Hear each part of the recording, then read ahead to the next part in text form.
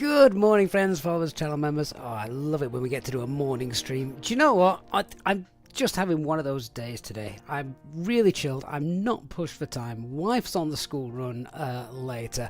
And yeah, right now I'm sat here with a cup of tea, warming my hands because I'm blooming freezing.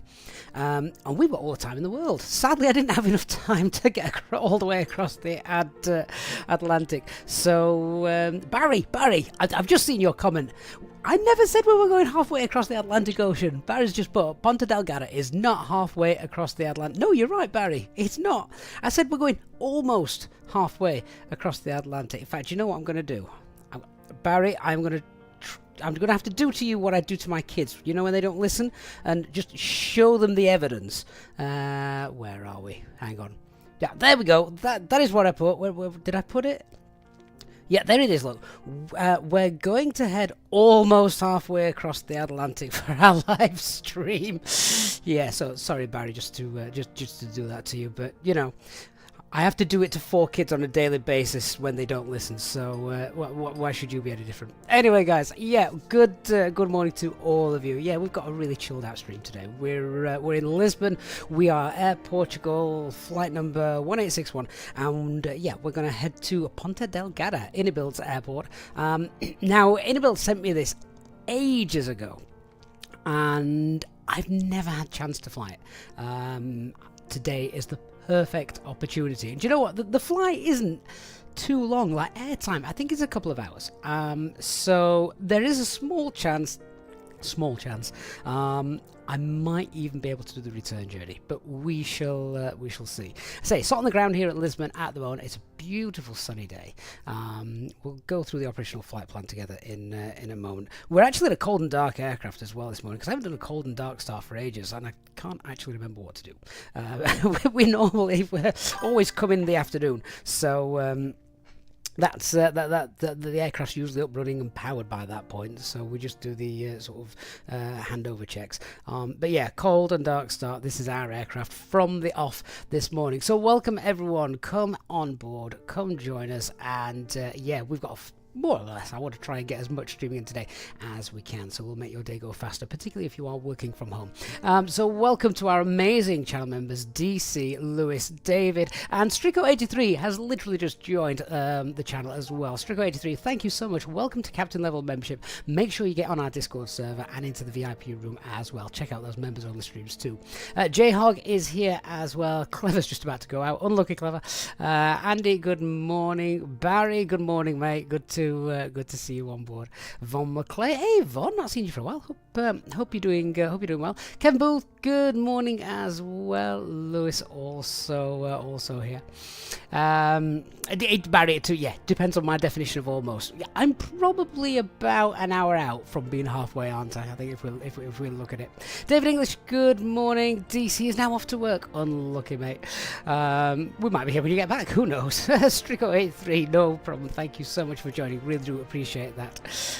To those of you watching on Twitch as well, good morning to you guys. Maxim TV and just USA. Thank you so much for following as well.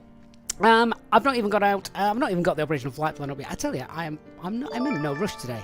This is going to be probably one of the most chilled streams we've had. We're going to sit, chat, enjoy, relax, and we'll probably get to Ponta Delgada at some point, assuming my aircraft doesn't break. You know, I've had my failure for this week, that hydraulics issue. Kevin Booth has just gifted 5 EasyJet Simflight channel memberships. Kevin, thank you so much for your continued support. It's really very generous of you, and yeah, what an incredible way to support the channel by gifting those memberships. Thank you so much, Kevin. Welcome to our new channel members, courtesy of Kevin, D-Braze, Bombtech, Elk Chocolate, Limp Rocketeer, and Morthus. Limp Rocketeer, I don't know why, that's just made me laugh. Great name. Right, let's have a look at that operational flight plan together then. Where's it gone? Oh, there we are. So we are, yeah, we're quite full, aren't we? Look at that underload, 346. So yeah, it's a pretty full jet that we're taking today. Takeoff weight is about 68.5 tons, so that's above max landing weight, obviously. Cost index of 5. I don't know what type Air Portugal actually use. I bet it's more than 5, but anyway, I'll let Simbrief decide. 30 knots headwind, that's all right. Cruising at 35,000 feet, we'll check we can get up that high straight away. If not, then we'll step climb it. Off runway 2 today, landing runway 12. I didn't realise this, but just looking through the charts quickly before we started, runway 12 is an RNAV approach, but it's offset by about 7.5 degrees. So there's going to be a cool approach. It's a good visual hand flying manoeuvre, so we'll definitely look forward to that in a few hours. Plug fuel is about 8 tons, CNR is 2.3. The alternate is one of the other Azores islands. There's a couple that that we can get the A320 into, so that is one of them. Madeira is also one of them. But I think the weather's pretty decent, so we should be okay.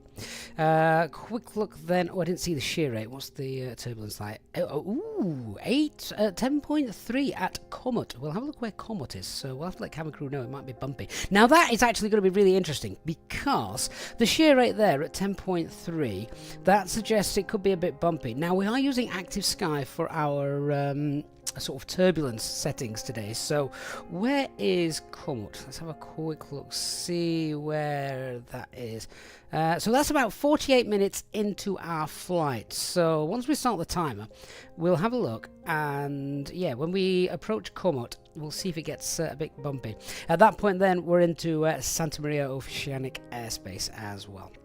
Having a look then at the weather. Ooh, 7-8 knot crosswind. That could be good fun with the RNAV approach, which we're going to have to hand fly, I say, particularly as it's offset. Let's have a look at the weather brief then for our flight. So at the moment, João Paulo II Airport, which is the official name of that airport, winds are currently 050 at 8. What's it going to be like for the rest of the day? 040 at 8. Visibility is fine. Fuel clouds 1,200. Broken 35. Okay, so the minimums for this runway as well, because it's offset and it's RMP, they're actually quite high. So if those clouds are in the wrong place, that could mess us up, but hopefully it'll be fine. So that is that's our flight route. Yeah, today's flight, by the way, is just blue. It's just going to be blue sky and blue ocean. Nothing to see out the window. There's a little sector here. Turbulence up to 42,000. Alright, well, again, we'll see what Active Sky's got to say about that. So, what fuel are we going to take? Let's have a quick look. Can we actually take much more? Oh, we can. We can probably take on a little bit more. You know, if you're going to somewhere isolated in the middle of the Atlantic, I know it's not the real middle of the Atlantic, but there's not that many places to land, so we'll probably want to throw in a bit more fuel just in case. So I think if we take, I reckon we take 8.7. We'll take 8.7 tons. Let me just write that down, and then we'll get the ground crew on it. We'll take 8.7 tons, and that should put us in good stead for if we need to go around, divert, etc., all that stuff. CNR's 2.3, so that's fine, and the alternate is 116 miles away. Okay, so that's all well and checked. I've also gone for quite a sort of classical little piano sort of background today. I hope you like that. Chill everything out this Thursday afternoon. Alright, so we are parked. Our jet is at stand 602. I'm going to see if we can get off at Papa. It's a very short taxi, isn't it? If we can depart at Papa, that's great. If not, we'll go all the way down and we'll do a November 2 departure, but we'll see what take-off performance says. So Lisbon's pretty straightforward. We like Lisbon. It's it's nothing much to concern ourselves over. That's the departure. We've got Lisbon VOR, obviously, as a navade. MSA as we depart 3, going up to 4, just for a little bit through that turn. No speed restrictions, initial climb 6,000, transition altitude 4, contact Lisbon approach when passing 1,000 feet if they're on, and that right turn begins at 2,000 feet. That is it. No real danger. There's a little bit of terrain almost where that Lisbon VOR is. I can't see on that chart, but it's there, we know from experience. But yeah, it's very nice. It's very nice. It's very straightforward. And shall we go and find our jet? And we'll try and get it. We'll get it all loaded up with the fuel, and passengers can come on board and all of that lot. So where is our jet? Ah, there she is. Kevin says tap virtual use cost index 15, but that just be a standard figure for 3 to. Well, no, because it's definitely not a standard figure because EasyJet, of course, they're 4. Used to be 6, sometimes 8, but since COVID, they use 4. So a lot of the virtual airlines as well, they're really, really good, and they do sort of get reliable information from airlines or people who work for the airlines to make them as realistic as possible. So that's probably that could probably be very true. D-Braze, how do you set up Active Sky just for the turbulence? So if you're on the live weather model, the little menu at the top, we'll have a look at this in Cruise if you want, D-Braze, if you remind me, but you can set it to what's called passive mode, and passive mode means let Microsoft Flight Simulator handle all of the cloud layers and precipitation and basically the weather, but turbulence and wind layers are from Active Sky, and that's how I've got mine set up at the moment. So we'll see how that works. And yeah, just as Mike Olfson's just said down there as well in the chat. Right. Well, as it's the first flight of the day, I mean, what we should actually do is sort of like a little walk around. But you know what? I'm feeling lazy, so we'll just get the FO to do the walk around. I mean, what a absolutely gorgeous day this is. Yeah, we're ground power's connected up. We'll get on board. What is that? What is that? We're on VATSIM, and is that meant to be a helicopter? That's got to be someone on a helicopter, surely. It's just I don't have any helicopters in my community folder, so it's not going to find them. Okay. Either that or it is incredibly windy. What a great start to the street. Oh, he's gone. It might be a blimp. I don't know what he's meant to be flying. Someone else has got on VAT radar, VAT spy or whatever. Right, there comes the refueling truck. Let's get on. Let's get on board. Okay, let's see if I can remember how to turn this aircraft on. So, check the batteries. They're above 24.5. Yeah, so I'll get those on. And we'll do the external power as well. Ka-ching.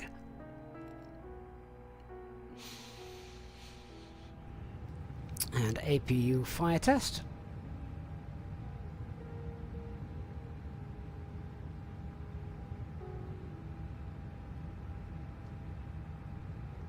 Oh, actually, we can't do that until we've hit the triple clicks, so ignore me.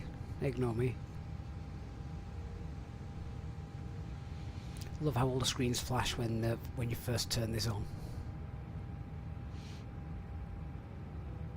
Basically telling you that it's firing up, and it comes up with all these faults as well. There we go. That's the triple click. Now we can do the fire test. There we go. So that's the APU fire test done. So we'll now go through and extinguish all the white lights. So we want the oxygen, that on, ground control on, CRV test. There we are. That wants to be set to captain. They're all aligning. We get the nav lights on, so ground crew know there's someone here. Set those to auto. Emergency lights as well. APU bleed, turn that off. This is just standard operating procedure. Packs off, APU bleed off to begin with. Just turn those down a little bit. Leave those on whilst we refuel. And then we'll just come down, check. Oxygen masks are all correct. Yeah, that's working. This one as well. Lovely. Alright, so currently refueling. We need some ATIS information. We don't have any ATIS information here, so let me just grab it off the tablet. So winds 340 at 16. That's quite strong actually. Might feel that from the left as we go down the runway. Visibility is fine. View 28. Temperature 17. QNH is 1014. So Let's start setting her up. 1014. Audio control panel. We're monitoring the guard frequency. Yeah, we'll just monitor the PAs as well. Cabin. Bring that out as well. And yeah, so audio control panel, that's fine. That's set up. Just get rid of that. Turn up the integrated lighting while I'm going down here. Switching panel is fine. Thrust levers, engine mode, mass selection, spoilers, flaps, parking brake, gravity gear extension, and squawking 2000 to start. Air pressure not in the green. Check that in a bit once a bit of cargo has been loaded. Get the constraints on 1014 on here. That initial climb was flight level 60, so we'll set that. Good, and that's about it. Let's start setting up the box then. So let's do the flight in it. Hey, Mads Jensen. Good afternoon to you. Yep, we are in TAP today. Sebastian, how can you learn how to communicate in VATSIM? The best thing you can do is either watch people who are flying on VATSIM, like we are doing today, and listen in, or log in and just sit at a busy airport and listen. That's probably the best way to do it. Right, so IRS is aligning, of course. Aircraft status, yep, they're fine. Okay, let's do the init request. Just clear the scratch pad messages whilst we're waiting for those.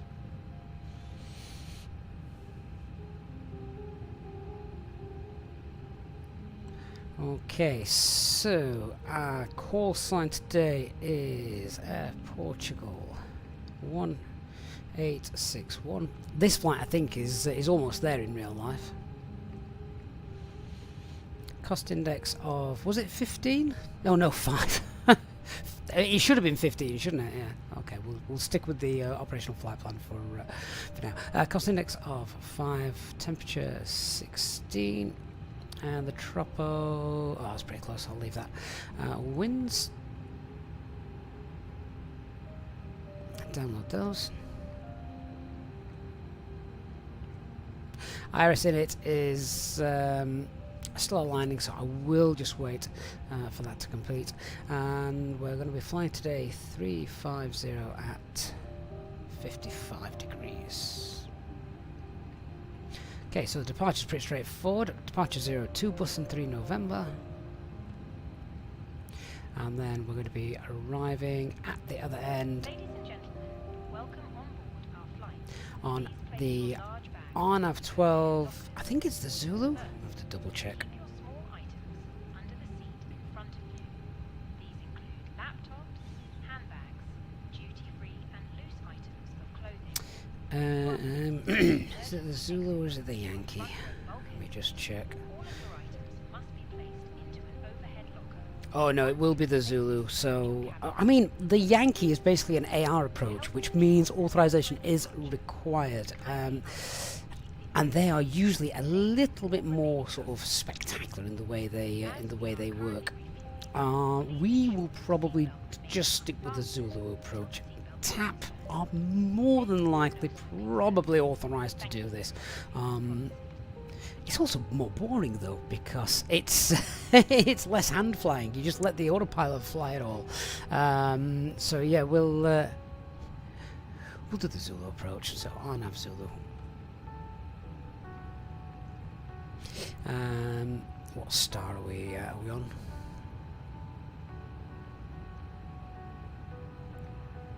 And we're coming in on the Bencon 2 Sierra.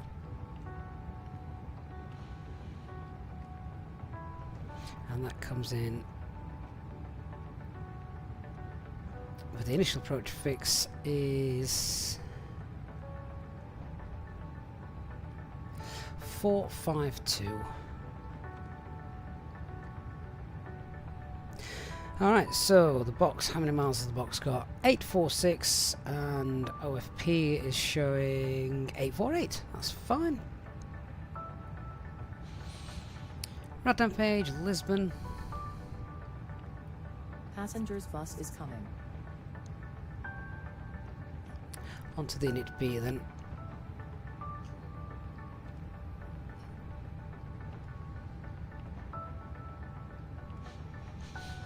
Oh, we've not even got a load sheet yet. Oh, they're always lazy, aren't they? Okay, right. Well, let's start setting it up with just the information I've got off the OFP. So zero fuel, it should be 60.7. I'll have to chuck in a standard CFG for that. Alternate, call that 1.2 tons. No fuel planning. Lord Gloria says, hello and happy Portuguese Freedom Day to everyone who cares. Is that right? I've not done this flight because of that. I had absolutely no idea if that was the case, but that's worked out quite nicely then, hasn't it? 8.7 tons is what we're taking. Lewis, of course you get a load sheet and before boarding. It's called the preliminary load sheet, and then you get your final load sheet afterwards, Lewis. And then you basically check everything off, make sure it matches up, make sure there's no LMCs. If there are, then you have to rerun your calculations. But yes, you do get a load sheet prior to boarding. Yeah, so takeoff weight 69.2.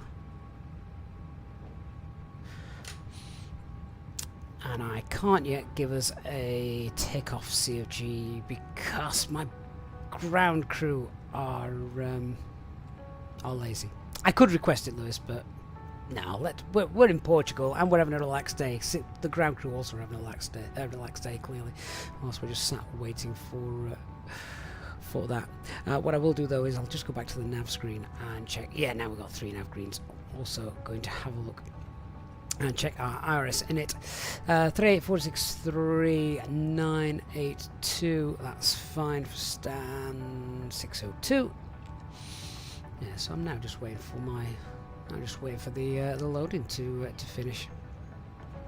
So Miguel says, yeah, today's holiday here in Portugal. We celebrate 50 years of the Carnation Revolution that ended the dictatorship. Do you know what? It's absolutely pure luck that I chose to fly today, TAP Air Portugal from Lisbon. The fact that has just, it's been beautiful serendipity then, that hasn't it? Right, yeah, I'm just sat waiting for my load sheet. I can't do my takeoff performance calculations until we've got some figures. What we can do though is just check. We've got transition altitude 4,000 feet. We know that's correct. I know I'm going to be departing flaps 1.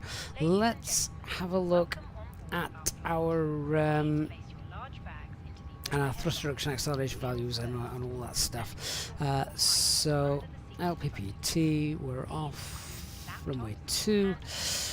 1395, 1395, 1395. Okay, let's update that. Or a front row bulkhead seat, all of your items must be placed into an overhead locker. Once you have safely stowed your cabin bag, So noise abatement 2. to help us ensure an on-time departure, we would kindly ask that And engine out procedure is standard and right turn ad SAT. your Fair enough. can now be fastened ready for departure. This is a no smoking service. Thank you for observing this policy. Okay, pop that into the secondary flight plan. Hold as STAD, or whatever it's called. 344. And right turns. And then back into Lisbon.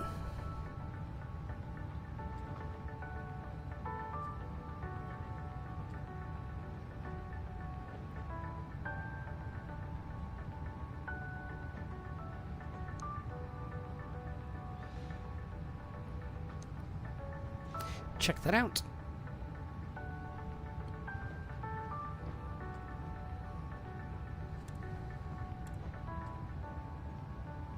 Yeah, there we go.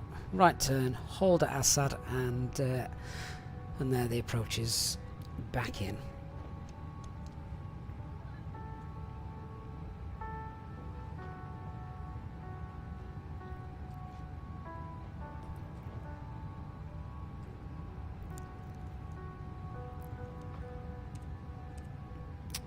Okay, well, we can probably just look at briefing some stuff if we need to. I'm just wait. Oh, hang on.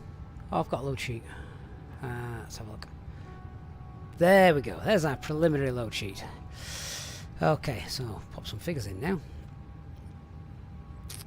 So, zero fuel weight is 60.7. Yep, zero fuel weight CFG is 30.5.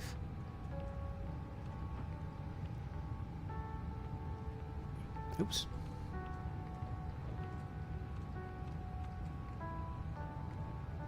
And takeoff CFG is 28.5. Right, now we can run some calculations. Flaps 1, no need to force target, anti-ice off, packs off, takeoff weight 69.2, 28.5. Ooh, right, okay, so that's only got the full length in there. So, can I get off at, where did I say? Is it Papa? I'll get some figures for Papa, see if we can actually make that departure. Let's see. Boarding is now complete. Any remaining ground crew, please leave the aircraft. Oh, we might not be able to unless they give us any information.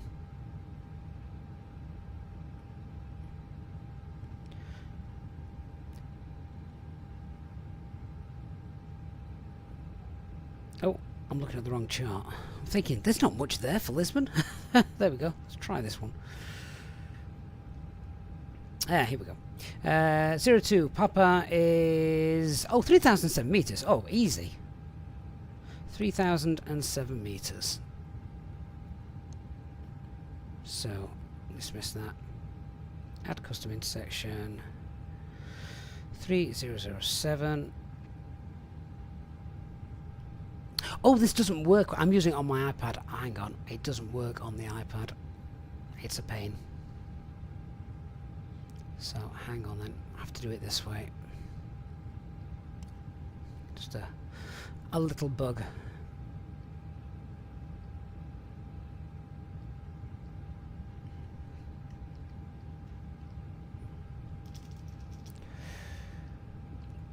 Let me see if I can just zoom a bit closer to this. There we are. Takeoff weight is 69.2.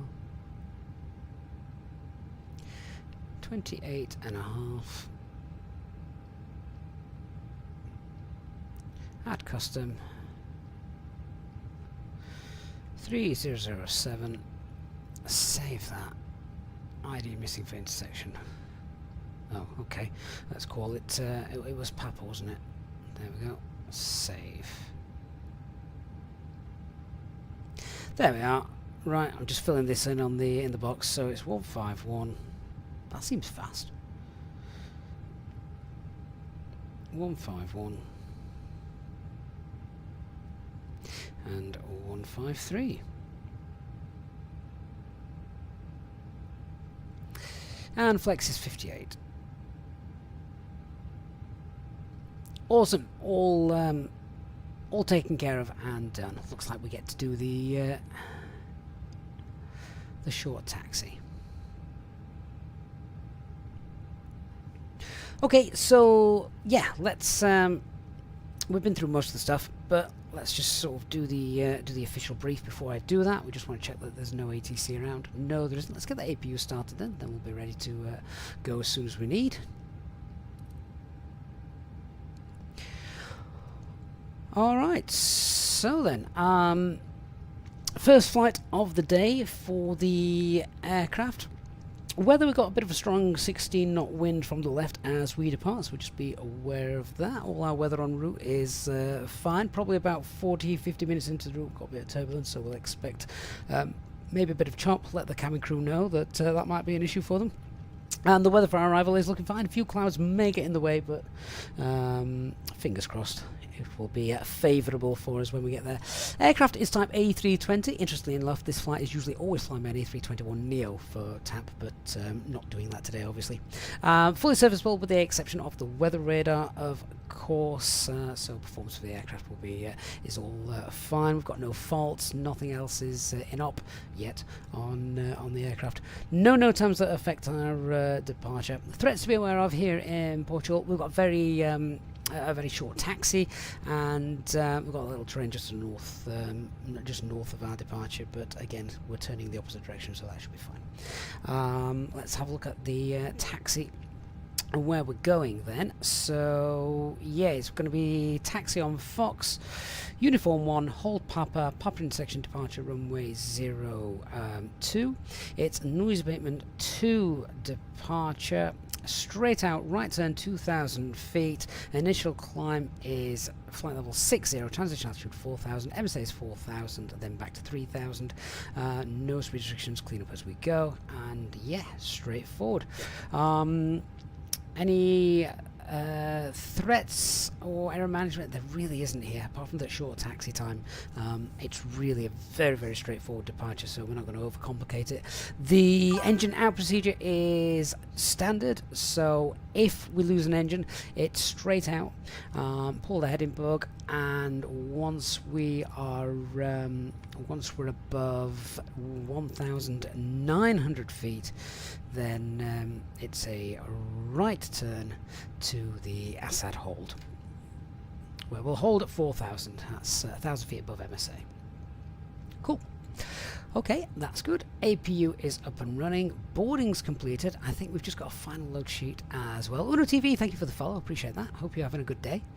And takeoff weight 69.1, perfect. We planned for 69.2. 175 passengers, 3 infants, and CFG for takeoff is 29.4, which is within limits. So no need to rerun any performance takeoff calculations. Good.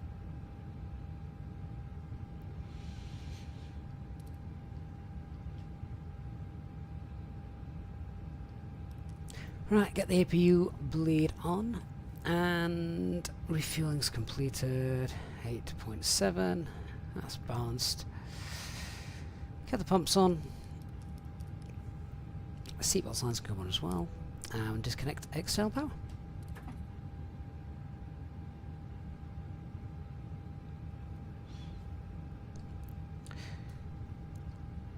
We'll now call GSX to come in and prepare for pushback.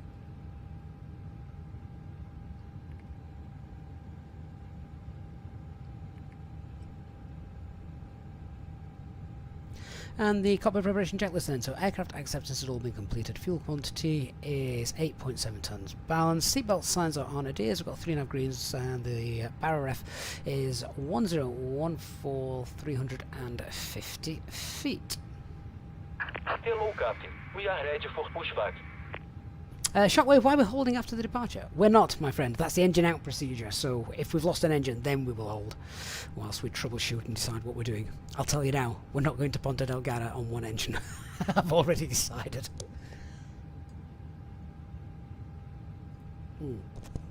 Oh, my tea's going cold now after all of that. Departure checks completed. Bypass inserted.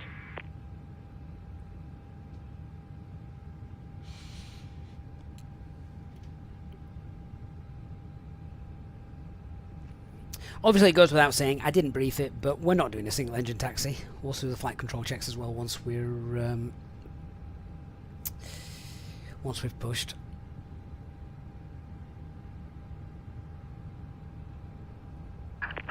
Locking gear.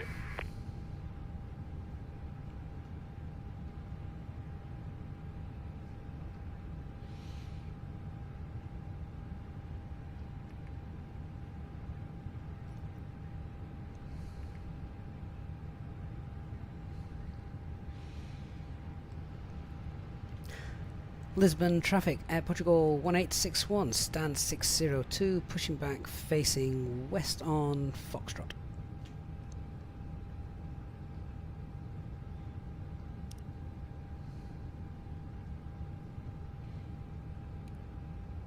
Pressure's in the green.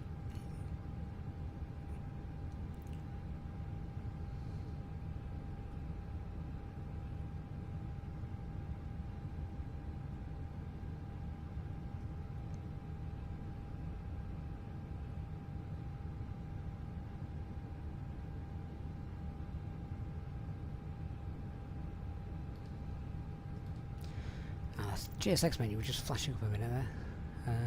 Continue pushback. We want tail left on Fox.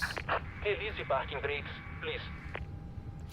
Okay, parking brake is on. Takeoff data is confirmed. Windows are closed. EFB is on flight mode. Doors are closed. Not on. Release the parking brakes, please. Beacon light is on. Parking brakes released. Commencing push. All engines clear. Start at wheel. Okay, paranoia check. Bleeds on. Cabin crew, arm doors and cross-check. Engine mode selected to ignition and starting engine 1.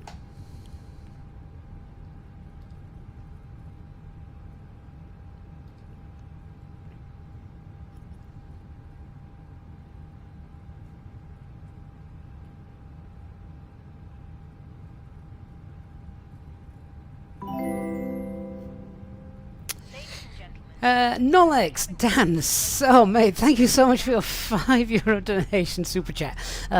Says, oh my lord, how many gifted memberships will it take to get a Ryanair stream in X-Plane? Dan, I can't be bought. But 100, yeah. Ryanair in X-Plane. I'd have to buy X-Plane.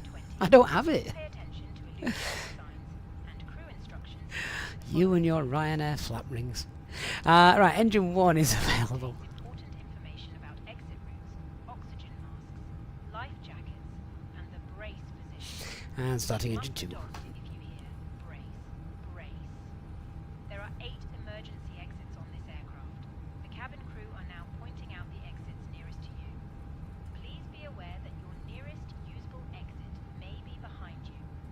Emergency lighting will guide you to an exit. In an emergency, leave all baggage on board. Your seatbelt is fastened, adjusted, and released. Please set parking brakes. And parking brakes set. Whenever the seatbelt is Unlocking gear. we recommend that you keep it fastened at all times.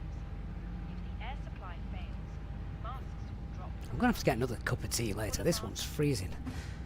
And it's sacrilegious to microwave it. Nose and mouth, and breathe normally. Hold the mask in place with the strap. Pull on each side to adjust. Put on your own mask before helping others. Casmania, is it realistic for the nose to be... Yeah, so they do lift the nose. I mean, to be honest, I rarely see that done. Usually it's just a straight push. Around your waist and click together. Pull the strap to adjust. Do not Becky says no flat ring jokes. He had to have therapy after last time. when outside, inflated by pulling the toggle. Tow track disconnected. Plate or Bypass pin removed. blow into this tube. There is a light Left is clear. Right is clear. Engine 2 stabilised. can assist you with life jackets for children.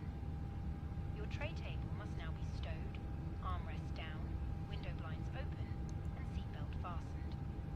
Further information regarding your safety on board can be found in the in-flight magazine. We hope you have a great flight. Okay, he's stood there waving at me. Can get out of the way. Tug's out of the way. Alright, I have to start flows. So, engine mode selector 2, ignition. Don't need that. Anti-gas not required. APU off. Spoilers, rudder, flaps, trim.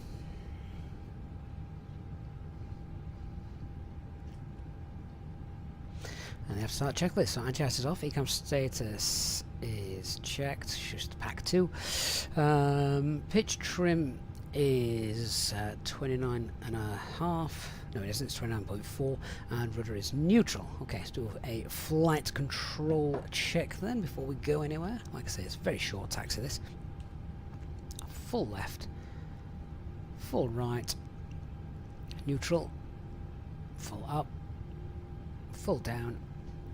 Neutral. Rudder. Full right. Full left. Neutral.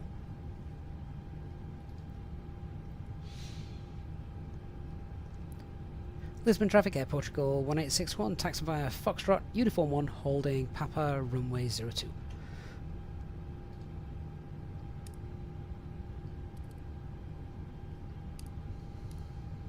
Oh, that should be weather radar 1. Cancel master caution, of course it's the side stick fault, so we can disregard clear recap.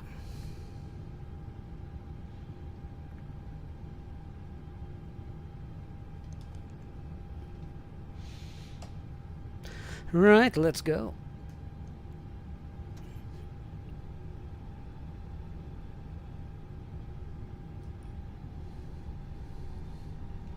Okay, just a quick rebrief. No LMCs. Flex takeoff. Straight out. 2,000 feet right turn. Noise abatement 2. The engine out procedure is standard, straight out, 1900 feet, right turn to hold 4,000 feet at the ADSAT hold. And our departure is the Busan 3 November. Stop climb is flight level 60. Steve, you're in Gran Canaria and you've got some entertainment. You don't need me for entertainment in Gran Canaria, surely. Bigger Smart, thank you for the follow, mate. Appreciate that. Okay, taxi flight controls have been checked. Flap setting is config 1. FMAs, we've got climb nav blue 1FD2 6000 blue. Radar and predictive wind shear on ECAM memo. Just waiting for the cabin to sort themselves out. EFB's stowed and disconnected.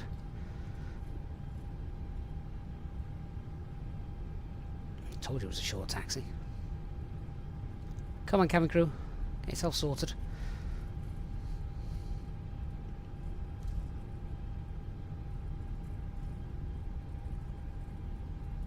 Hey, Paul, just in time again, indeed. Cabin crew, seats for takeoff. There we go. ECAM memo, takeoff, no blue.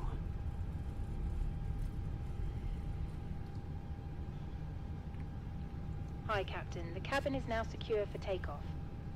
Okay, we're about to go, thank you.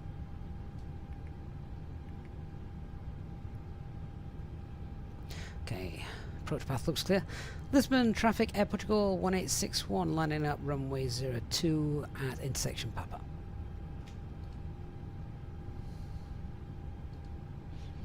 Okay, let's get all the lights on. Saves approach path clear. Lights are on. TCAS, TRA, packs off. There is an aircraft coming in. I can see him on TCAS there. He's 1,800 feet. No calls on Unicom though. 1,800 feet, I'd say, is about 5 miles out. Lineup checklist. Cabin secured. Takeoff runway is 02 via Papa. TCAS, TRA, packs 1, 2 off. FYI guys, if you are flying on VATSIM, please use Unicom for your comms.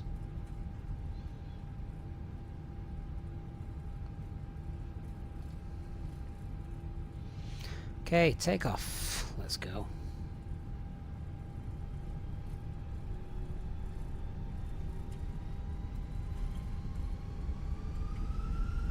Stable. Set takeoff thrust. Man flex. SRS runway. Auto thrust blue. Engine 1 critical. Takeoff thrust set.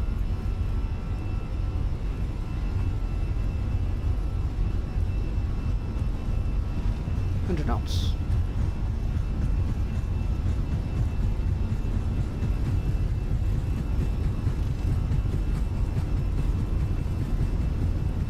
V1. Rotate.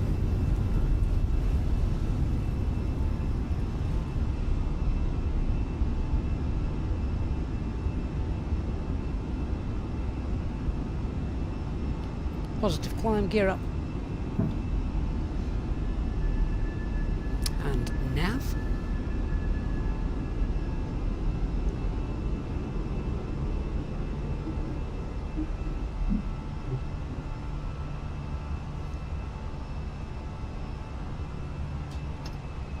Thrust climb, auto thrust end. Now Autopilot 1 engaged.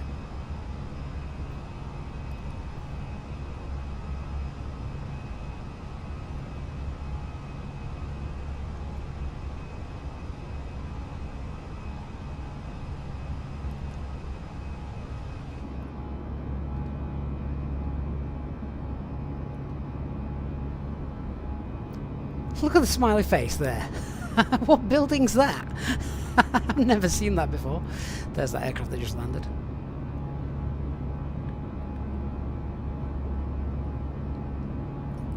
Glorious day. Alright, so approaching S speed.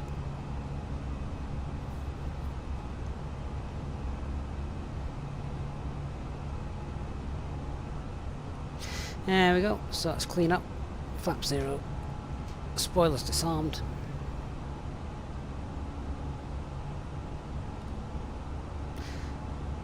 .60 blue.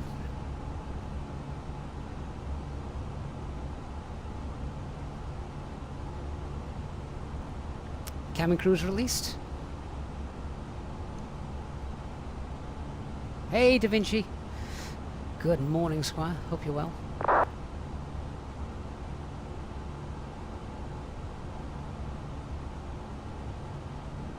Lisbon traffic, Air Portugal 3 Alpha Victor, stand 608, pushing back facing west. Okay, no ETC around, so let's just set flight level 150 blue. We recommend keep your seatbelt fastened whenever you are seated. Toilets are located at each end of the cabin. Remember that smoking is not permitted at any time. Captain Eagle, good morning to you. Hope you're having a good day. Tasman, when the cabin crew's released, at that time to get the kettle on? No, wait. Well, just means they can start doing their stuff and prepping stuff. No set time to release them, sooner rather than later, but, you know, if you're flying through some rough weather on departure, best to keep everyone still strapped in.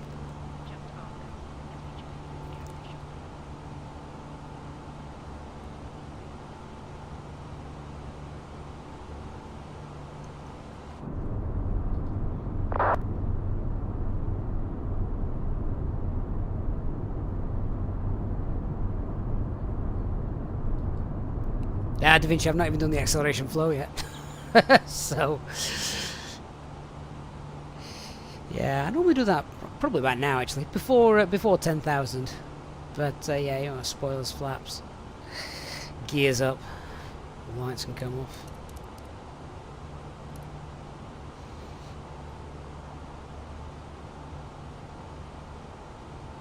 Neil says, luckily turbulence isn't modelled in flight sim. Well, you know, with active sky, it should be. That's the whole point of it.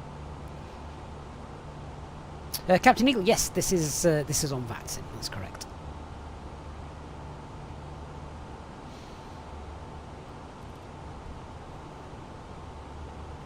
Okay, 10,000 feet.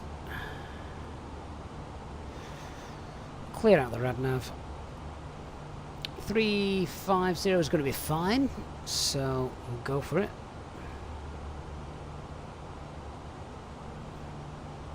350 blue.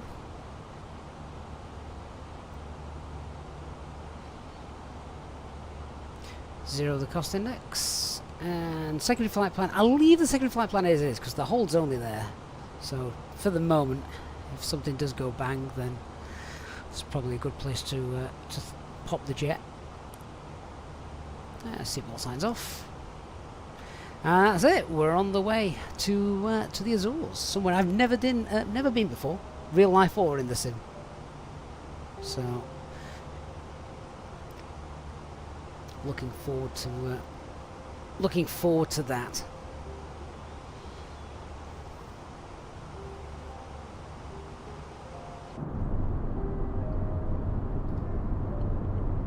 It is a most gorgeous approach, isn't it, coming into Lisbon?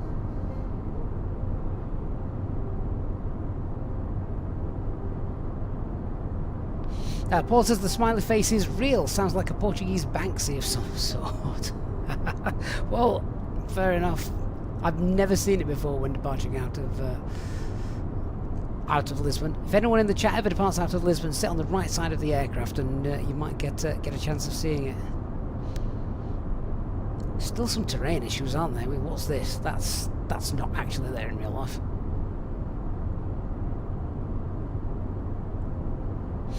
Sergio, I'm just using Active Sky for the wind, not the weather depiction.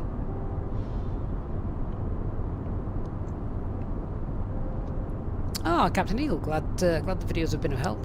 Of course, live streams definitely go a long way towards learning things. Plus, which is interactive. So, if you've got any questions, it's a great time to ask. And we're on a flight, which is, you know, flight time is a couple of hours, so really just going to be able to sit back, chill, and relax. The weather's quite nice today.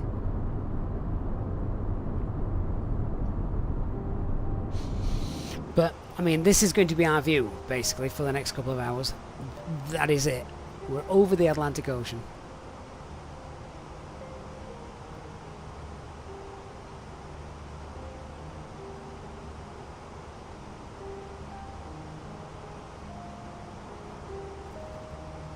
Sponsored by the colour blue, this stream.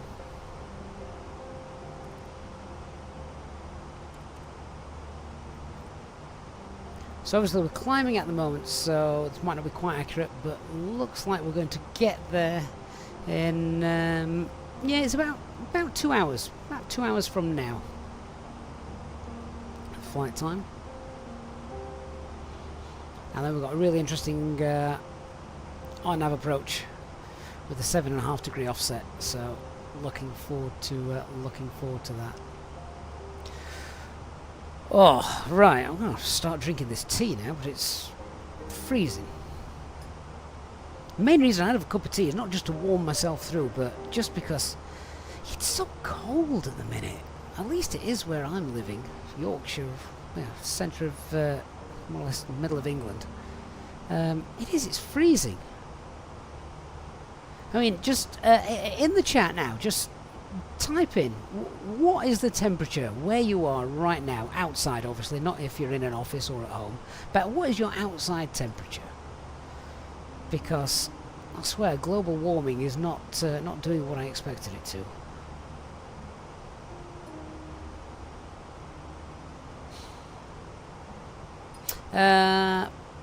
Levanto official, any plans on making a new updated step-by-step guide for departure, cruise and landing of the A320? Not really, because the A320 hasn't changed, so no, it's still exactly as it should be.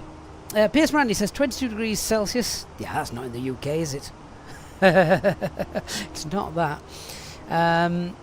Hey, she. Kevin says it's 8 degrees. Stein 7 degrees. Alphas 36 degrees. My word. Where are you? Alda 57, you live in Florida. That's Fahrenheit. I have no... oh, God. How do I convert that to Celsius? It's like... do I have to... minus 13 divided by 2, I think. So what would that be? That would be 27... about 13 Celsius, is that? Paul, Yorkshire, 5 degrees. I know, it's freezing. You're in Reading and it's 13. Paul, 8 degrees up in Newcastle. Mike's 4 Celsius, just south of Stockholm. Kevin also says it's wet, wet, wet. Oh, Piers Brandon, you're in South America. Oh, fair enough. Yeah, okay. Traffic, airport choice, Victor, taxi via 1 for Papa. Adela says 14 degrees Celsius. I mean, that's not so bad. Alabi, 6 Celsius with a snow flurry this morning as well. Pedro, 18 degrees, and that's in Lisbon. Oh, fair enough. Very nice.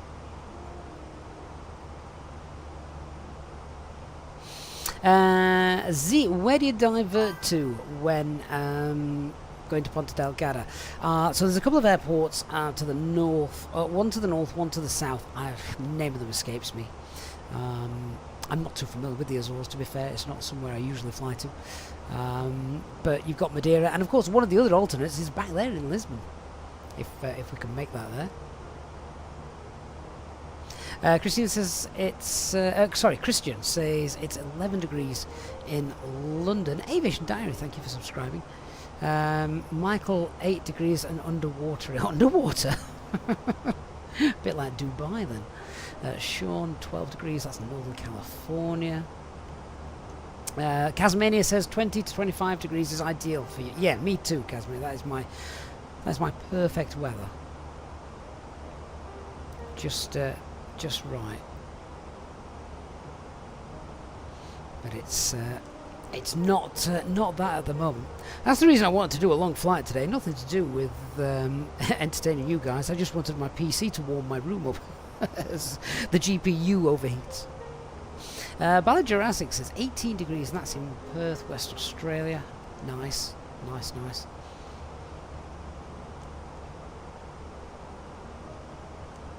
We'll slowly, presumably, be turning to winter in Australia, won't it? Mind you, your winter is about the height of our summer, so it's not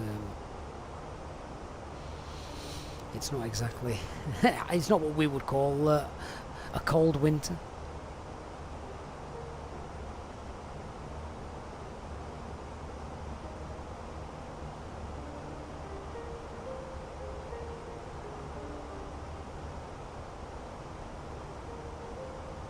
Wolfgang says hi from Austria. Oh, so how warm is it in Austria at the moment, Wolfgang? What's occurring there? Afsila says 24 degrees in Istanbul. Yeah, that sounds nice. Yeah, that sounds nice. 24 degrees is about right. By Jurassic, your days are getting shorter, our days are getting longer. Such is the way of the world. Right, well, I think we've lost all land behind us now. Ooh, cruise ship. Or cargo ship. Can't really tell from this height. It is nice to see them periodically across the ocean. Down there. Wolfgang says 5 to 6 will increase to 20 over the weekend. Really? That's a jump. And Mauricio says 13 degrees in Melbourne. I'm presuming that's Melbourne, Australia. Although that is cold for Australia, isn't it? Not that I'm an expert on Australian climate.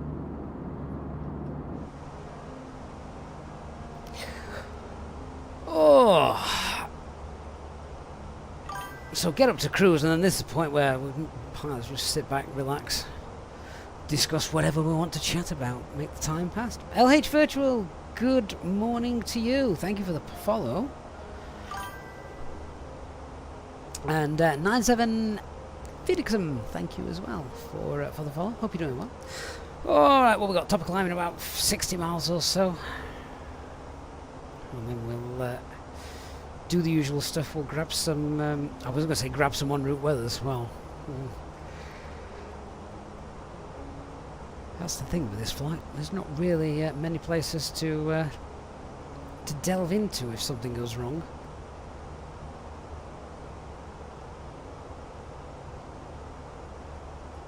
So the worst situation you can have is when you're on a flight like this would be sort of dual engine failure or smoke. Everything else you can get yourself somewhere nice and safe.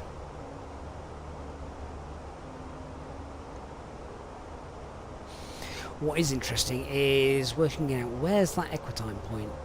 Let's just see how far away that is, because that's going to be, you know, that's important.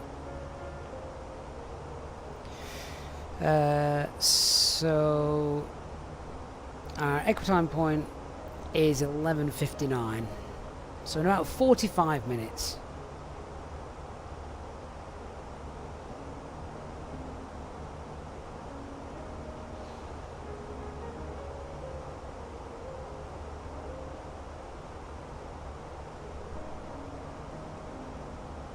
Hey Liana, good afternoon to you. Hope you're doing well.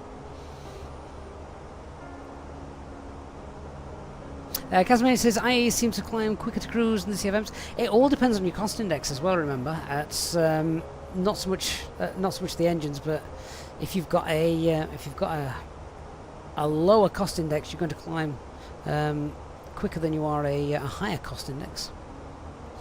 Steve, can you convert your BA Avios to EasyPort? Yeah, of course you can, Steve. No problem at all. Just send them over.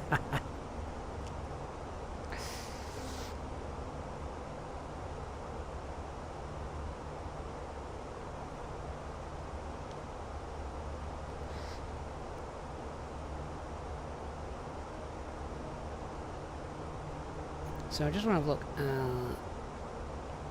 How far away is Madeira?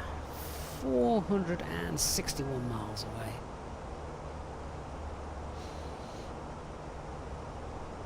And where are we going to?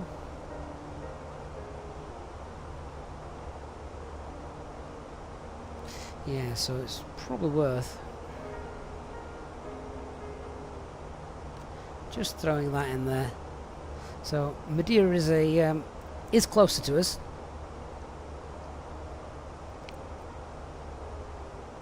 It's not exactly en route though. But sort of an emergency situation, it's a place to keep in mind as somewhere that we can get to. Having said that, it depends what the weather's doing. We'll get up to cruise and check all that stuff out. So if you are if you're in the chat at the moment and you're able to, and you're not just listening while pretending to work, just I'd love to know, because I'm nosy, and I'll chat with you guys in the community. But aside from watching us right now, what else are you doing? Or are you just watching the stream with a cup of tea or something? So have you just finished work? Are you at work? Are you getting ready to go to work? Are you in school and should actually be listening to the teacher at the front of the class? You know, I'm curious to know what people do whilst watching these streams. Or are you flying alongside, offline? Always fun to know.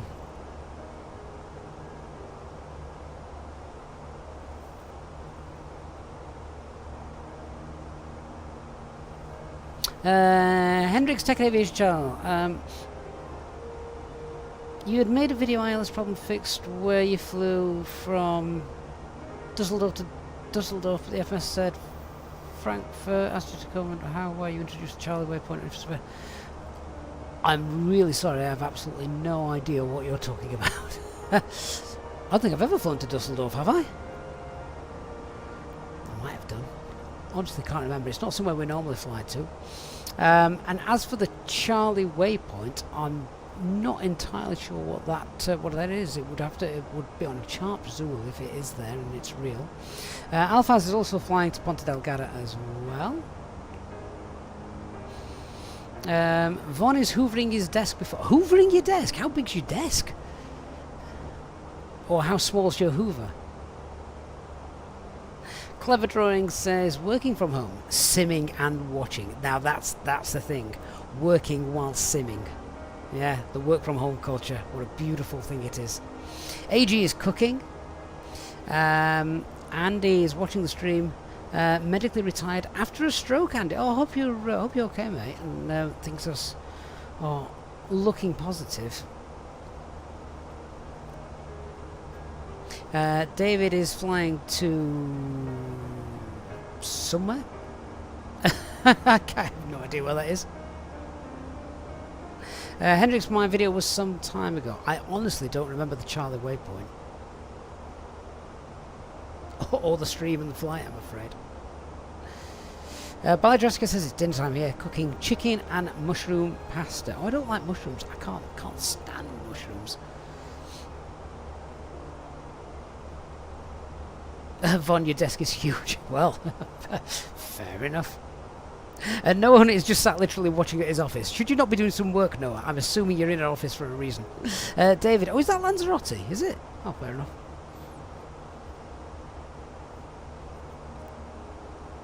Our paths may technically cross then, depending on where you are. Strico 83 is supposed to be working from home, but he's actually finishing his home cockpit build. Won't people find out? These people are working from home. How do they keep tabs on you? Or don't they? Do they just trust that you are doing a good job? Paul is watching a conference on the other screen. Guess which screen gets the main attention? Probably the conference, Paul. Although, we've got nicer views, surely. Heathrow Spotter says, just my home office. I should be planning my BA virtual flights for tomorrow. Right, well, we're at top of cruise. We've got something to do. My called Star.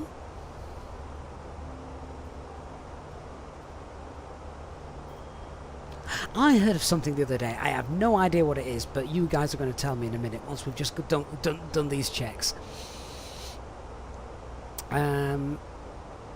So, get to 35.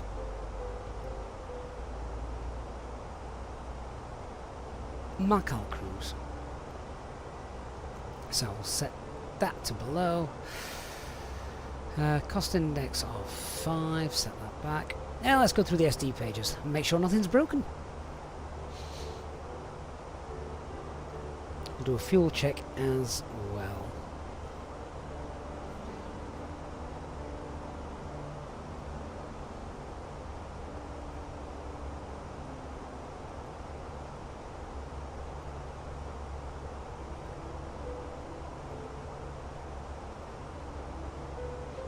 Yeah, everything's looking great. These aircrafts are behaving itself today. Nothing bust on the overhead.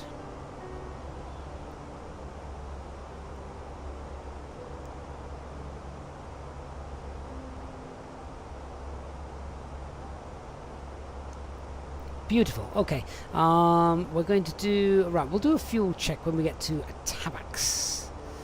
And in about 40 minutes, we'll see if we get a bit of turbulence.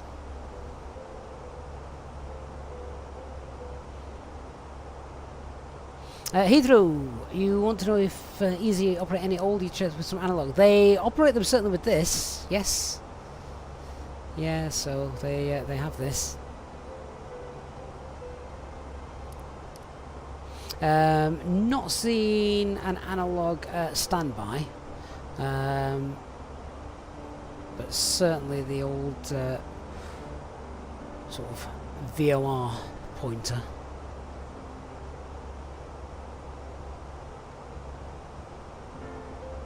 Wolfgang, oh, you got your Wing FCU delivered tomorrow. See, I'm still using my mini FCU. One, because I do have limited space. But I just find trying to set up that Wing, it's 50-50 as to whether it links or not. I like things to be simple. I'm a simple person. And I want to plug something in and it just to work.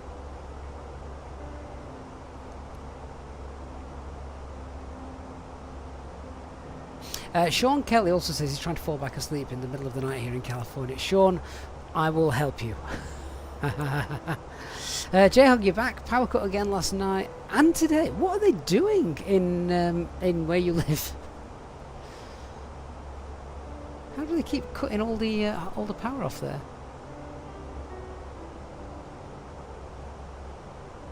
Heathrow Spotter says we've got a lot of analog screens at BA, also with the older CRT screens.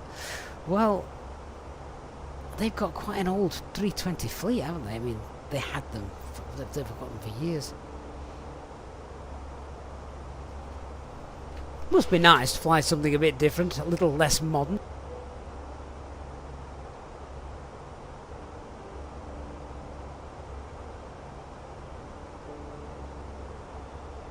Guys, I'll be back in a minute.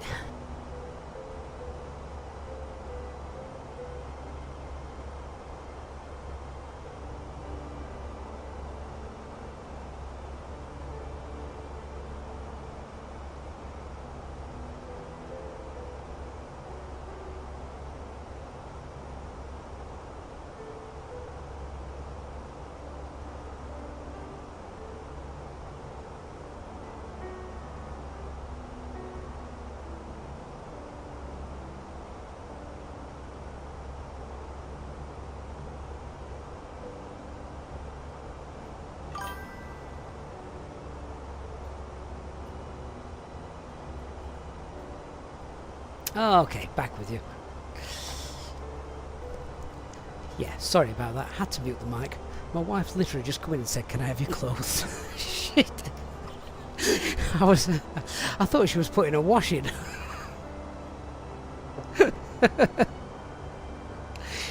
Turns out she wanted just the jumper that I was wearing because it was warm and snuggly and she was cold in the house. Like, okay, fine, whatever. Company message. That's going to be yelling at us because we're late. I was far too chilled this morning. 20 minutes delay.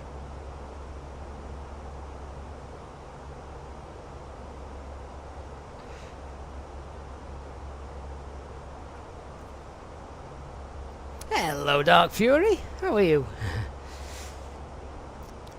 Legend of the channel that is. We have a flight over the middle of the Atlantic, so don't break my aeroplane.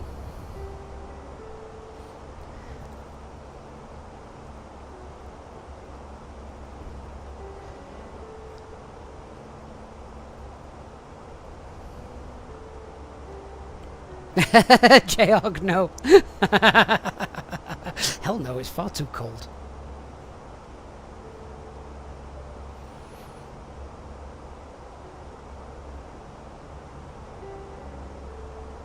What we have here today, Dark, is just a chilled out day. 35,000 feet above the Atlantic Ocean, heading to Ponta Delgada, which I haven't seen before, so looking forward to checking that out. Anyway, guys, if you're enjoying the stream, please don't forget to hit that like button. Ponta Delgada that we are flying to as well is from Innerbuilt, which you can grab today if you wish, using the link in the chat or the video description down below. And obviously doing that also supports the channel hugely as well, so thank you so much if you use those links to get your Innerbuilt scenery and an aircraft.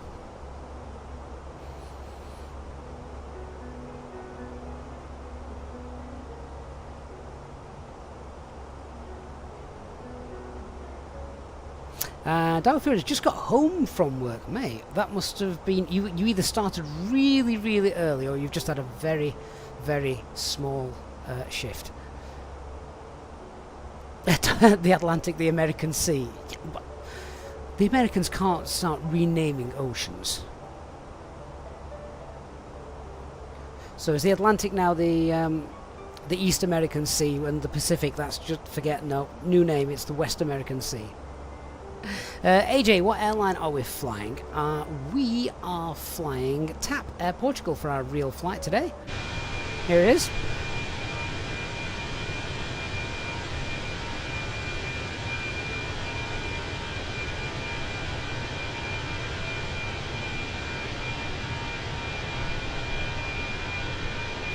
High above the Atlantic.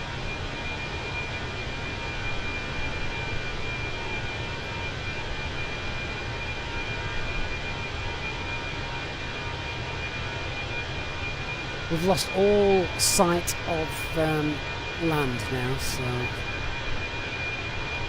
yeah, let's hope the aircraft behaves itself. So what to do? Right, well, let's get some en route weathers. I say en route, I don't think anything's specifically en route, is it? Dark Fury, you're off for a nap. That sounds like a good idea if you had an early shift.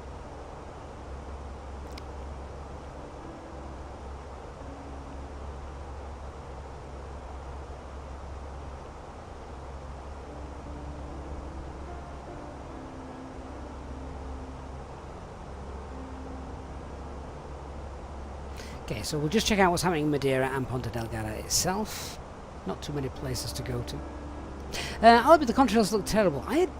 Yeah, they're not the best, are they? Tasmania says he's just checking the wings are glued on. Well, I hope so. It's a long way down.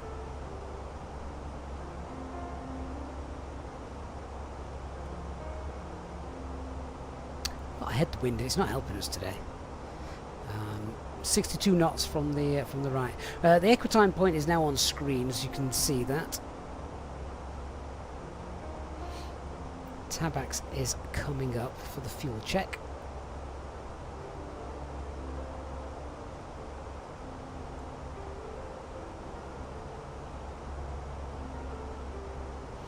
Okay, so Madeira 02015, gusting 25. That might just remove any chance of us actually being able to land there. Let's have a look. Oh, hang on, my tablet's desynced itself. One minute. We'll have a look.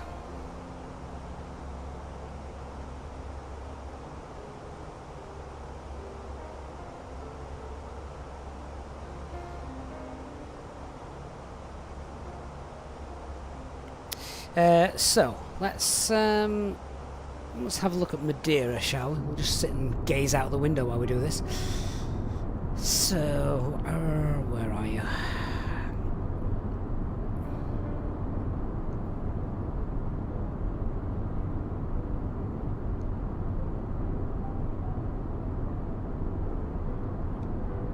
We need the wind charts.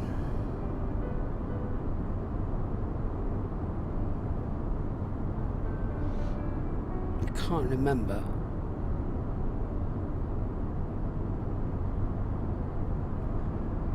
Where they are. Oh, there they are. So these are the wind limitations for Madeira, and the weather in Madeira then was. Hang on, I'll just bring that back up. Mike, we've got active sky providing turbulence and wind. We have got Microsoft Flight Simulator providing clouds and cloud layers and things. So the wind was 020 at 15, gusting 25. So 020 at 15, gusting 25. 20 knot gusts, 30 knot. Okay, so technically we could get in on that. It would be okay. It's just within limitations.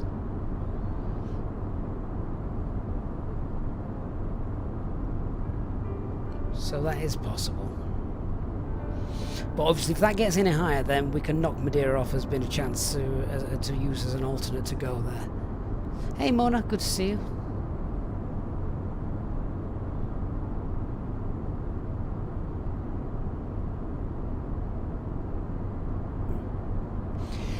Now's a good chance to just have a look at the charts for where we're going anyway. So we're coming in on the Beacon 2 November, which is this one here. So we'll approach the island from the north. Sierra Mike 900. We've got a São Miguel VOR, which we can pop into the radar page a little bit later on. What else have we got on here? RNAV 1 required. Highest terrain is northwest of the runway. Special and extended LC 30 miles must take special precautions on visual approach to runway 12 and on a missed approach to runway 30.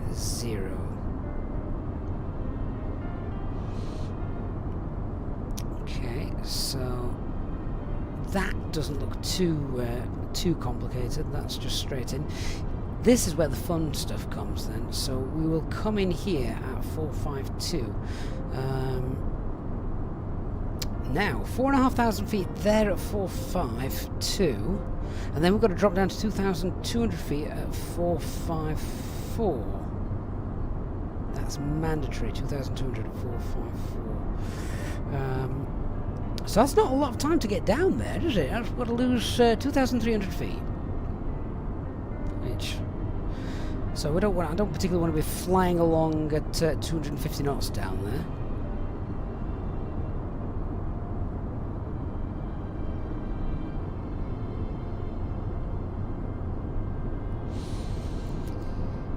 So RNAV required for holding at 26 in pethood. Final approach track is offset 7.5 degrees. Transition altitude 6,000 feet. Airport elevation is 259. Yeah, so obviously the plan then, as you can see, is in via 454. Final descent point is 455, 3-degree descent. Got pappies, both sides. And our minimums, we need 360 meters visual range, which visibility is fine today. Minimum's 880. Missed approach point is 456. There are lights flashing on the coast over here, and yeah, as it says, the approach is offset. So the idea will be 455, between 455 456. As long as we're happy, we can see the coast, we can see the runway. We can just veer off to the left just to line up a little sooner. So we'll set the box up and make things look, you know, nice and easy for us. And I think we've got about 7-8 knot crosswind as well on our arrival today, if the forecast is to be believed.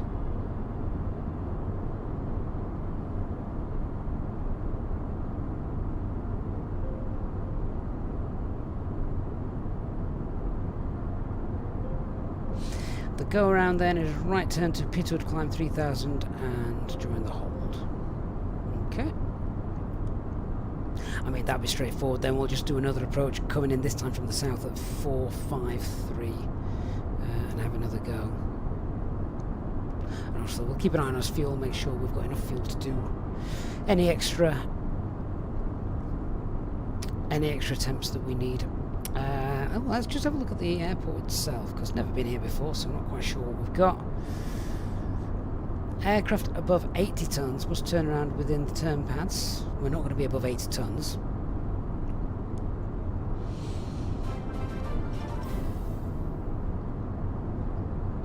And Nolex has redeemed the select destination. Okay, so I've got Dubai and Anti-Alaska, or Alaska, from Dark Fury.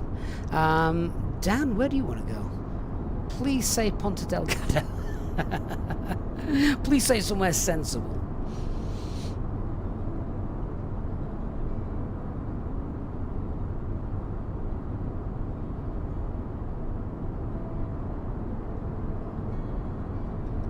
So that box there also tells us about those lights.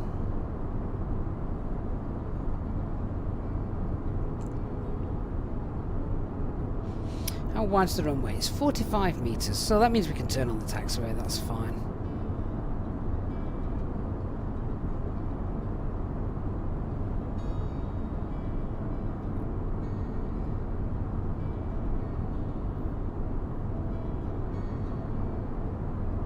So we're going to have to turn all the way around and then park at the west apron. Yeah, fair enough.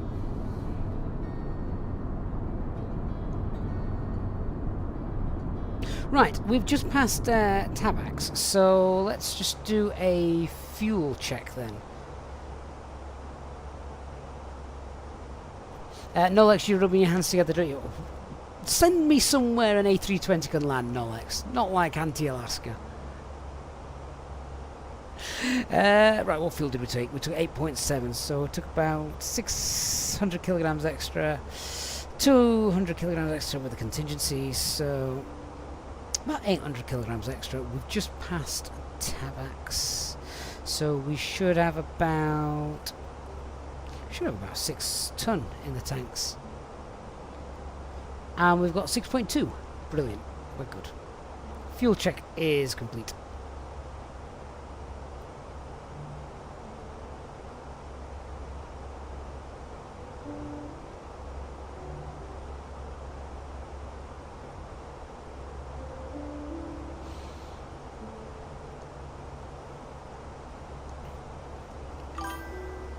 Agent Wolf, thank you so much for the follow. Hope you're having a good day.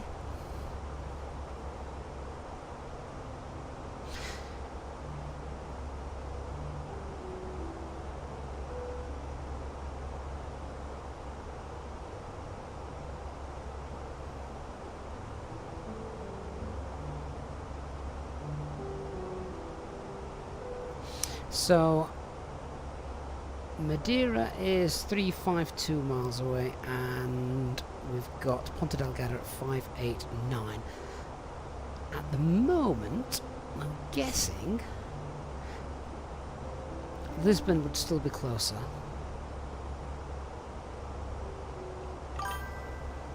Yeah, it is. So if we had a problem, then our best chance is returning to Lisbon.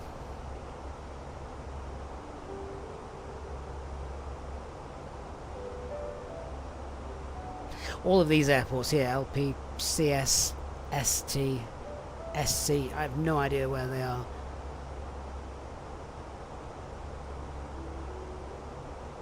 They're not major airports, those, are they?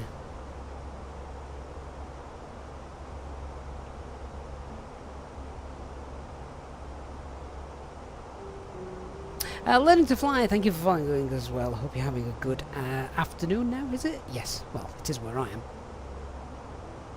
Anna, did they fix the cabin bug? Not yet. Yeah, you can't disable the cabin, can you?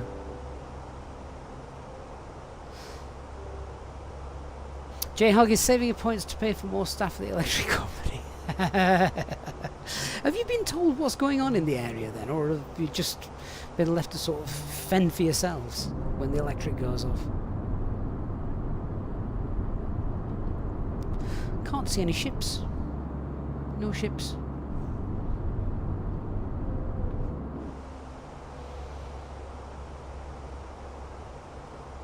Check out the rest of those en route weathers as well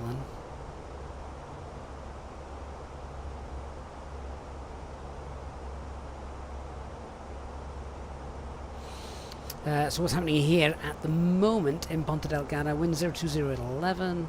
That's okay. QNH is 1027.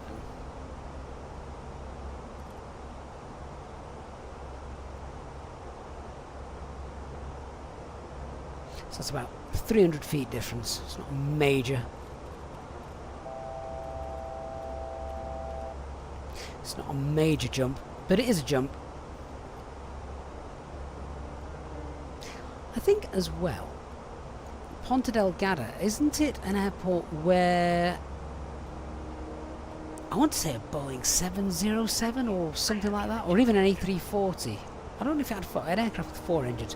Didn't it crash into the terrain in Ponta Delgada, or am I thinking of somewhere else? I'm sure it was somewhere in the Azores. 02411, good afternoon to you. Thank you for joining us. Come take a seat. Someone in the chat will be able to research that and just let me know. Yeah, but I'm almost certain that an aircraft did crash in the Azores many years ago.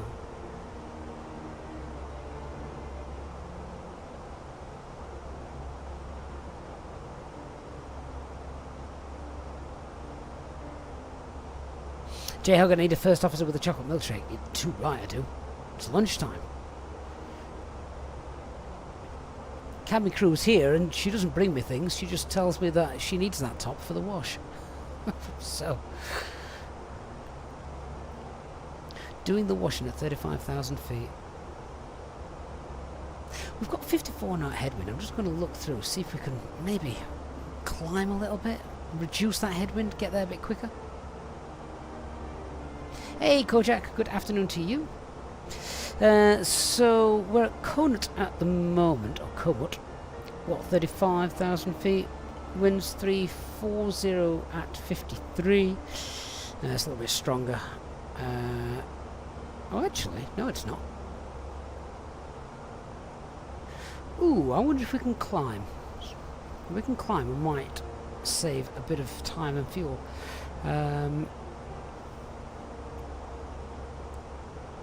It's close. It's only 400 feet off the max 370.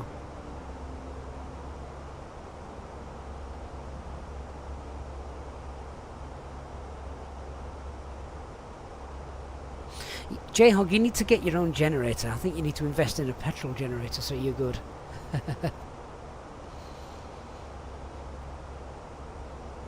Kevin, 1989 707 crashed on the way to Santa Maria. Oh, it might have been that I was thinking about. Not Ponta Delgada, but Santa Maria then. Yeah, I had an image. It was in the Azores and it was a 4-engine jet and an old one, so it must be that one. I think they got the wrong altimeter set, if memory serves, and they dropped below the minimums.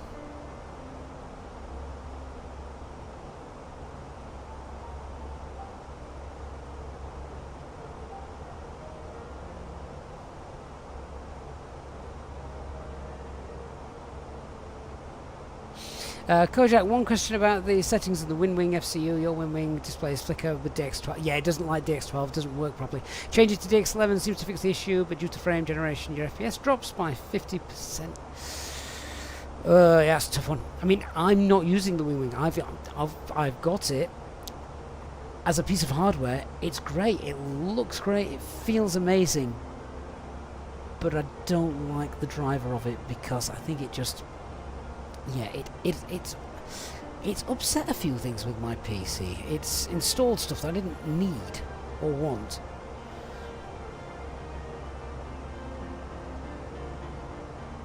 But yes, it was DX11 Kojak when I was using it. But then I'm on DX11 anyway.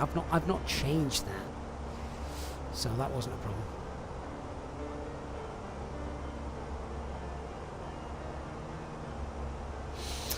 Wells Pilot B says, please let us know that his mini cockpit FCU, which FedEx managed to lose, turned up 2 weeks later in the bowels of Stansted Airport. Now got it and it's great. So much easier to use, yeah. And it's easy to set up, isn't it? Literally plug and play. Mike, has anyone noticed the cabin lights not visible from outside the Fenix since the last update? I had not noticed that. I don't spend much time outside the cabin, to be honest.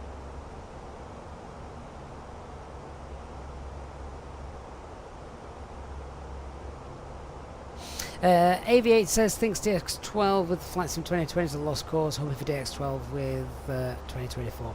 I think most people will probably agree with that.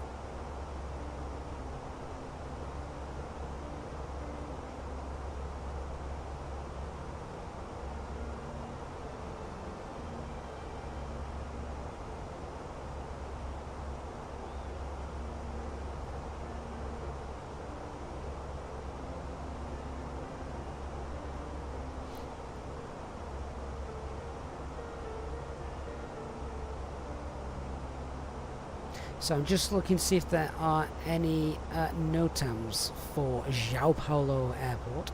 Sorry, João Paulo II. Crane erected. And that's it. So, no NOTAMs for arrival.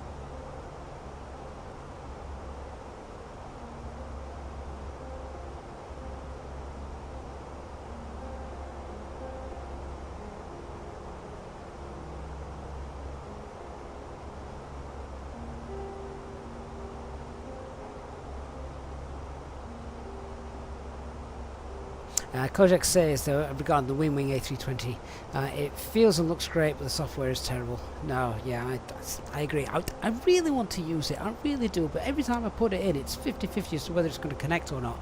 And it's like, I don't actually know what to do to guarantee that it's going to work when I connect it up.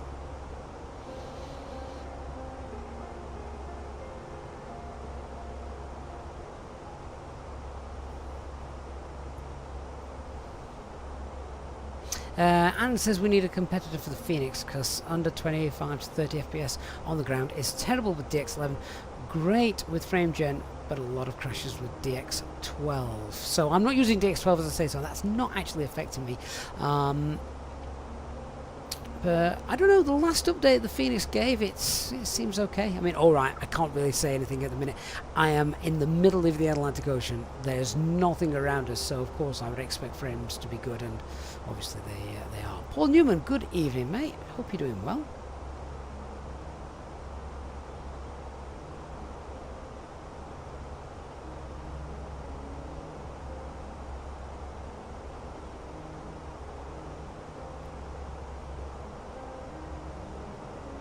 Tony says, rarely has more than 30 FPS, but it's okay for me, and I only have a lowly i5 processor with a RTX 2060. So, I know performance is a major thing, isn't it? I'll tell you what we'll do. Help our little cruise go a tad faster. Let's have a little poll. So, what FPS do you see as good enough in Microsoft Flight Simulator? So let me add these.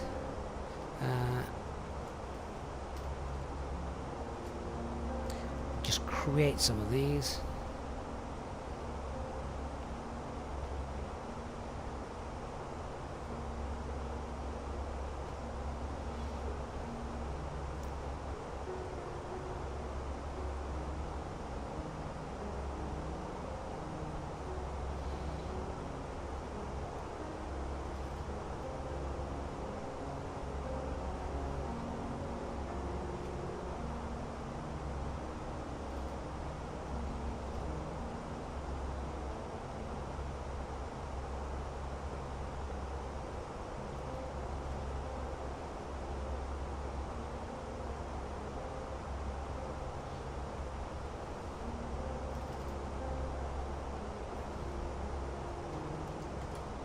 Right, guys, answer this poll for us then. So what FPS do you see as being good enough for Flight Simulator? 50 to 60 or above, 40 to 50, 30 to 40, or just absolutely no less than 30? And we'll have a look at that in a little while as people come in and out and vote.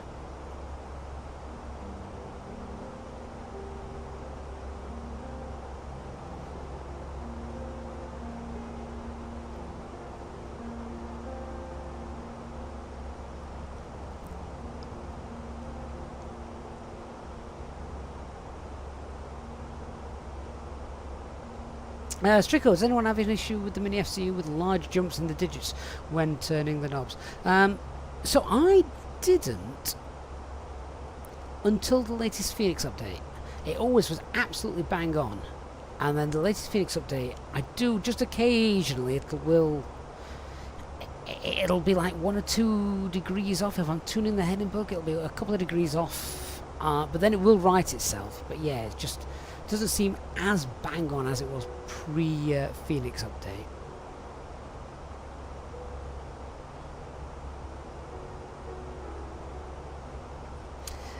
And says, used to think the same as Tony, but after using the triples, the 737 from PMDG realised how bad the Phoenix is in terms of FPS. PMDG is a beast in any demanding scenery. Shame he doesn't like the 737. Hey, Glyn Jones, good afternoon. So I'm just having a look what I got at the moment. So I've got about 40 FPS at the minute, but yeah, we are in the middle of the Atlantic with no VATSIM traffic around, no scenery at all, and just my aircraft. I mean, my FPS is probably always going to be less whenever you guys see it because I'm streaming, and that will obviously affect performance.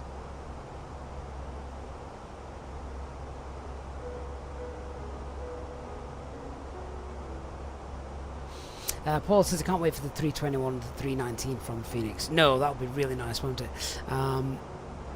Anne says it's the stutters that kills it, to be honest. Version 2 Block 1 was great in terms of stutters. Mike agreeing on the stutters. Yeah, that's true. I think it's... You need consistency, don't you? Consistency is where it's at. If we can get a consistent... I mean... I personally, and I've said this before, because sort of gone on record and said it, I think 30 FPS is fine. If you can lock a sim to 30 FPS, then I think it's great. You're not flying, you know, you're not flying a military operation with fast jets, or it's not a game where you need 60 FPS because the action's really fast. You know, commercial flight sim or even GA flight sim, it's not fast thing, is it? Paul says hopefully we'll get a better performance with Sim Update 15. I'm not going to hold my breath, Paul. Sim updates in the past haven't always improved things. Does everyone remember Sim Update 5?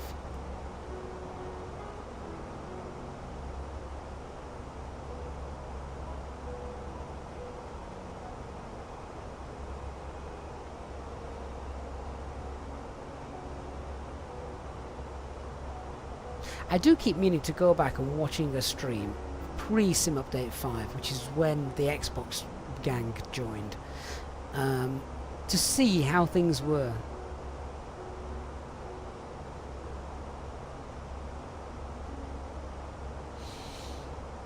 Oh, no legs. Dan, the real reason you play X-Plane, part of the reason you doesn't use Microsoft Flight Simulator anymore is because the PC runs Ryzen 9 RX 68XT and struggles with Microsoft Flight Sim. So it's not that you don't like Microsoft Flight Sim, it's the hardware can't run it. That explains everything, Dan. That's why you love Explain.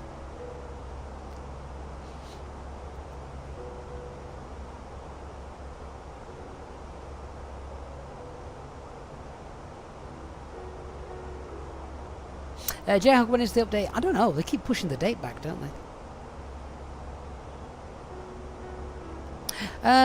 Tony says it's annoying when we have to keep changing from window to full screen. Do you know what? I can't do that anymore. I don't know what has happened. Well, I do. It was since I installed the WindWing update. The WindWing driver. It installed something called... Oh, I have no idea. Display Link or something like that, which I'd never heard of before. Don't know if anyone else has got that. I think it was a Display Link. I don't know what it is. And since then, I now can't fly in windowed mode, which I used to fly in windowed mode rather than full screen. I can't do that anymore. I just cannot fly in windowed mode. It will not let me. I cannot minimize it. Even to shut it down, I can't. I can either go through the main menu of Microsoft Flight Simulator to close it down, or I just have to right click on the icon on my second screen and close it.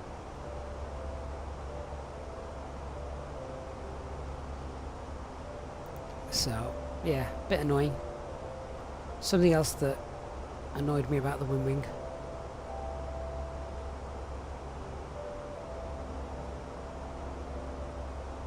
Superb piece of hardware, but software-wise, it's light years behind the Mini FCU.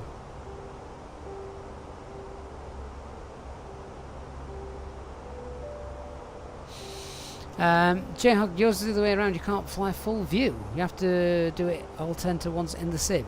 See, if I do that, oh my god, am I going to like crash the sim if I do this? Look, that did it flash then? Yeah, that's me switching between full screen and windowed mode. There's no difference. I cannot get windowed mode.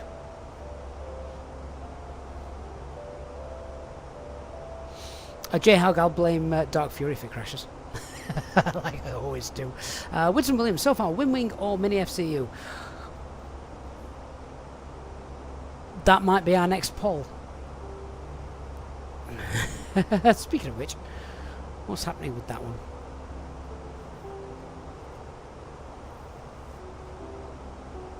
I mean, that's pretty what we got. We've got 43 votes at the moment, and well, they're pretty balanced. It seems to be one end of the spectrum or the other. The least amount of votes goes for 40 to 50 FPS. Most people, though, demanding 50 to 60 plus. I must be old. That wouldn't have been my choice.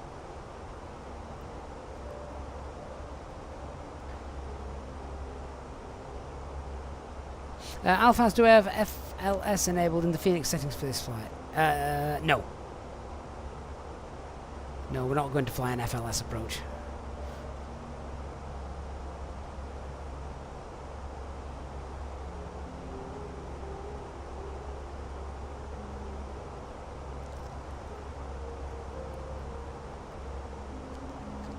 Paul says he's a very demanding person.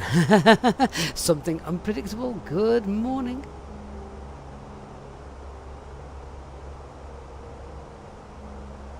Steve says his Mini FCU is waiting for him to collect from a local FedEx hub.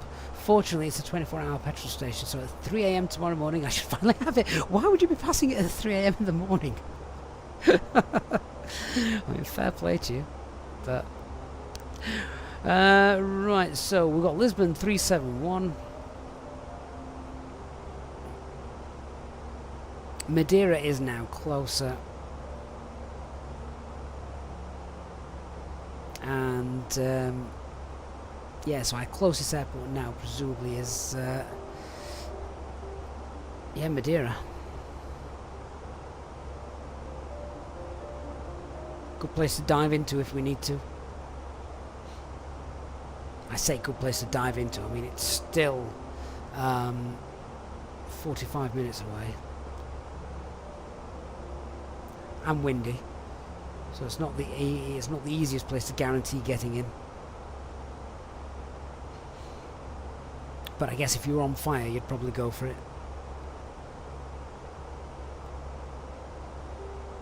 Oh, Steve, of course you're on holiday, aren't you? Yeah, completely forgot that you were sunning yourself on a beach somewhere.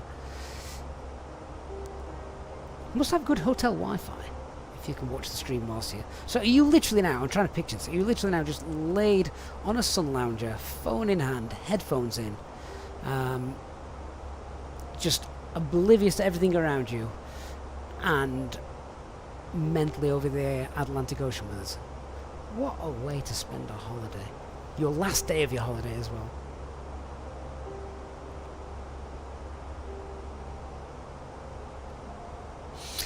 Whitson Williams, after watching my review, I like the ergonomics of the Windwing. I do. As hardware goes, it's, you know, it's stunning. For the price, you cannot go wrong. The tactile feel is brilliant. It's obviously full life size.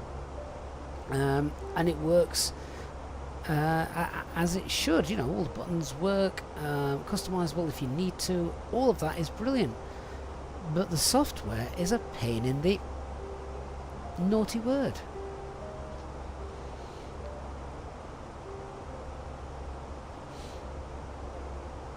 Geronimo Santos, we could also try Santa Maria as an alternate as well. We could indeed. Santa Maria is a bit further south of Ponta Delgada, isn't it? Steve says, don't forget I'm also dipping my feet in the pool. Alright, Steve, don't rub it in. Have you got a beer in hand as well? I hope so. What's the point in being on holiday if not? Right, in about an hour's time we'll be on approach. I'm going to have to go and get a cup of tea because my cabin crew is useless. I might need a packet of crisps as well. I'll grab something from the galley.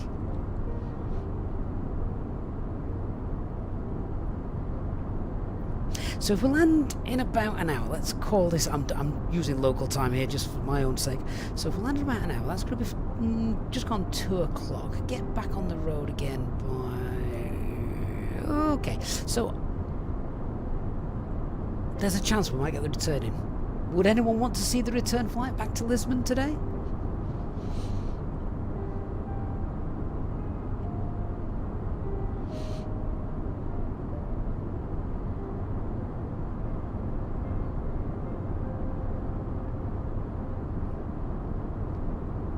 Love a good day streaming.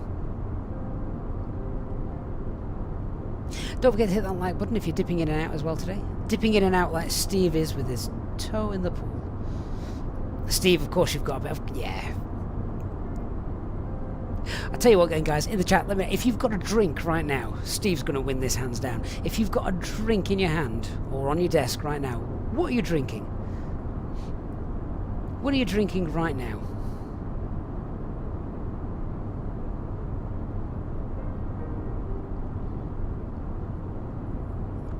Me, I've got cold stale tea, so I need to go and make a new one. Thankfully, I did make one earlier, so it'll be in a flask in the kitchen, which I'll go and grab from the galley in a moment.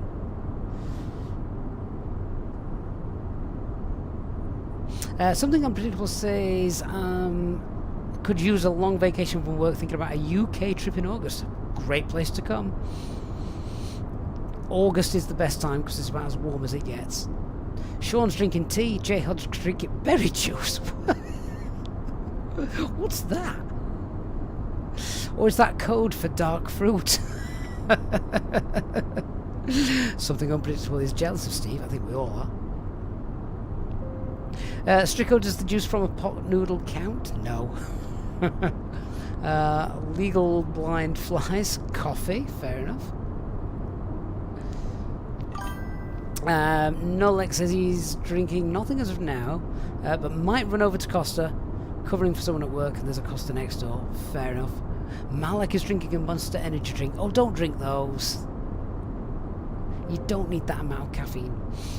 Sean's drinking a cup of soup, asparagus.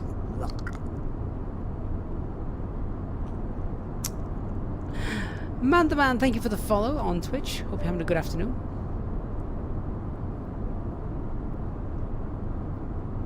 Oh, J-Hog, no. It's Fizzy Berry from Morrison's. Lovely.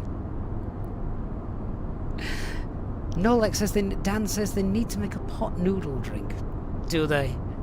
I mean, do they really? I mean, don't get me wrong, I'm quite partial to a pot noodle, but if I'm going to have a drink, I don't want to drink one.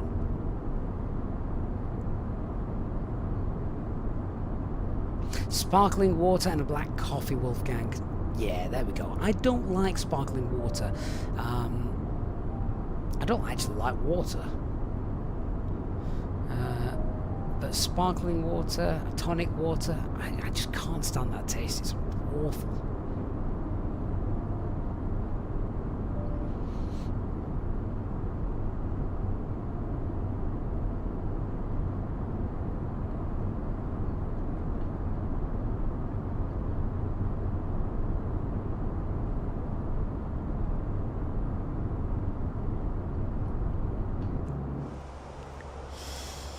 Hey, top of descent on screen. There we are. Holy Trucker is drinking Ribena. Very good. While driving, while trucking, hopefully. You're a truck driver, I'm a bus driver.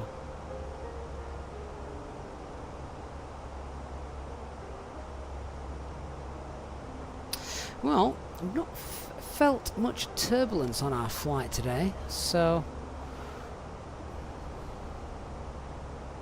not sure about the active sky thing.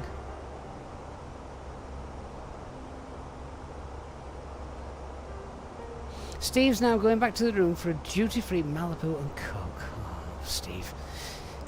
You're not making any friends here, Steve. It's going well, thank you. Hope you're having a good day as too.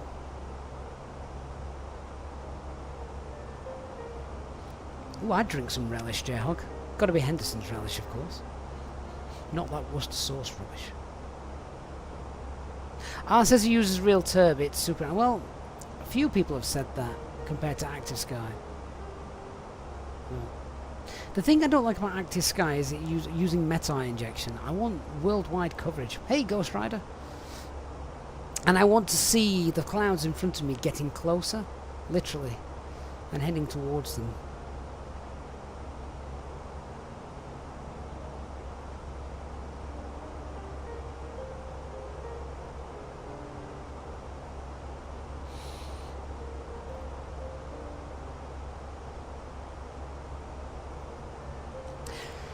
Oh yes, so looking forward to this RNAV approach. It's not a straightforward one, so good fun.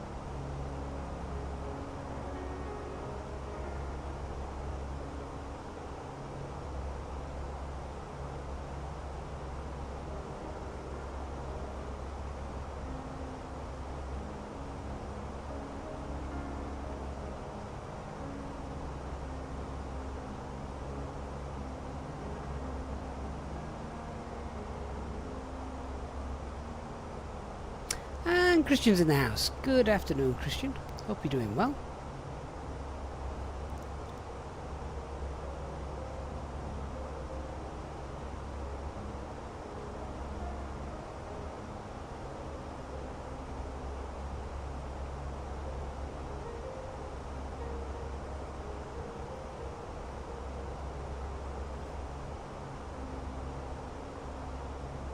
Dan, do I actually use Hendos, or is it just... The problem is, I don't like that many meals that you throw relish on. Occasionally I'll have a pie, you know, if I'm at an event, like a funeral, and I'll lace it in Hendos because I do like that.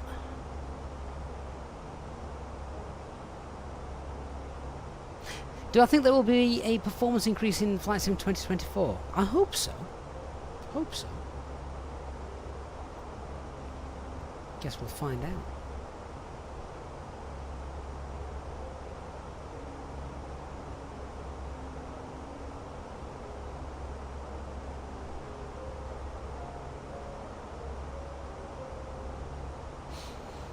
Am I a fellow Southerner? Oh.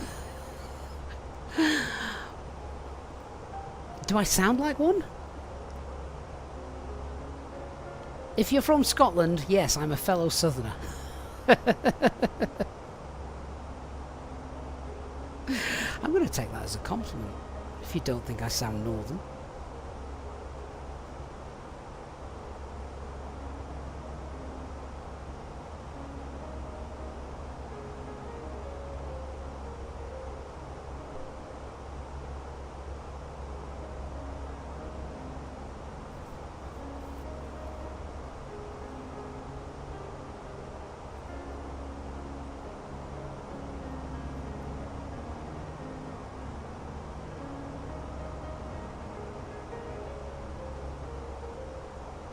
So I'm just double checking the approach that we're doing. Is it RMP or is it RNAV? Not that there's too much difference. It is RMP. Yeah.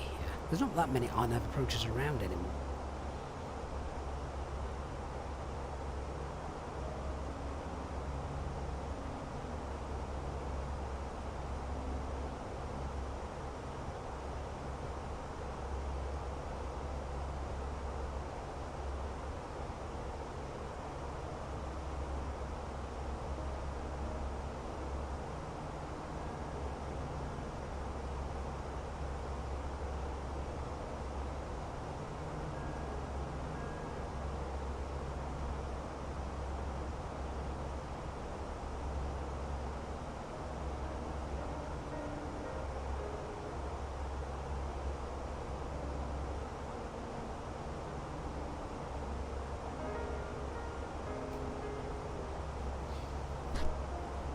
Fletch A320 Neo, I'm very well, thank you. Just enjoying my day, relaxing with you guys. 35,000 feet above the Atlantic. We're going to be dropping into Ponta Delgada in about an hour or so. Just under an hour now, I think. What sort of FPS do we get? Yeah, so we were talking about this a little bit earlier. At the moment, I've got about 40. But I'm always limited because, of course, I'm streaming. So that always slows things down.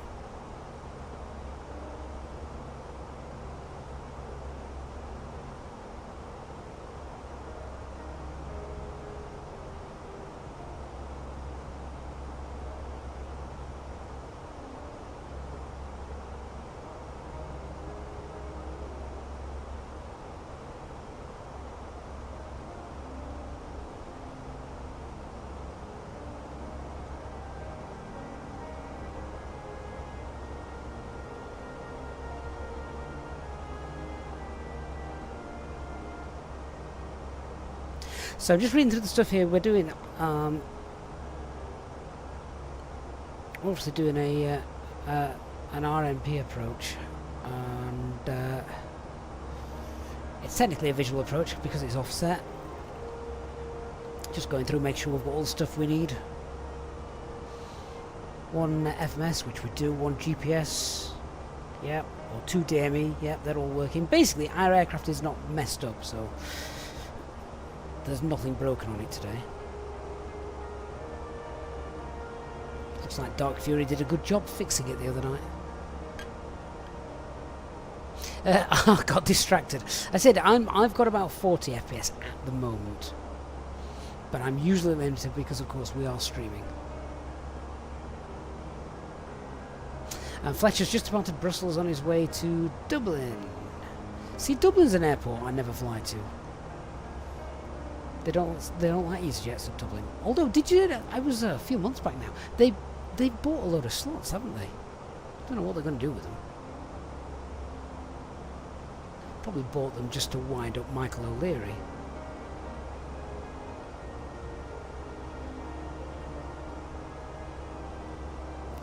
I sounded really northern when I asked if if you think I sound northern. Well, I'm glad you've been enjoying the channel for a while, and good to see you on a live stream, because this is yeah, I mean, today's live stream is very chilled. We've sadly got no VATSIM ATC around. Mind you, it's the middle of the day, so of course we're over the Atlantic. There's nothing much going on, so I'm just sat chilling.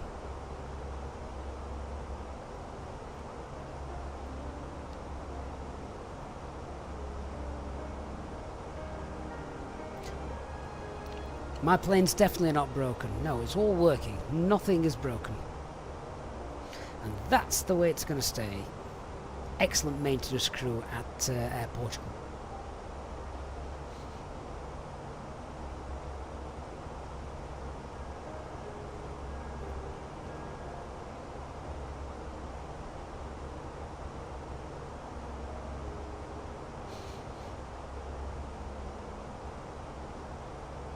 Dan can't have a rogue orange bird flying into Yorgaf.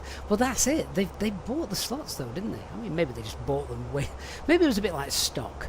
Yeah, you buy it, you wait for the price of them to go up, then you sell them on.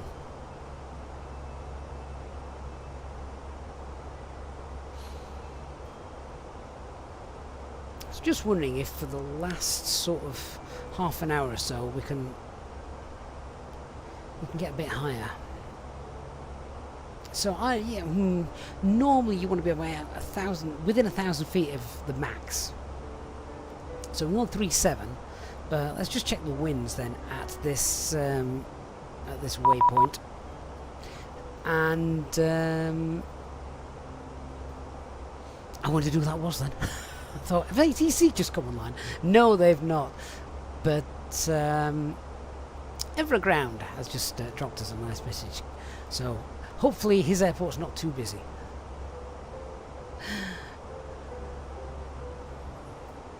We rarely fly in that neck of the woods. Again, it's not really much of an EasyJet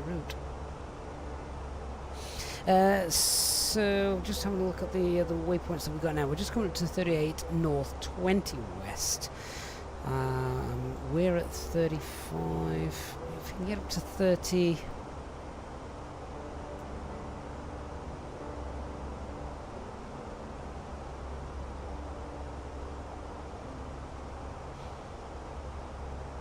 Yeah, it's probably not going to do us any favours going up or down. We might as well stay where we are. It's not going to save much time. Latvian controller, was that your message? Say, we don't often fly in your neck of the woods too often. I think we have been there before. Can't recall off the top of my head.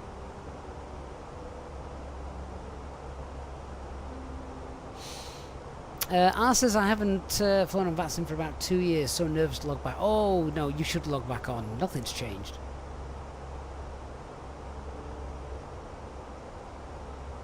Which airport is EVRA? I can't place it. It's not Riga, is it? Is it Riga? I might have made that up.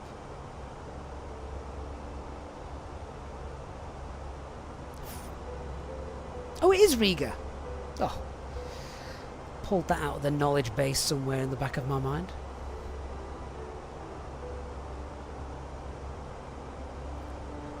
Nolex, everyone would welcome Ryanair. I mean, Ryanair would just go fly anywhere, wouldn't they? They'd fly into the Arctic Circle if they thought someone would want to go there, and they could charge people for it. Probably charge you extra if it's snowing. Latvian controller, as long as you don't break our runway, feel free. It's Ryanair, you can't promise that. Have you seen them land?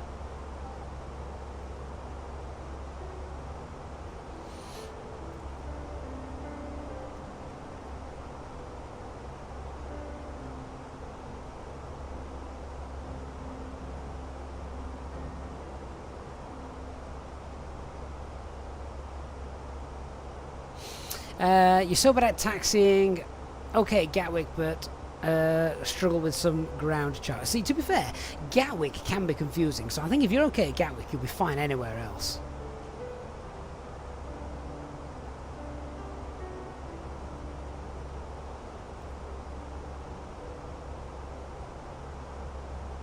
Steve, you flew from which island's that? I can't pick that one out.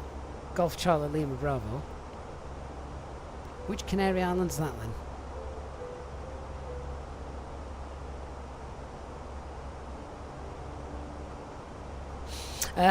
You'd also love to know, should you pre-program the start or wait to begin one? Always pre-program. You always do put the full flight plan into your flight computer before you go. Otherwise, your fuel predictions are going to be off.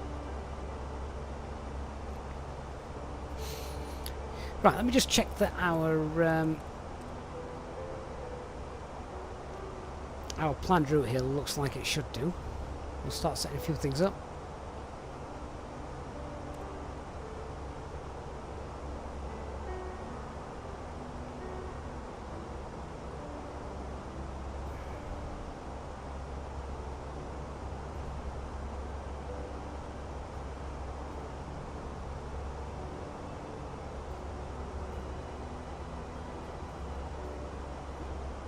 That doesn't look right to me. Okay.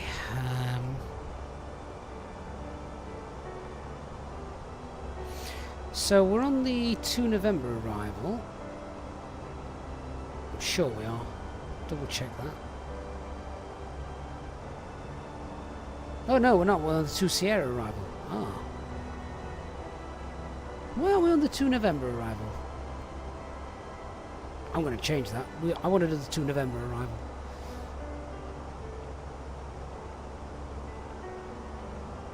Yeah, okay. Save a bit of time.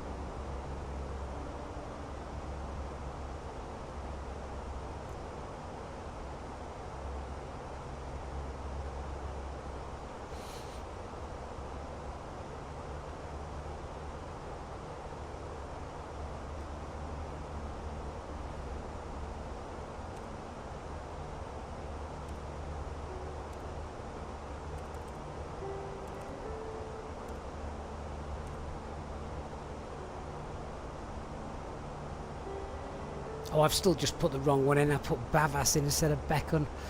Oh, come on.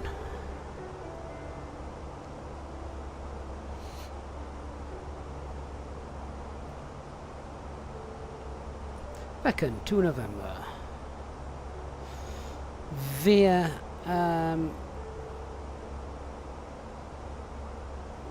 452. That's right. There. That's better. Right, let's check these are correct. So we come in at Beacon, then we have 904, 902, 900. Yeah. And then we should have the approach. There we go, that's what we wanted. Perfect.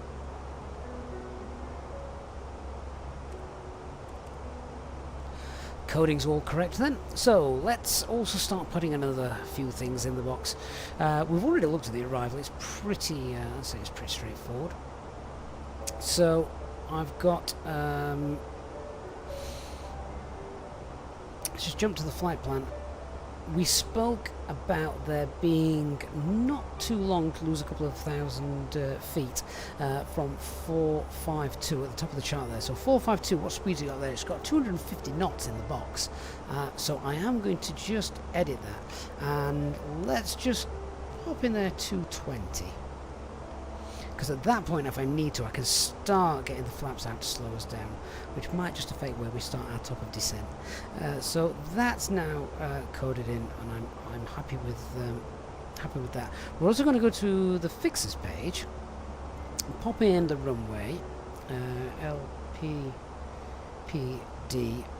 We're landing on runway 12, aren't we? Yeah, runway 12. And what I'd like to do is, because we're 7.5 degrees offset, I want to just extend that runway center line. So it is 298, the radial. And what that will do, if we have a little look now, should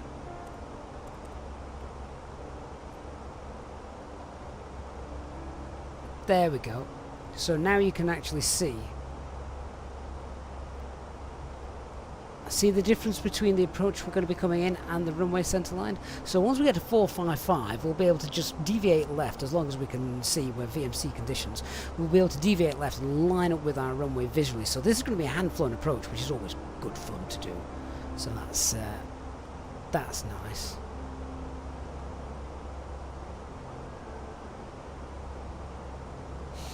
Mini Stint says, is anyone having the problem where you load up the game, you get the same update over and over again? I do. It doesn't actually update anything, but I do get that little mini update screen. So I don't know what that's all about. It sorts itself out within about 5 seconds and then it just loads the game. But yeah, no idea what that is.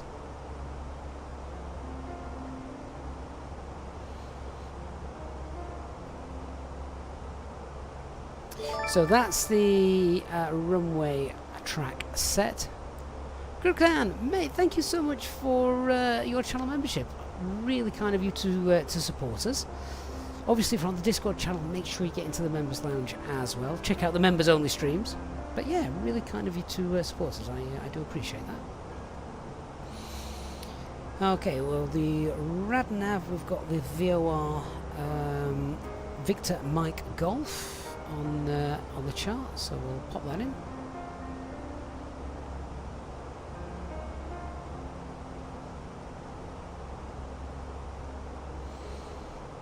Speed restriction of 250 knots there at Sierra Mach 900 as well, which that's fine. We're going to be below 10,000 feet at that point, so don't really need to worry about that.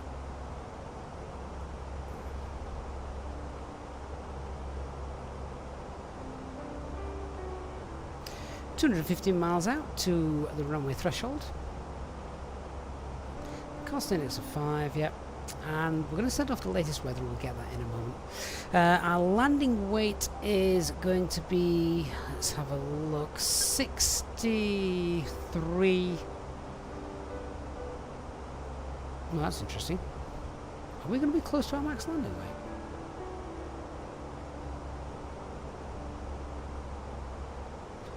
We're going to be 64.1. Okay. Let's go with 64 point... let's go with 64.5 tons. Which is our max landing weight, funnily enough.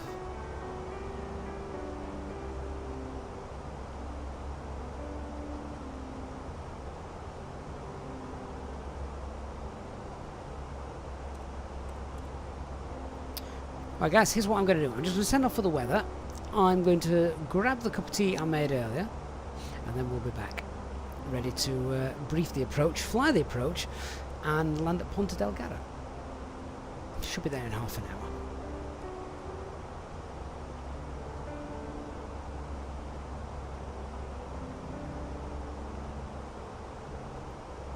Send that off, I'll come back to that in a moment. Alright guys, hope you're enjoying the stream. Of course, if you are, please don't forget to hit the like button. And yeah, I shall be back in a couple of minutes.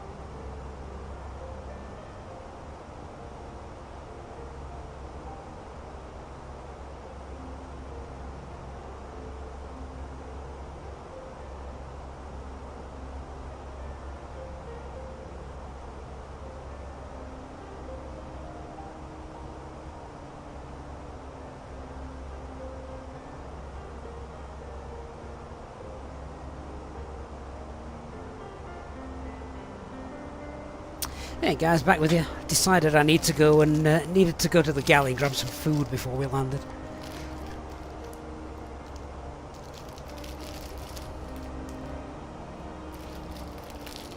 So, packet of salt and vinegar chipsticks it is. Before we do that, let's have a look at the polls. So we had 106 votes on this poll about FPS, minimum FPS in Microsoft Flight Simulator. Most people going for the upper 30, 40, 50, 60.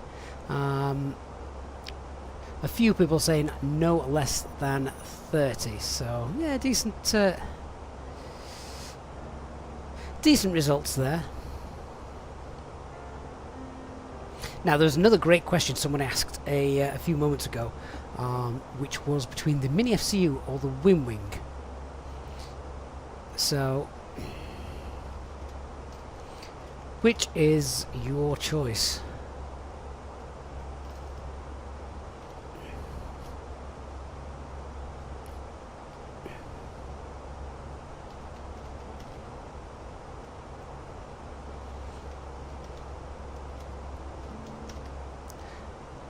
There you go, we can vote on that one now as we start getting ready to descend towards the Azores. Can't see land yet, we're a bit too far away.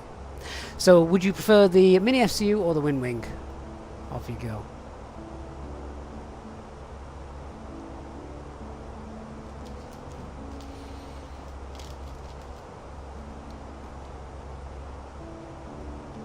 So whilst you're voting on that, I am just getting my weather data that I sent off for before we before I went to grab the cup of tea I made earlier. See what the weather's doing then in Ponta Delgada. Winds are 030 at 12. Varying 360060. Visibility is fine at 10 kilometers or more. Few clouds 2000, broken 3000, 18 degrees. QNH is 1027.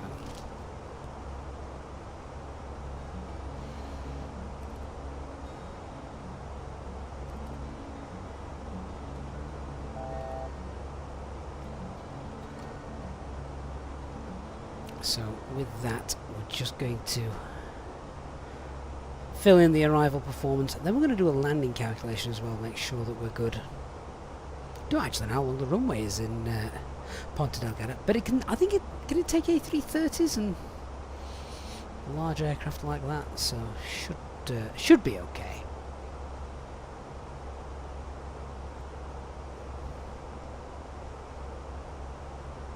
So the QNH is 1027. Temperature 18. Wind 020 at... oh, hang on. Yeah. 020 at 10. It's alright, the METAR are just updated, so I've just read you a slightly out of date METAR. Not too many differences. And that's fine.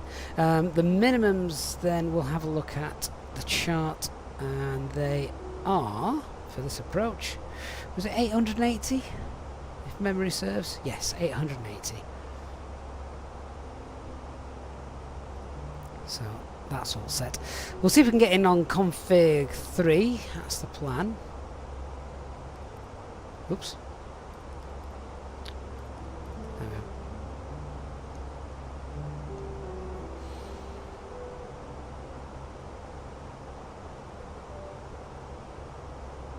Yeah, but it's 2,323 meters.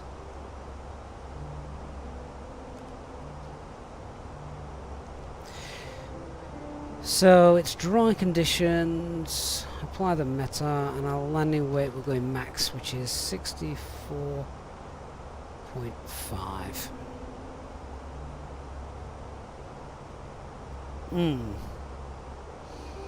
Alright, flaps 3 might not be the way to go.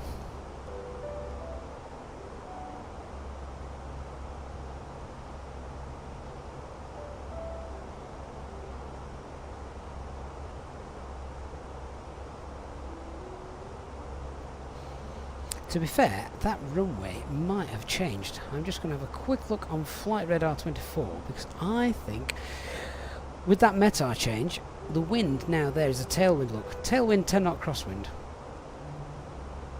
So let's find out.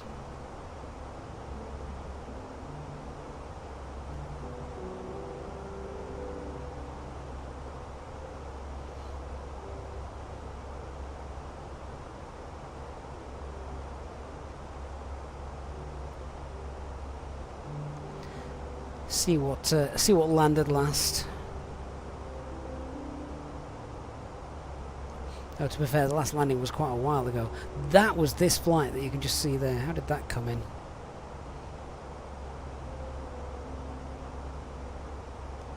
Oh, right. They did come in on, was it runway 32 or 31? Well, that's a boring approach. That's an ILS approach. We're not going to get the RNAV in. But safer. 3-0.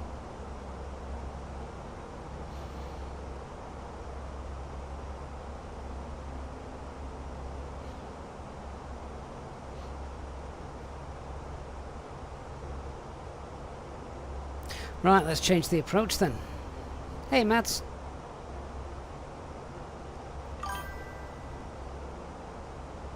KR288, thank you so much for the follow. So we're now going to be coming on the Beacon 2 Sierra arrival for the ILS.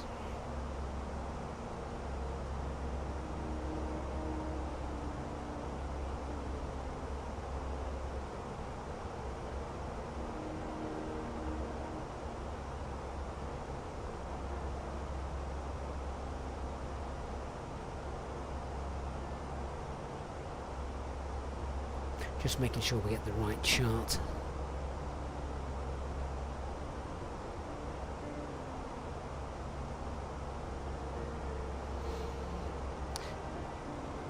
Right, let's update this. So we're now arriving ILS 30 Beacon to Sierra, and the veer now is Zupap.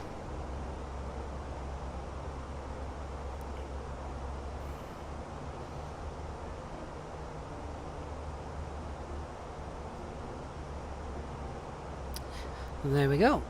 Let me just check the coding of this then with the new charts. So Beacon to 618, then Zupav. Beacon 618, Zupav, and then straight in. Yeah, so it's suddenly become a much easier approach this then, hasn't it? Also means that we can flaps 3, roll to the end of the runway because that's actually where we get off. So that's nice. Mads, Ponta Delgada is in builds, that is correct. Okay, so we're not too far from top of descent. Let's just quickly rebrief the arrival then. So we've just seen the arrival where we're going to be doing this Beacon to Sierra straight in. Minimum speed 250 at 618, that's fine. From there then we're coming in on an ILS approach. Transition altitude 6,000 feet. MSA as we're coming in is going to be 4,800. It's a normal 3-degree ILS approach. I just need to change the minimums as well. I'll do that off screen whilst we're just chatting through this. So minimums for this approach now for Cat C is 430. Much lower minimums on this approach. So that's straightforward. It's a normal 3-degree ILS approach. Again, Pappy's both sides. Missed approach point is at 0.8 miles ILS DME, and that is a left turn 286, 2,000 feet.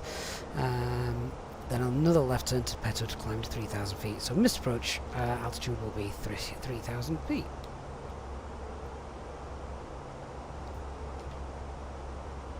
Threats and error management then are the biggest threat is the fact we've got terrain there, as you can as you can see, to the north of the field, the east of the field, and we've got a 10 knot crosswind, which also with that with that terrain might also be felt as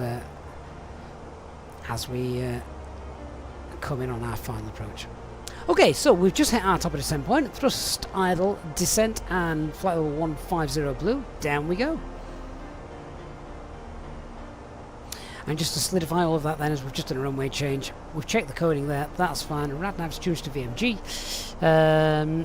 Just update this. Lima Papa Papa Delta 30.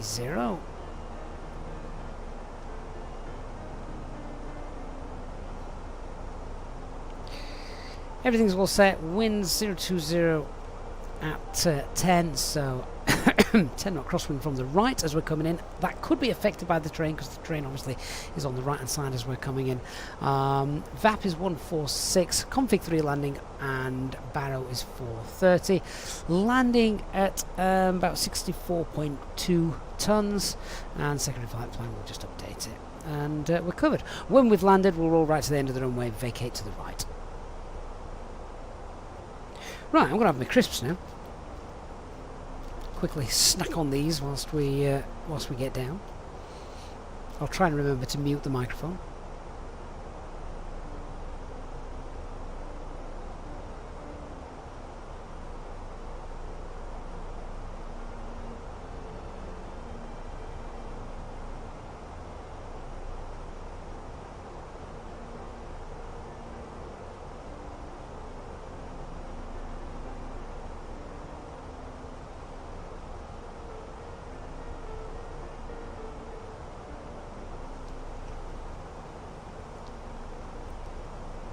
Still can't see any land.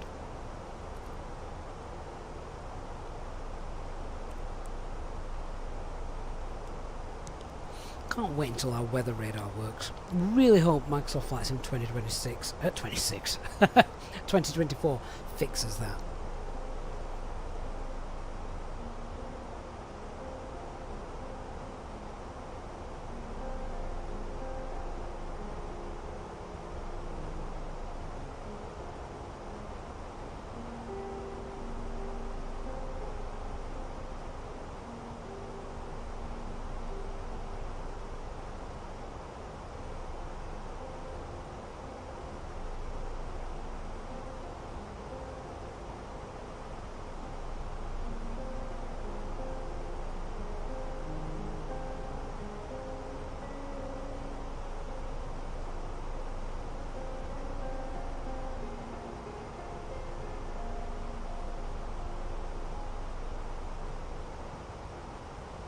Should also say as well, as we're coming into Ponta Delgada Airport, I've not seen this before, but a shout out and thanks to our channel partner, Inibuilds, for providing the scenery for us to showcase.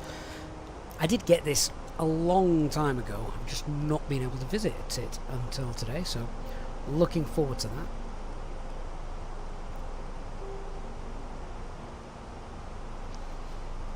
Aircraft descending nicely on the profile with idle descent, idle thrust, so that seems to be working nicely. Let the cabin crew know that we're not far out, so we'll just go. Cabin crew, about 20 minutes to landing.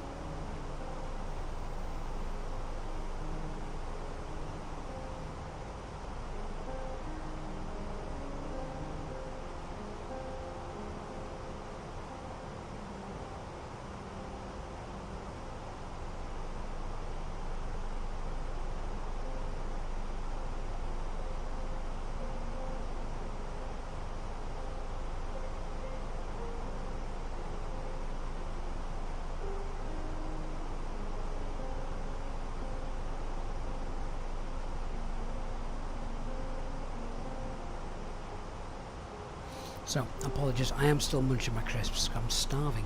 So, has anyone in the chat ever been to Ponta Delgada? If so, let us know what it's like.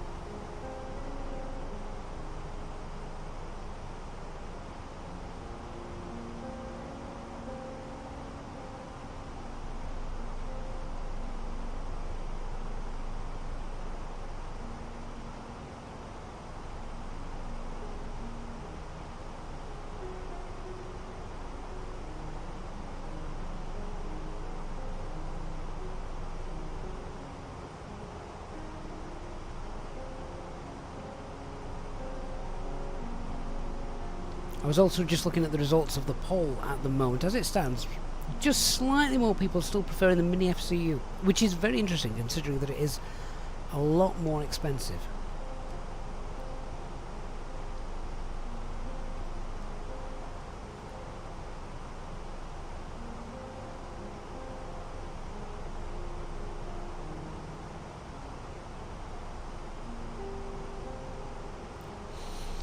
Just having a look over the charts as well a little bit more as I was just munching away. So obviously coming in at Zupav, we want 5,500 feet there at Zupav, and platform altitude is 3,600 feet.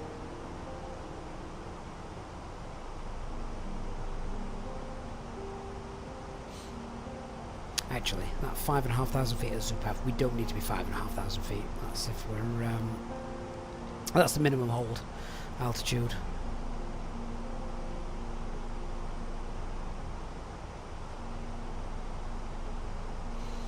What we will do then is I'll just stick a 4-mile radius around our runway fix.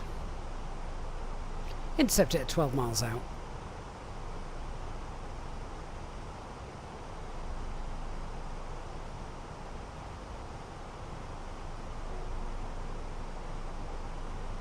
Sorry, that's a 12-mile radius around the runway threshold, and intercept that at 4,000 miles, with the platform being 3,600.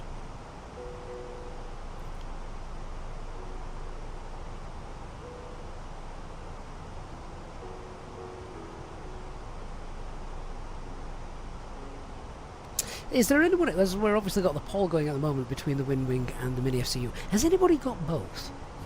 And tried both to compare them? Obviously I have, but I want to hear from you guys if you have or not.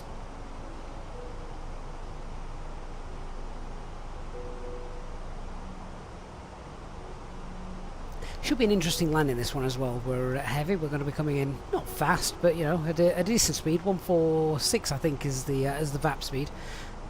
Crosswinds from the right, we've got the terrain on the right as well, so be interesting to see if there is any sort of turbulent effects going on. Active sky is providing turbulence, allegedly. We'll see what happens there.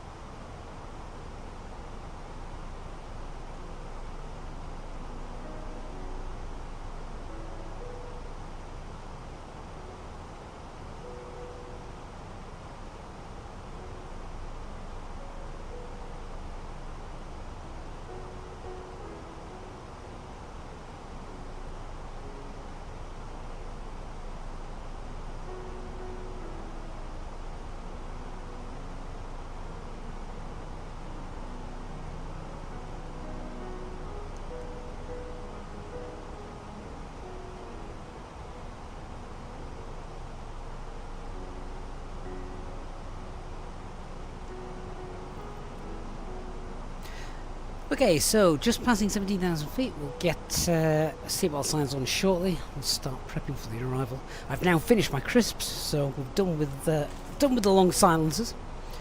I've got a cup of tea that's actually hot,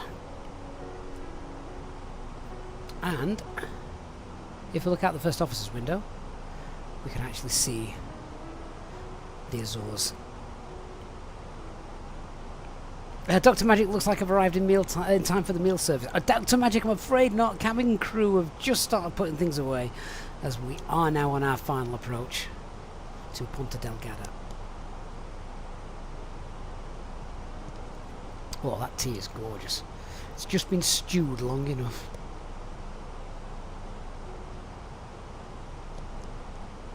I expect as well we'd probably get better meals on Air Portugal than EasyJet. So those peaks that you can see there raise up to 3,623 feet.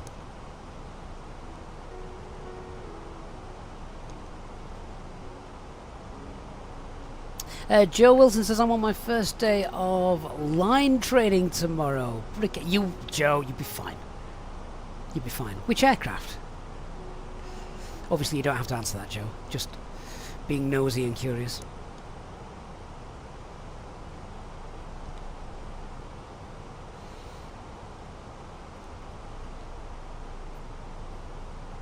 Okay, let's just keep that coming down.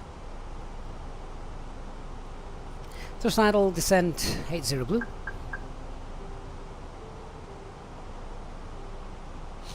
Dr. Magic, you're watching your Microsoft Flight Simulator reinstall slowly. It's always slow, isn't it? A few people have mentioned try doing it with a VPN. I don't know whether that works or not.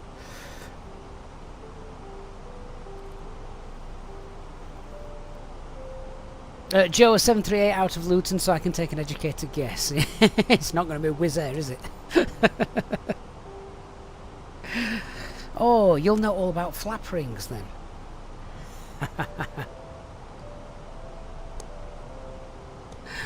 I can't help you with a 737.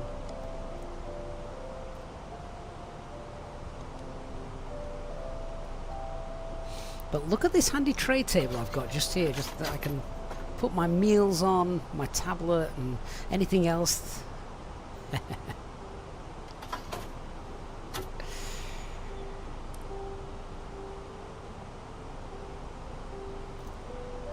Right, seatbelt signs on. Let's start concentrating on the arrival. J-Hog, you're the master of reinstalling. Well, yeah, you've reinstalled Microsoft Flight Simulator about, what was it, 38 times at last count?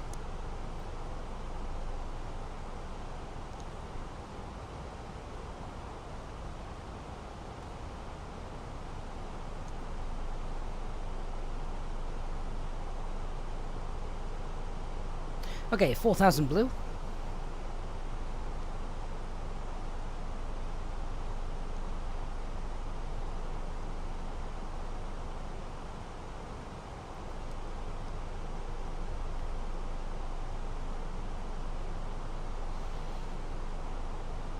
Ladies and gentlemen, we will shortly be landing. Open descent. Please ensure the cabin bag is safely stowed with your laptop inside. Your tray table must be stowed, armrests down and window blinds open. I've just wound the speed up as well to 280, just for the last couple of thousand feet or so. Please help us by handing in any rubbish, newspapers, magazines that you do not want to keep. Toilets are no longer in service. Thank you.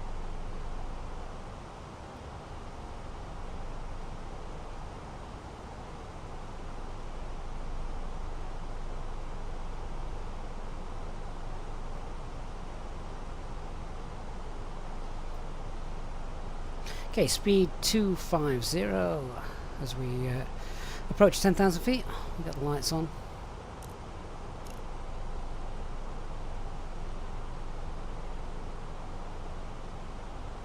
And we're pretty much right on the localizer as it stands.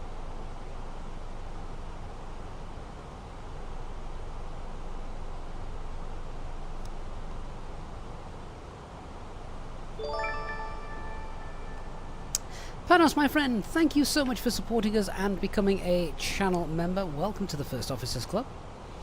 Good time to join as well, as we're literally on our approach. So the approach checklist, barrel ref QNH is 1027 set, seatbelt signs are on, minimums are 430, auto brake low, and EFB is stowed.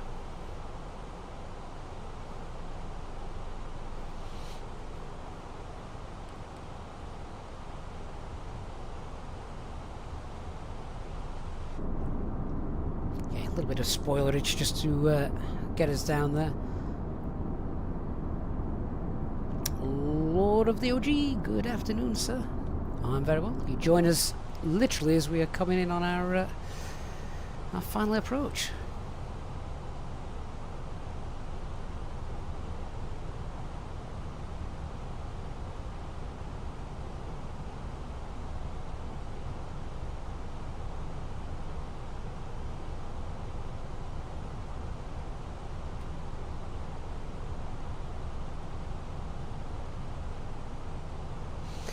November Lima is identified.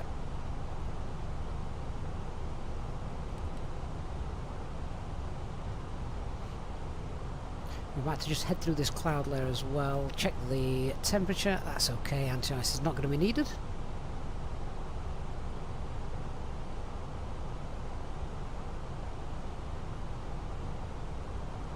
So just checking how we're doing with this. I want it to be 4,000 as we intercepted this. We might just be a tad high on that glide slope.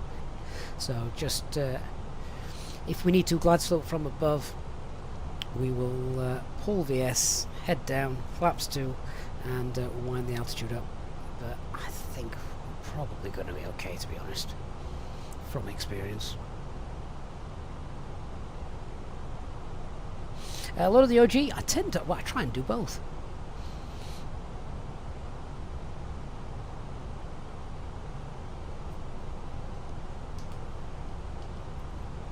So alt glide slope, lock blue.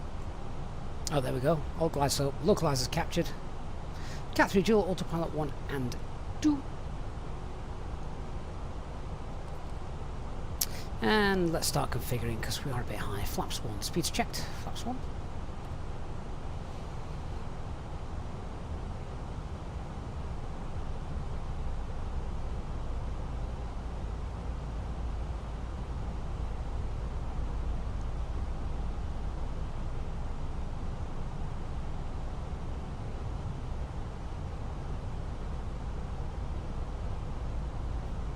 Steve said he has a fail-safe backup program for flight sim.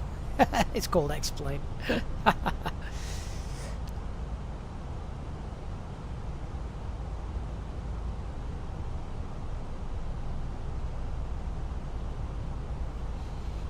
So yeah, this should work.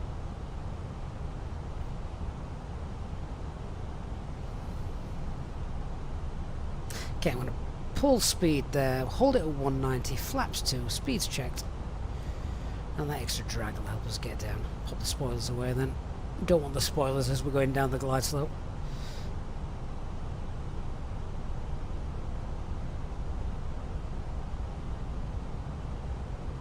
Superior platform. Dan, I knew you were about to say that.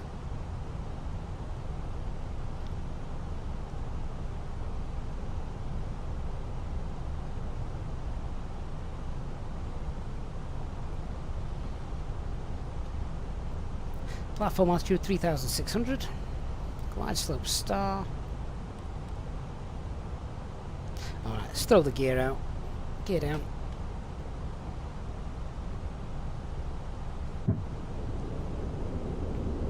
Speed 180. That drag will get us now on the glide slope.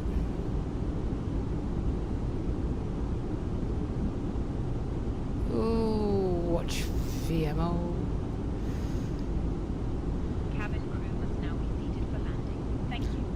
Ponta Delgada traffic, Air Portugal 1861, 10 mile final for the ILS runway 30.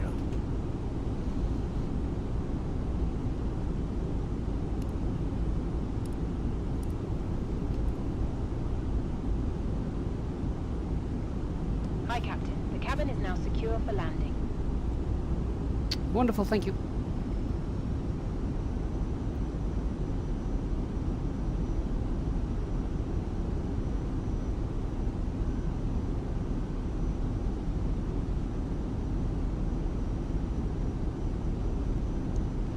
Load of the OG, which simulator? X-Plane or Microsoft Flight Simulator?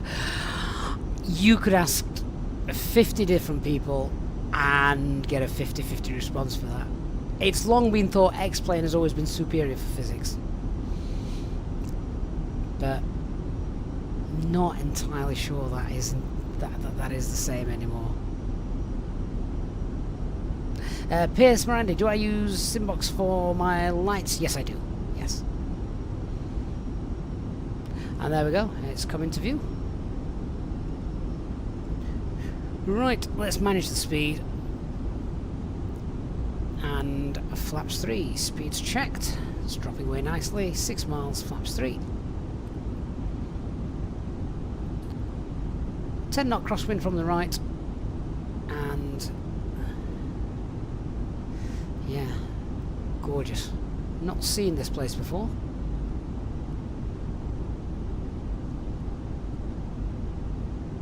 Tariq, what is Simbox? It's a little app that you can use. It's payware, but if you do a search on my YouTube, EasyJet Sim Pilot, and then just type in Simbox as well, search for that, you will find all information about it.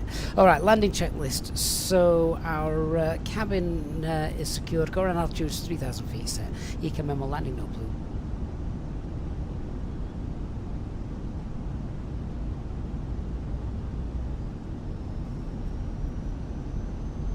So this is inner-build scenery as well for those of you that missed that a little bit earlier on. So yeah, you can see and probably feel that crosswind a little bit. 1,000. Autopilot R5 control. 2 pappies, 2 whites, 2 reds.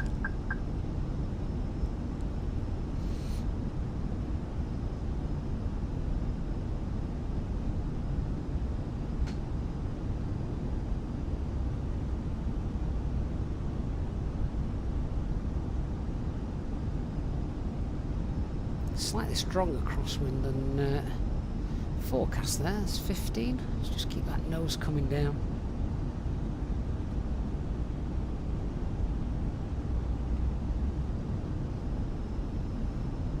Above. This is a stunning approach. So I've not done it before.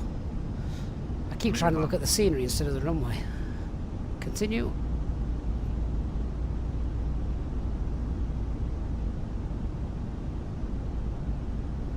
100. 50, 40, 30, 20, retard.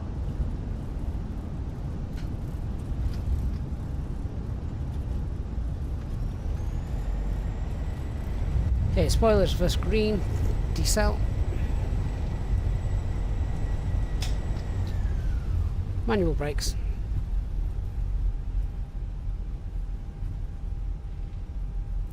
Very uphill slope.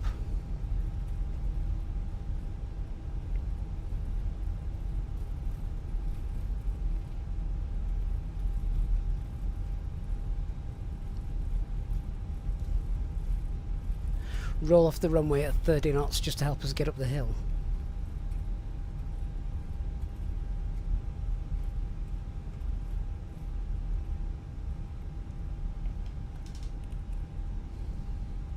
Okay, lights are off. Start the APU.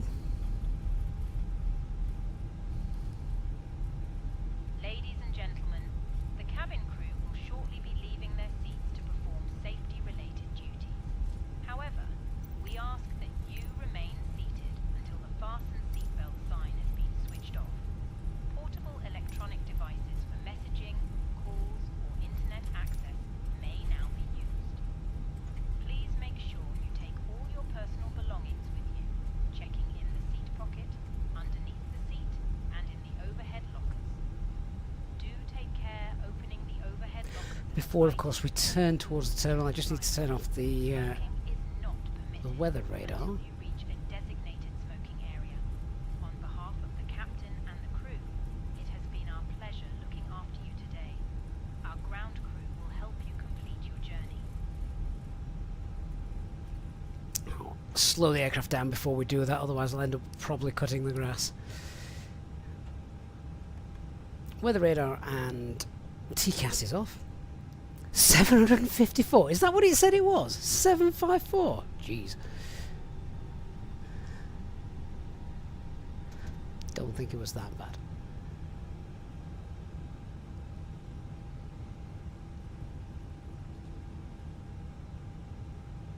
What are these guys doing? Stood here. Move out the blooming way. Oh, they get the idea now. Let's move away from the 60-ton jet walking towards them.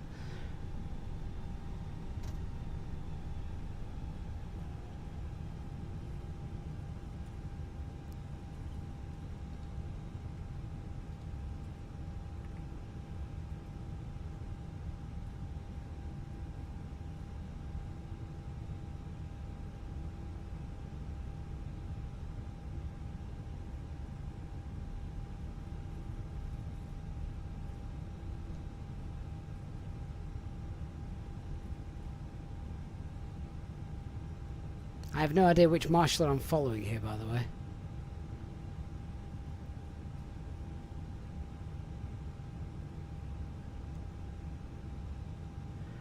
Close enough. Okay, parking brake is on. Now I'm just going to give that another minute because it wasn't the longest taxi in the world. And then we'll deboard. Yeah, the RA did count down quick, but wasn't too bad. Wheel temperatures 225, that's fine. Master caution. And I know that it wasn't that hard a landing because look, no load 15 report printing automatically, so we're good. Okay, let me get that on. We'll shut down these engines.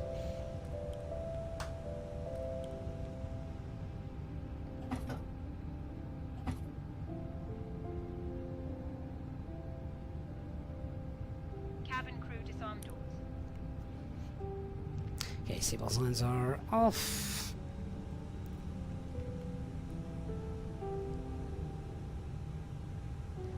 Beacon light can come off. Why are the strobe lights on? They should have been turned off.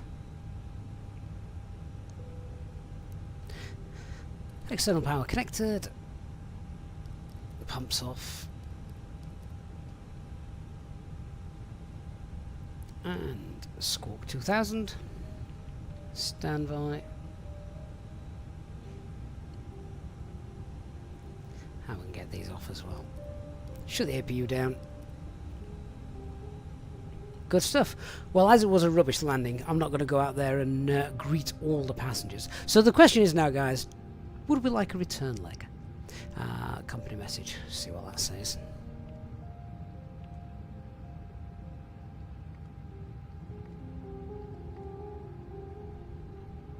$13.08. That's fine.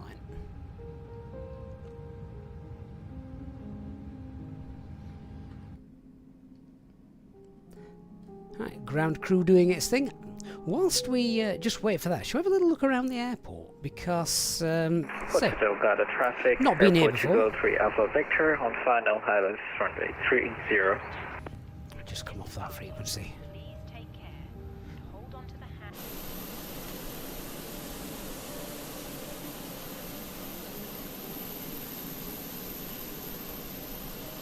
Scenery looks really nice, doesn't it? I say, I've not been here before. Looks decent. Mind you, it's innie build, so it's not going to be a bad scenery, is it? Strico 83 wants to return leg because he's still got lots of work to do. Yeah, that's fair enough.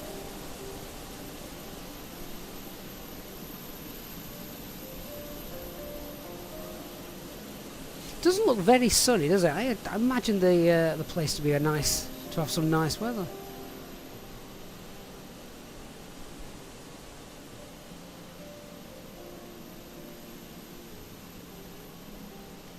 I suppose as well, with smaller airports, you can probably do some more detailed interiors because it's not going to eat up the frame rates quite so much. Azores duty free. Anyone want some perfume? It's my wedding anniversary soon, actually. That's just reminded me. Free Wi-Fi. What's on the menu? That's what the pilots do. Go get some food before the return leg. Ah, can't read it. Nolex, which airlines flying here? Azores Airlines, TAP, and Iberia as well, actually. All the great Airbus airlines.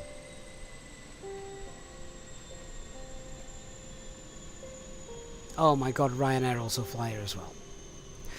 That's it, there you go, Dan. You can get this because, in fact, Ryanair do fly here as well. It's fair to say. But yeah, this is a great airport. And if you want to cross the Atlantic. But what you can do as well is you get flights here from New York and Canada as well. Boston, etc. So it's a great airport to fly into. Lots of variety you can get. So plenty of options depending on... plenty of options depending on where you want to go. What's that? Is that an aircraft? Oh no, it's a tug driver. So it's almost looks a bit like Madeira, doesn't it? Except the approach is a lot easier. Had we been coming in this side, this is much more interesting because that approach has you say we briefed it. That was the original approach. It's an offset approach, and then once you're down below the cloud base, you just bring it in manually.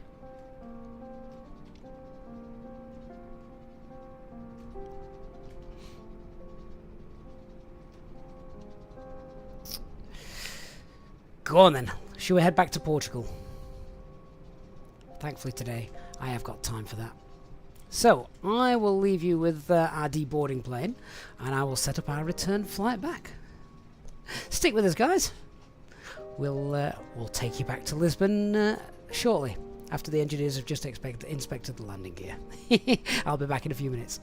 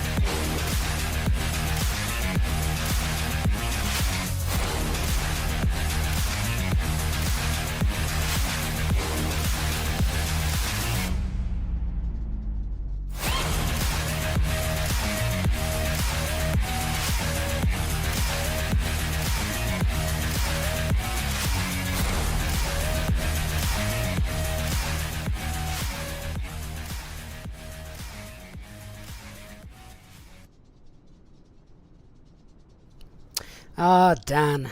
Dan. Enjoy the music. I thought I'm right. If you're complaining about the playlist, then I'm just going to go from one extreme to the other. Sorry about that intense noise, people, but it was Dan's request that we liven things up. So clearly, anyone who is working from home and nodding off has sadly just been just been jolted back to reality. Anyway, we're setting ourselves up ready for our return leg. Still some straggler. They don't exactly deboard these passengers off, do they? Quickly, but there we go. Dan, feel we could have some fun if we could link our Spotify accounts to this stream. Yeah, and I'd probably get sued as well, so probably best not to not to do that. Oh, right, yeah, just finishing setting stuff up. So where are we? We're stand Whiskey 3, just scribbling all the stuff down that we need. Oh, we're going to have to backtrack all the way. So taxi down, Echo, backtrack on 12 for departure, runway 30. Bring the iPad up, have a look. Yeah, so that's where we're going to be going. We're on the Beacon 5 X-ray departure, so left turn pretty much straight out on this one to avoid that terrain to the north. Max speed 240. Yeah, leave that in manage mode. MSA 48. No other speed restrictions. That's all good. Transition altitude 6,000 feet. After takeoff, contact Ponta Delgada approach. There, anyway, yeah. Yeah, so that's pretty straightforward. Good, let's go through the load sheet. Not the load sheet, the OFP, sorry. So, here's our return leg. We're not as heavy today. Cost index of 15 I thought we'd use for this journey. Flight, how was my landing? Next question. It wasn't the best. Back years blind, you go to the toilet and walk back into a nightclub. Yeah, it was a good switch. Tailwind's helping it out though on this journey back, so it's not quite as long the way there. Just under 2 hours, 7.5 tons. Plug fuel. Porto our alternate. Oh, we've got 11 knot crosswind as we're going back into Portugal then. Okay. Let's make sure that weather's going to behave itself. Actually, we'll get gusting up to 27 knots as well. Clouds look like it's going to be fine, so yeah, it's going to be all Cat 1 stuff for all of our minimums as well. Cav OK there in Faro, one of our other alternates. Madrid is one of the alternates as well. That'd be a strange alternate, but there you go. Looks like we're avoiding most of the weather as well, so it's, yeah, plain sailing all the way back. Awesome. There are some no times for landing. There's some runway closures. We'll read these en route, make sure we know where we're going. But let's get ourselves set up, ready for our return leg. So let's jump.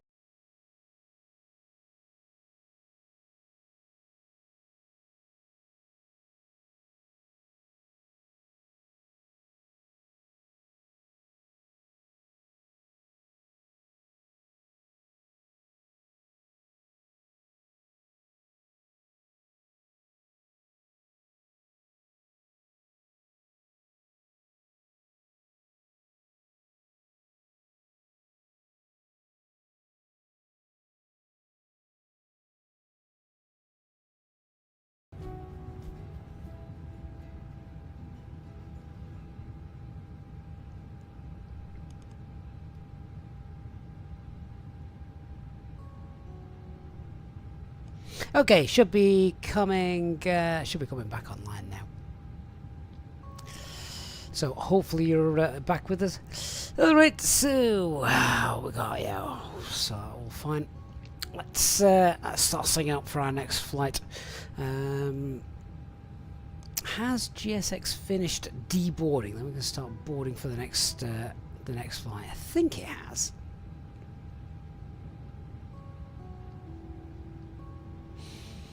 So with the OFP, then we're going to take. We're just going to take another 800. Another half a ton of fuel. So we're going to take 8 tons of fuel. I'm just going to tell ground crew that's what we would like. Just bear with me 1 minute.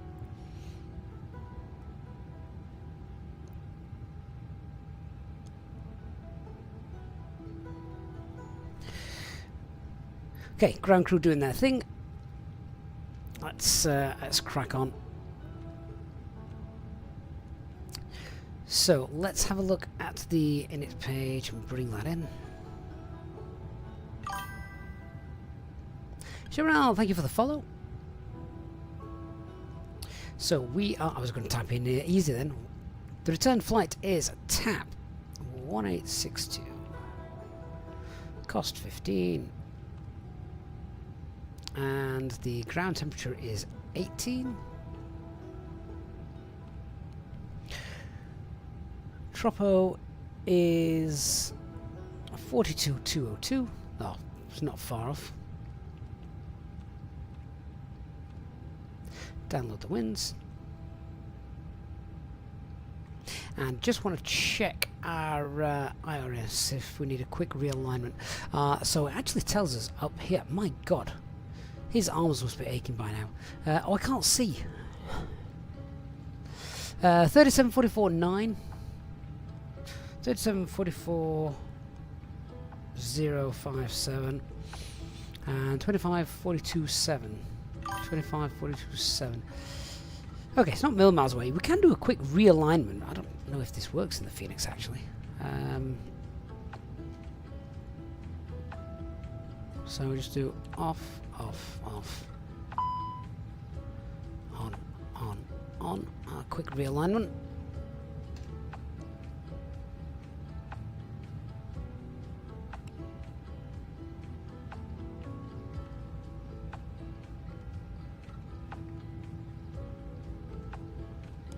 We're cruising at what, for 39,000 feet? Are we going to be able to climb that high? I'm not sure about that. 39,063. Departing runway 30, we've just landed. We're on a Becon 5 X-ray. Departure. Arrival is ILS 2. Busan 5 Papa, arrival at Pessex, the Veer, isn't it? There we go. So 834 miles according to our OFP, and what we've got here, 831. That's fine. Nolex, does ACARS not fill it in? Fill what in, Nolex? Let me know which bit you're talking to. General says, welcome to Portugal. Well, we left Portugal. Well, I know we're technically in Portugal with the Azores, but we're flying back to Lisbon now after departing there this morning. So that's flight plan page. VMG still in. And have we got a load sheet? Oh, the ground crew here, a little bit quicker than them back in Lisbon. Yeah, look, see, they've sent it me.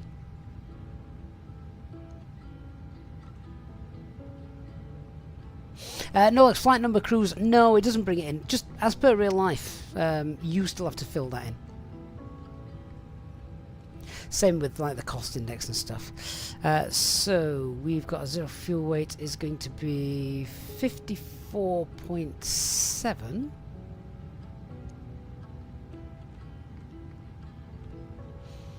CFG is 29.8.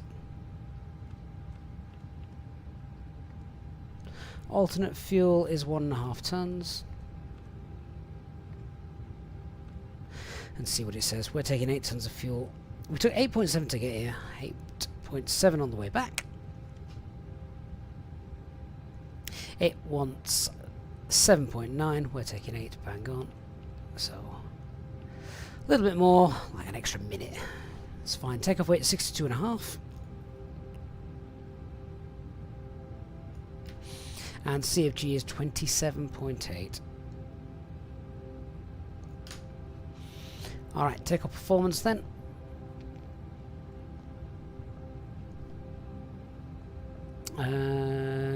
Yeah, it's dry. Flaps 1. No need to force target. Anti-ice will be off.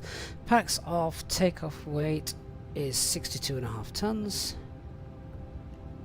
CFG is 27.8. And yeah, we'll want full length. 323535. So let's just get that. Let's get that entered in.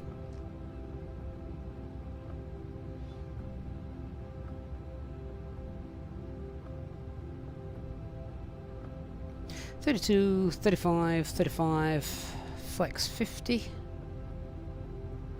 No toga Thursday today. Transition altitude 6,000 feet. Yep. Thrust reduction acceleration altitude. I actually don't know for this airport. I'll go in the chart see if it says anything. I don't think noise abatement is going to be something they need to adhere to here, is it? If not, we'll just go 1,000 feet. Pushback engine start taxi.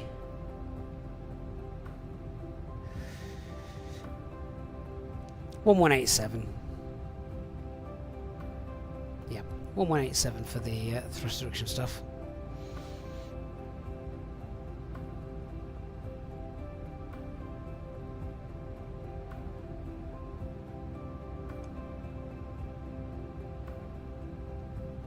So 1,000 feet AGL. And the engine out procedure, I won't know it here. So go to our secondary flight plan, copy the active.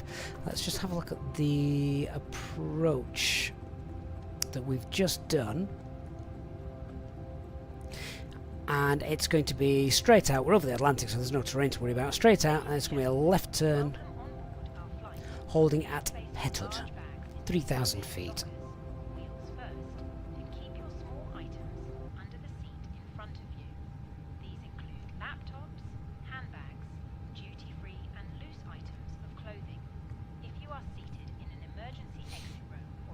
Imagine if we hit a bird on our departure now.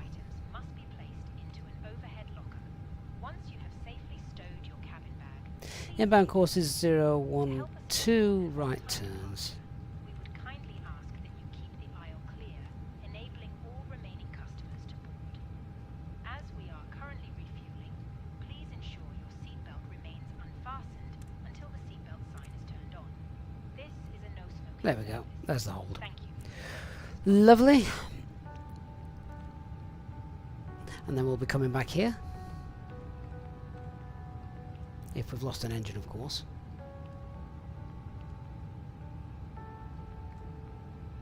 No start.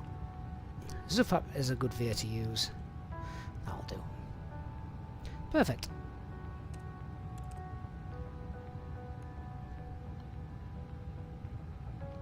Dan, you're leaving us for the flight back. No worries, mate. Glad to have you here. Even if you like 737s. See you next time, mate. Hope you enjoyed the music. Aviate, which aircraft will I take out first? The 319 or the 321? Probably the 321. Maybe on a nice long flight as well.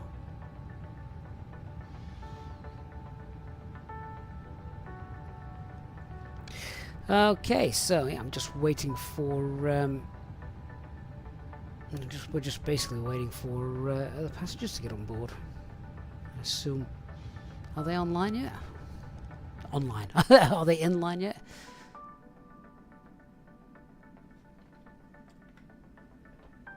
They're all stood around waiting for stuff. We're refueling. Oh, look at that! That's the first time I've seen that. Look at that, coming straight up out of the floor. That is brilliant. I've not seen that before. Why have I never seen this before? This is awesome.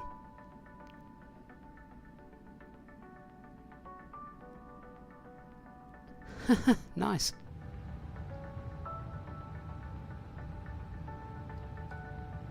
I'm guessing this guy at the front must be a Zobo employee because GSX, their marshals have disappeared.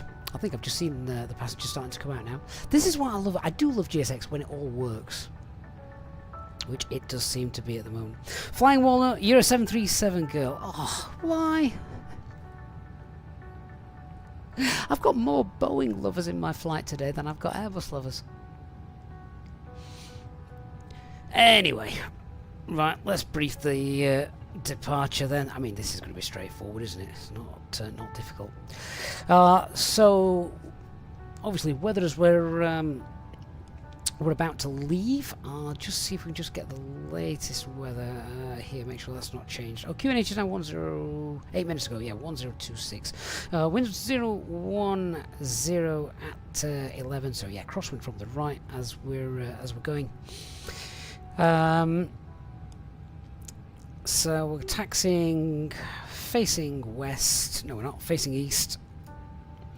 Taxi down Echo, backtrack 12, full length departure 30, straight out, immediate left turn, Beckham 5 X-ray, max speed 240 there, so we'll fly that basically, it'll always be in managed mode, and just as I'm saying that, I'm just checking the box, make sure that speed constraint is in there at 533, which it is, so that is fine.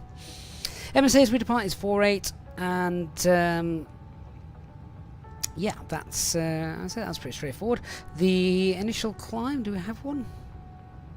Transition altitude 6,000. There's no initial climb in here, just above 550, which is fine. So initial climb will go 6,000 feet.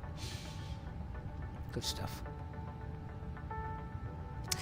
Threats and error management then. So the biggest threat is we've got that wind from the right departing, and we've obviously got terrain to the north and to the east directly behind us as we depart. So if anything goes bang, we lose electrics or anything like that, we are in nice VMC conditions, but let's stay to the south over the wet stuff.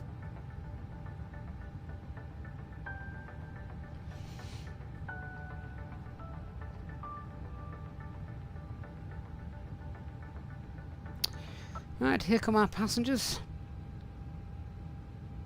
Ladies and gentlemen, welcome on board our flight. Please place your large bags into the overhead lockers, wheels first, and keep your small items under the seat in front of you.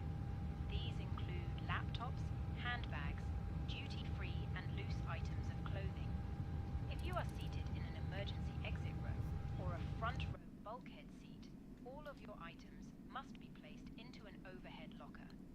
Once you have safely stowed your cabin bag, please take your seat. To help us ensure an on-time departure, we would kindly ask that you keep the aisle clear. They don't exactly drive those trucks slowly, do they?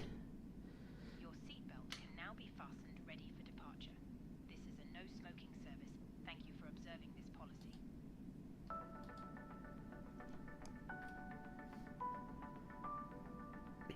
247 Survival says that the dev stream, they've said that over 700 people are working on Microsoft Flight Simulator 2024, and it should have everything we ever wanted plus more. Well, we'll wait and see. Hooshmania's just said, yeah, well, that's the Azobo marketing department doing the job. Let's see what happens. Andy says, don't worry, Gav, if it's Boeing, I'm not going. I don't like aircraft that shed weight mid-flight, apart from fuel weight, presumably.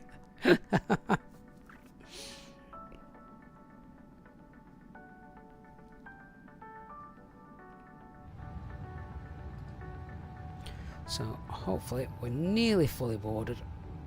Just waiting for that to be done, and then we'll get going back to Portugal.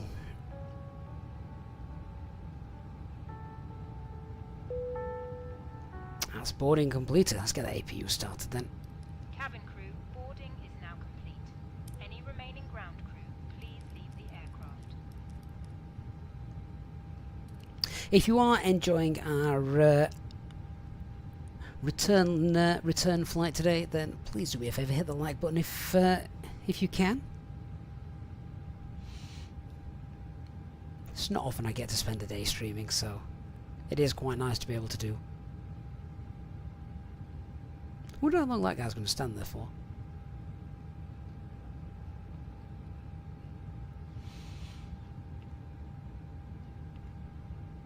Right, load sheet, takeoff weight 62.5 tons, spot on, 112 passengers, 5 infants, and CFG for departures 30.9. Oh, that's out of limits. Okay. Just need to rerun that performance calculation then. So what we got? 132, 35, 35, and flex 50.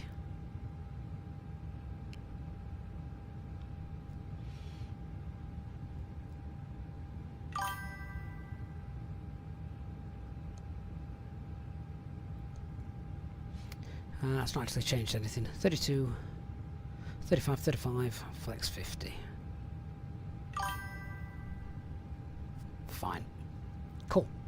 Amif and Alex, guys, thank you so much for the follow. Do appreciate that.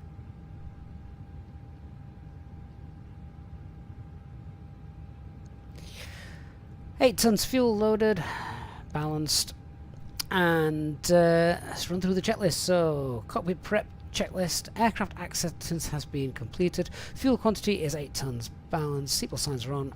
Ideas, we've just double checked because I did do a quick realignment. IRS3 nav greens, yeah. And the QNH is, it was now 1026, isn't it? I forgot to change that. 1026, cross-checked, and 240 feet. Lovely. APU is up and running. External power is now disconnected. APU bleeds on.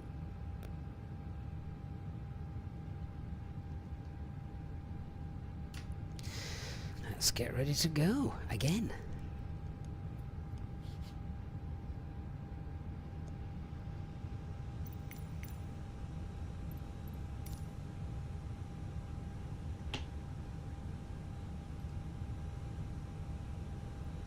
Here come the pushback crew.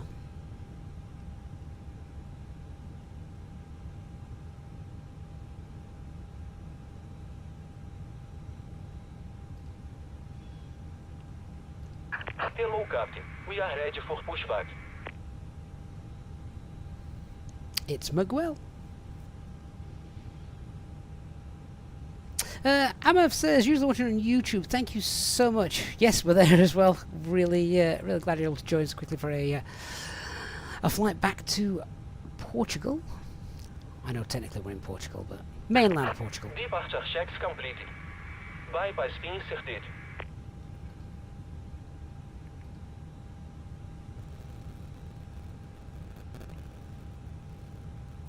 Ponta Delgada traffic, Air Portugal 1862. Stand Whiskey 3, pushing back, facing east on Echo.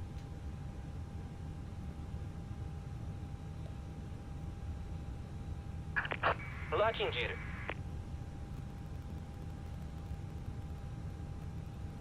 So whilst they're doing that, we'll run the before start checklist. So parking brake is on. Takeoff data has been confirmed. Windows are closed. EFB is on flight mode. Doors are closed, not armed. And oh, beacon light on.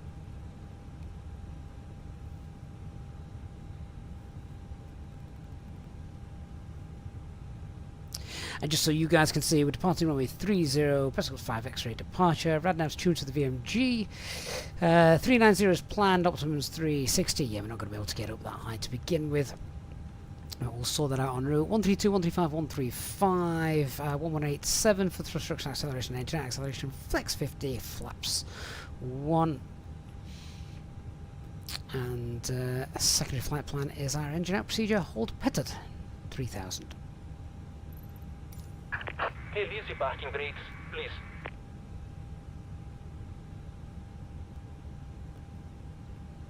Negi Mbao, good afternoon to you.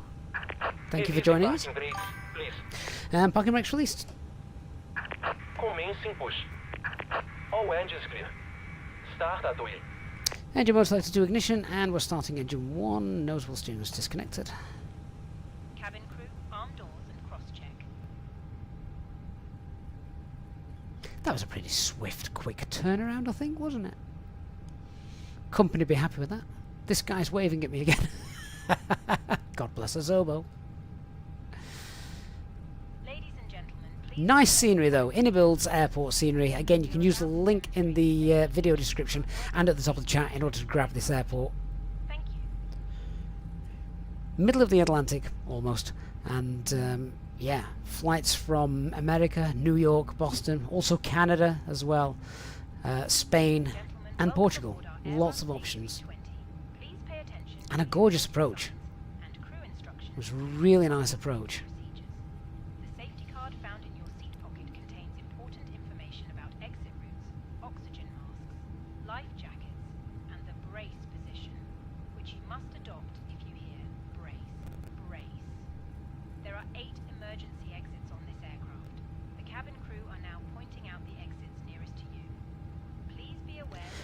Engine 1 stable, starting engine 2. may be behind you. Emergency lighting will guide you to an exit. In an emergency, leave all baggage on board. Your seatbelt is fastened, adjusted. I do love the fact that you can see the markings as well, like that Whiskey 03 for the parking stand. It looks a bit worn, doesn't it? That you keep it fastened at all times. If the air supply fails, Please set parking brake. Leanna's back in gambling again. Parking brakes set. Marking gear. put the mask over your nose and mouth and breathe normally. Hold the mask in place with the strap. Pull on each side to adjust. Put on your own mask before helping others. Take a life jacket from under your seat. Remove from the pouch and put it over your head. Pass the tapes around your waist and click together. Pull the strap to adjust. And engine 2 is available. Inflate the life jacket inside the aircraft. When outside, inflate it by pulling the toggle. Anti-ice not required. Inflate or needs What toggling. tax allowed? I Blow know. into this tube. There is a light and whistle for attracting attention. The cabin crew can assist you with life jackets. Tow track disconnected. Bypass wing Tray removal. now stowed. Armrest down. Window lines Left is clear. Right is clear. Further information regarding your safety on board can be found. Where is he? I don't want to run him over. We hope you have a great flight. Tug driver's clear and out of the way. Ah, there he is.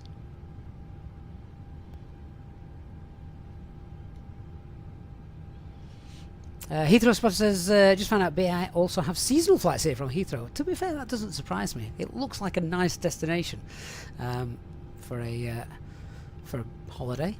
It's not a long flight from Portugal, is it? Only a couple of hours.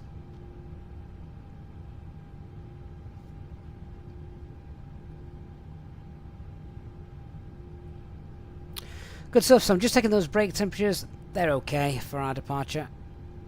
Below 150. And the start checklist. So anti-ice is off. Ecom status is checked. Just check that it's pack 2 and nothing else broken. Yeah, pack 2. And pitch trim is 30.9. Rudder is neutral. Okay, let's go. Ponta Delgada traffic, Air Portugal 1862, taxiing now via Echo, backtracking runway 12 for a runway 30 departure.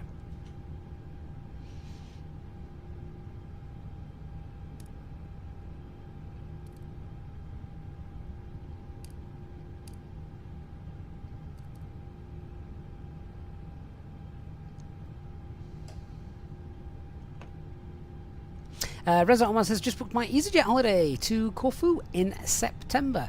That is good timing, Rosette. That is straight after all the kids have gone back to school, which is exactly when you want to do it. Brake check. That's fine. And flight control check. Full left. Full right. Neutral. Full up. Full down. Neutral. And rudder, full right, full left, neutral.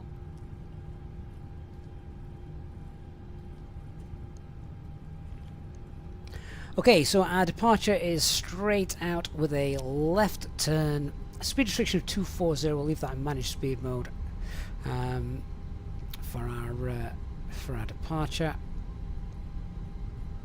No change to our performance or LMCs, flex departure. No QNH change or weather change, anything like that. Engine out procedure is standard, straight out, and then 1500 feet, push the level off. Left turn then to our holding point, 3000 feet, just to the south of us, whose name I forgot, but it's in the secondary flight plan. And our stop climb 6000. Taxi checklist, flight controls have been checked. Flap setting is config 1. FMAs. Climb nav blue 1 FD2 6000 blue, and flight directors 1 and 2. Radar pretty wind shear is on. Ecam memo. Waiting for the cabin crew. EFB is stowed and disconnected. Ponta Delgada traffic, Air Portugal 1862, entering runway 12 to backtrack. Let's get our lights on as we do that. downhill as well, this, as we saw as we were coming in.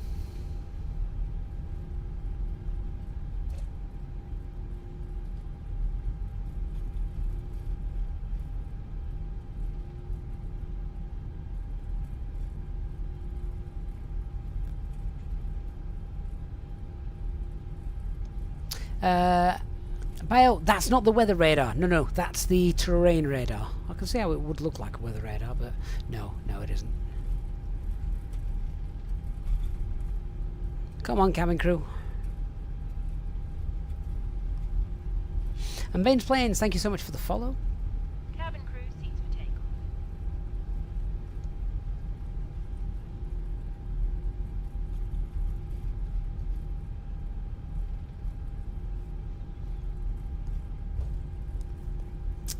There we go. Eco memo now. Take off. No blue.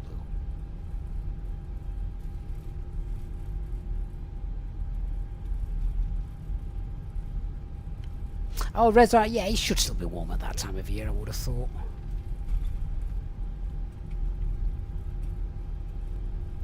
Okay, so rather unusually, we're going to be taxiing to the right to turn around. Normally we can. It's the left-hand side, but no. Taxiing to the right.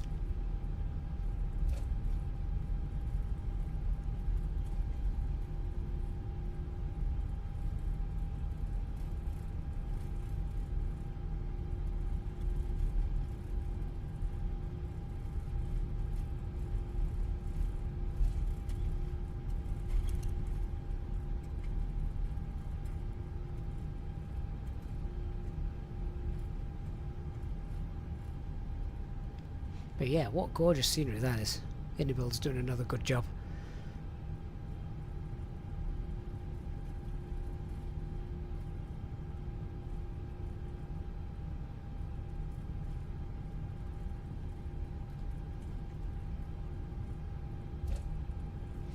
Ah, Nick's here. How are you doing, Squire? Have you just woke up?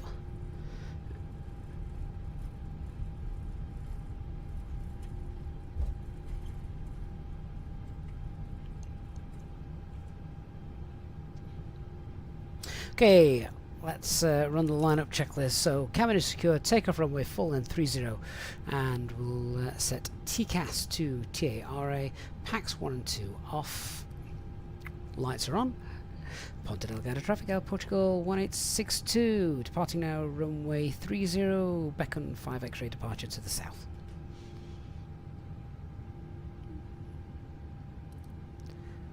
And take off. Let's go back to Lisbon.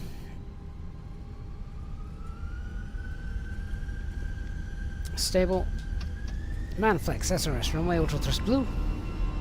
Engine 2 critical.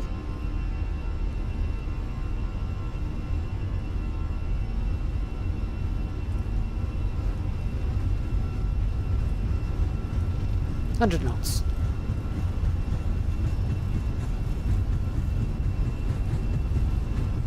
V1, rotate.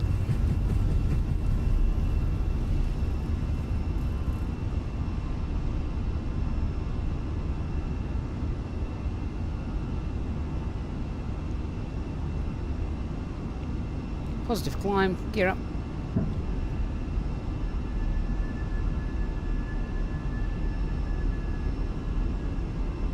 And nav.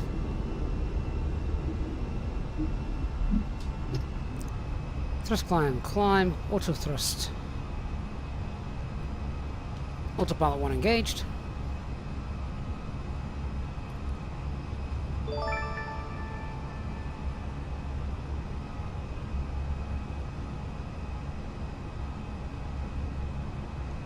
And that's it, we're back over the ocean. It seems to be looking a lot greyer than it did when we were airborne on the way here.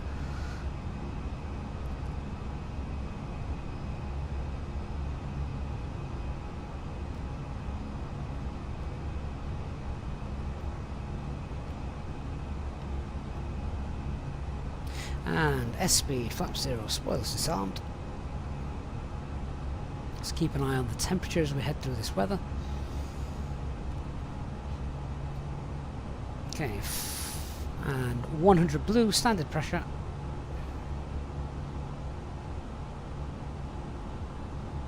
Temperature looks alright. Reza, mate, thank you so much for gifting channel membership to Reza. What? How's that work? Reza, you've somehow managed to gift a membership to yourself. Either way, thanks for supporting us, my friend. I've never seen YouTube do that before. Awesome, mate.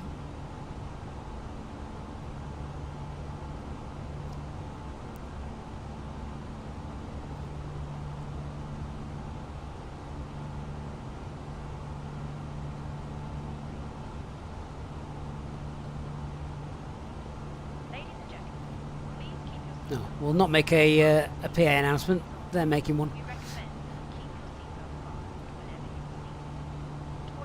Well, that's it now. I think we're above the clouds for the duration of our flight back to Portugal. Alright, spoilers, flaps, gear, lights. Wally! Good morning, Wally, sir. How are you doing? Hope you're well.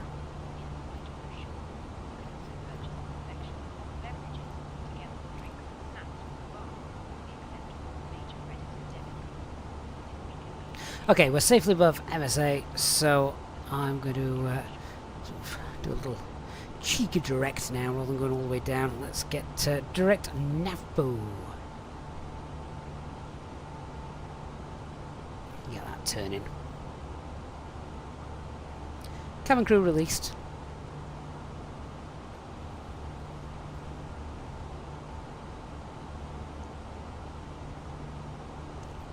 Hey, John to Scotland. I'm doing very well, thank you. Hope you are too. So, Nick, you've spent the morning in the garden because the weather's been good. Really? It's freezing up north. Oh, wow, Wally, you've just got back from an 11-day cruise in the Caribbean. Not jealous in the slightest.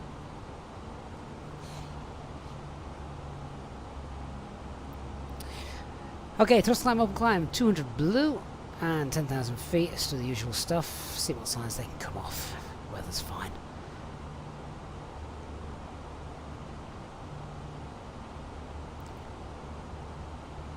$360, because we're not going to get up to... in fact, we'll probably get up to 3.8. Optimum says 3.6 though. We'll run 3.6 for now. So, 360 blue.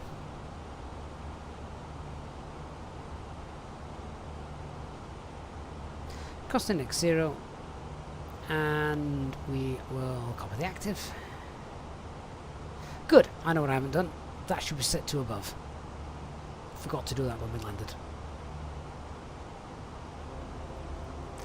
And that's it. Now we'll sit back and relax and watch the fluffy white clouds pass on our way back.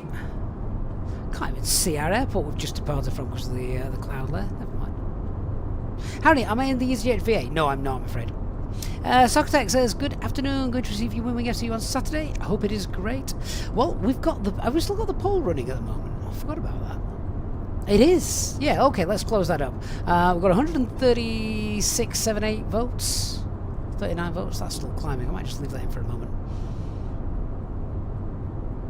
Reza, you get to thank yourself, yeah.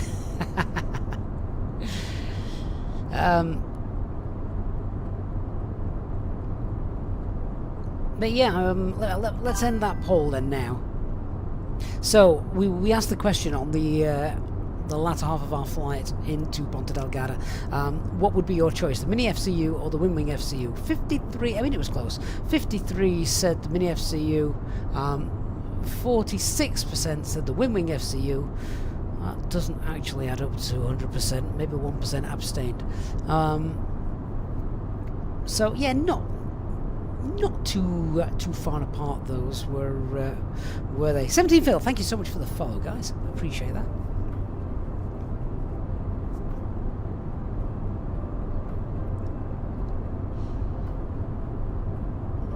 Holy Trucker, where do you buy the Briddock A380? I have no idea, but I'm not touching that with a barge pole.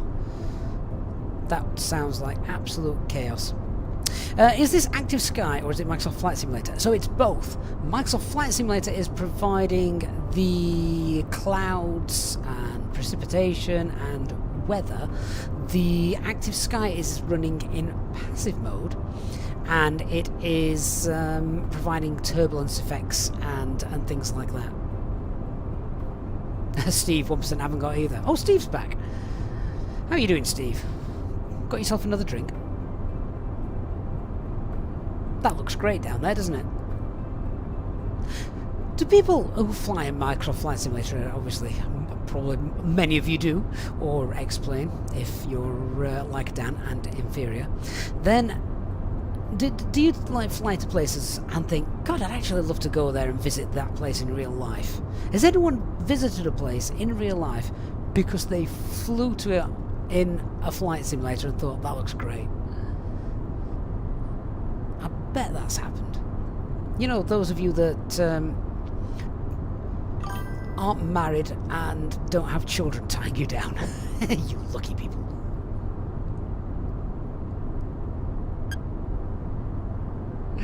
Steve, oh, you've still been here all the time. Malibu and Co. Oh, mate, I would love a Malibu and Co.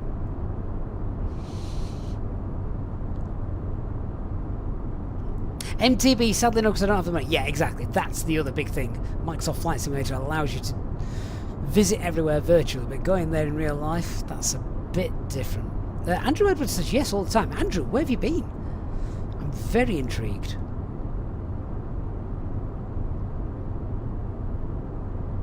Ponta Delgada traffic, air station 45 Yankee on ILS runway 30. Sending me out.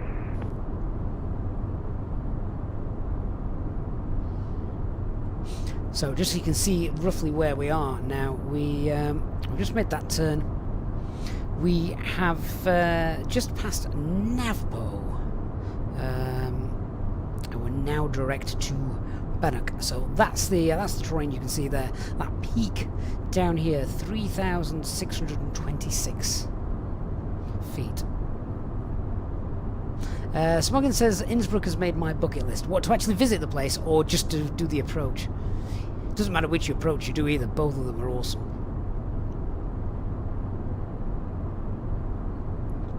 John Thomas Scotland says San Francisco did it on P3D back in the day, then went there a few years ago.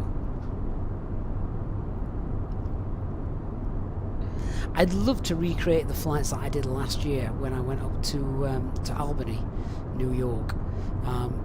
Which we did one of them, obviously, didn't we? We did Manchester down to Heathrow, which we did as a sort of a live stream whilst I was on the real aircraft, which was great fun.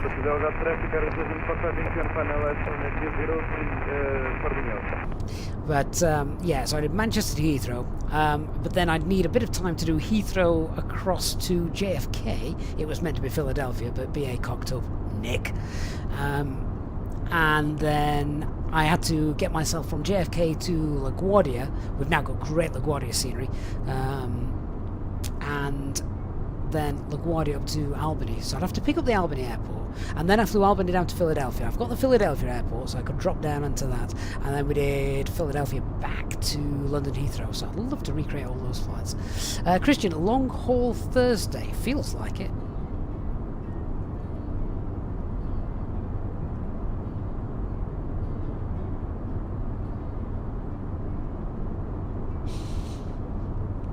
Zephyrus videos, not just the call sign wrong, mate. Everything's wrong. I forgot to update that. Hang on. That was the flight there.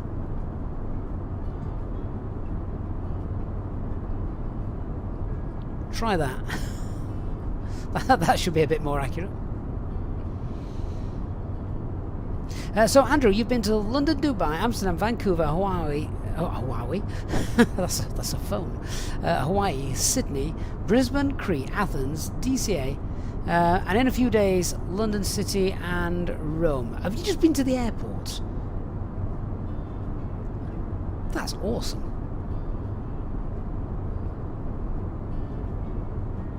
Well, that's it. Let's wave goodbye to land.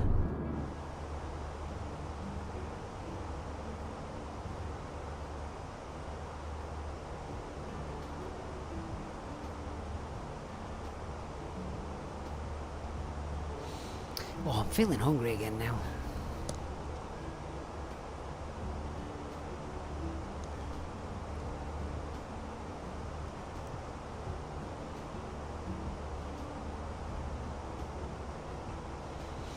I could quite happily, I think, just go to a place just to visit the airport and come around, turn around and go home.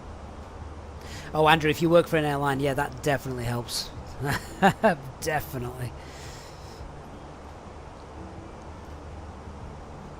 Friends and family schemes, they become much cheaper.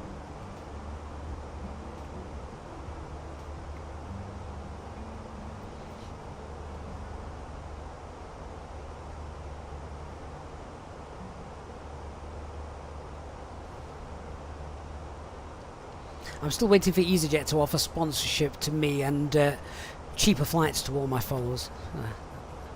Can you imagine if that actually happened?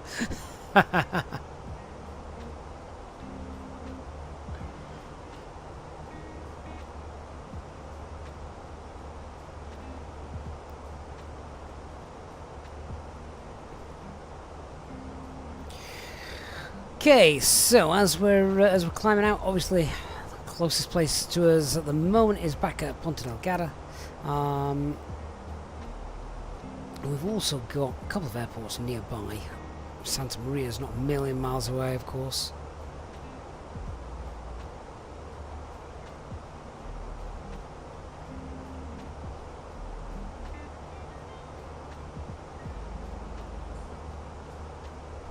"52 miles to the south of us.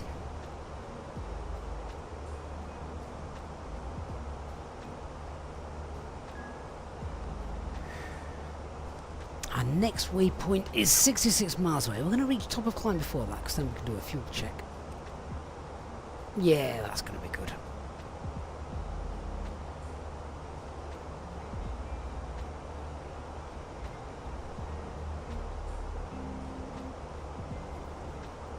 Hey, Star Pilot and Felix. Good afternoon, mate. We'll be having a chilled out Thursday. That's what we're doing today. Just a chilled out Thursday. Latvian controller's back in. Hello, mate. Are you still controlling, or are you offline now?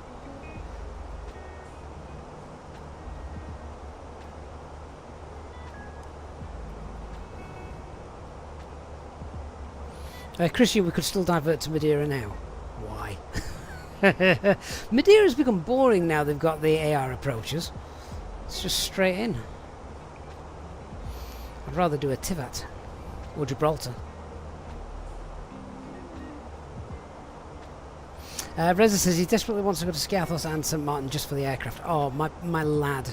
Well, not just him, me as well. We both really want to go to St Martin. And his mum, my wife, just winds us up because she went there when she was a teenager. And she's like, yeah, I've been to that beach. I've laid under there. I've been blasted by planes. She doesn't even like planes. She couldn't care less about them. And she's been to the one place that we're both desperate to go to. Christian, just fly the VOR approach. What, should we just fail the GPS? Yeah. That's interesting. Why has that just gone to selected speed? Oh, okay. Back to managed.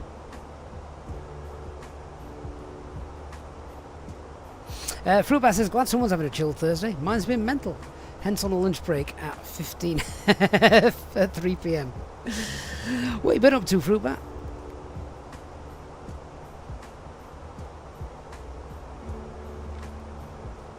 Oh, Pilot Phoenix. Well, I hope being with us this afternoon will just give you a chance to chill out a little bit. Yeah, we're doing very little, if I've been perfectly honest with you. That's the thing with these sort of flights, not much to do. Other than chat and drink tea.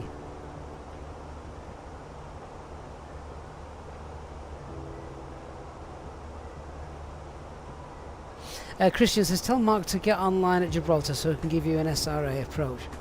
I mean, they are hard work for a controller, aren't they? It's got to be much more difficult than saying clear ILS approach. Contact tower.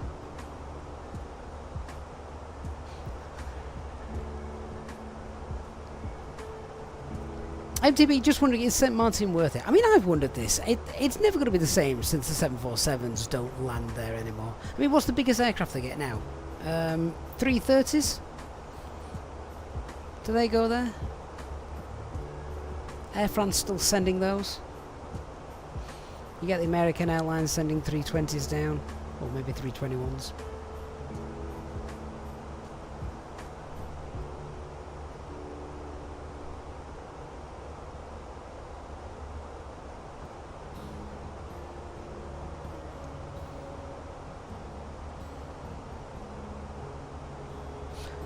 Have a quick look.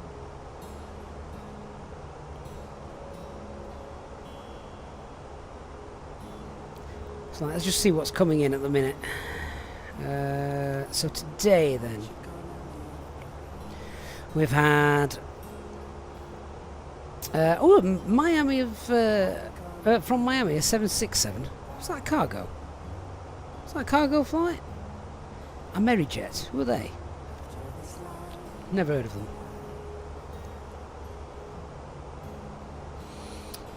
What else have we got? I'm only looking at big things. Miami sent a 319, American Airlines. United 737, Sunwing 737. Oh, 757 from Delta, that would be kind of cool. JetBlue 320. Yeah, Air France A330. Sorry, I'm just realising we're getting up to the to our cruise altitude.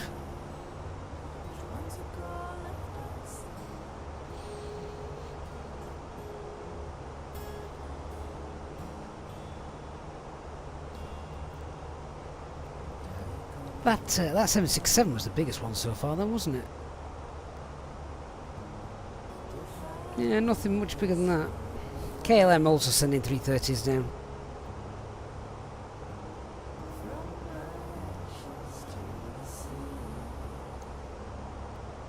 Hey, Hazza. Hey, Clever. Right, we've just reached 36,000. Go on, let's get up 38.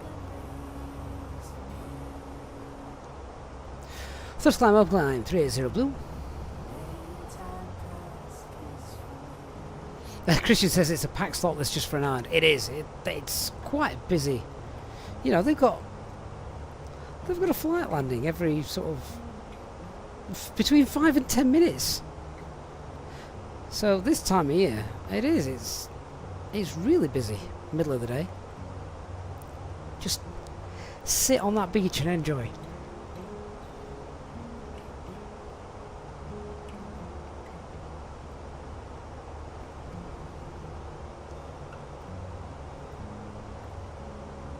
Pilot Phoenix says he feels like flying now too. Oh, you should.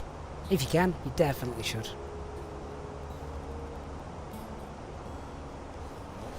Steve says there's a bar past the beach. Yeah, I know. Again, my wife winds us up by saying, I've been to the bar, I've sat on the bar, I've sat on the beach. It was great. It should have. I'm going to kidnap my son and we're going to go together. Clever Trevor, yeah, you haven't flown for days. Why not? Your PC's not in pieces, is it? What's the reason for that then? Or have you just not had time? Time's a big thing.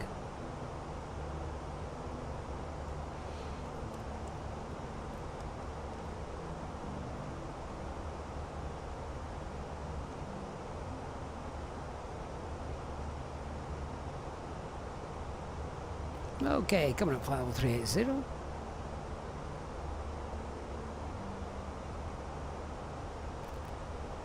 Steve says they also serve Malibu and Coke. I'm getting the feeling that might be your favourite tipple, Steve. So what time's your flight back tomorrow? Tell me it's with an orange airline and not an Irish one.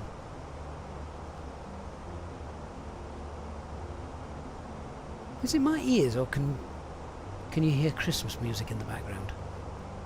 Hang on. I can't have Christmas music. I know it's cold, but even so. Mac Alt Star.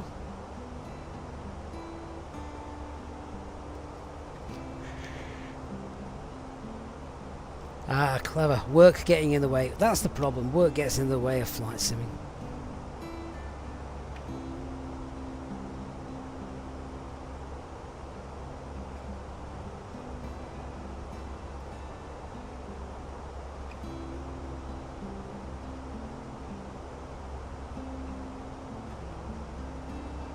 you know what? No, we can make 390 now. Just climb up and climb 390 blue. Up we go. Yeah, so max is 398. I'm happy to take that.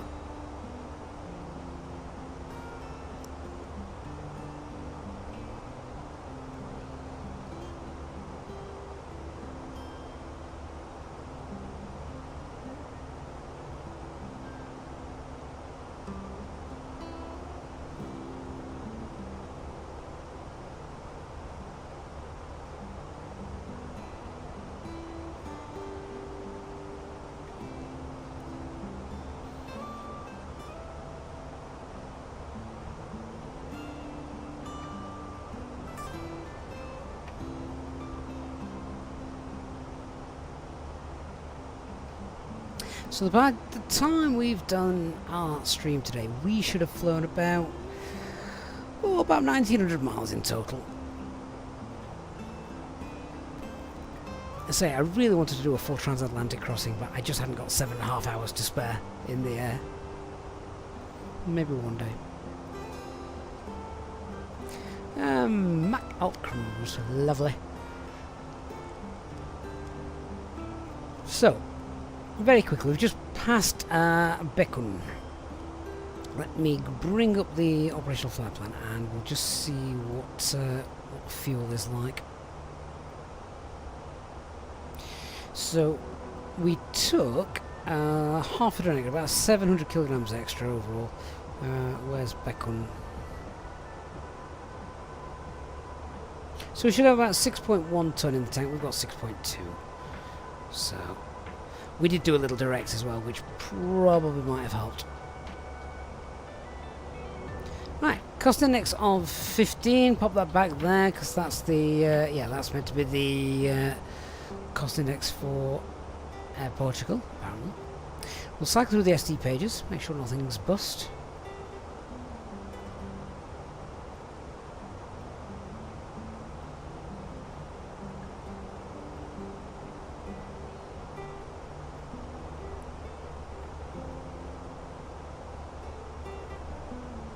Huh?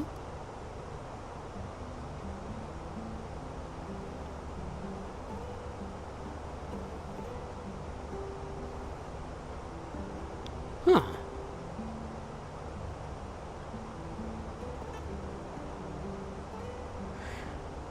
That's not right.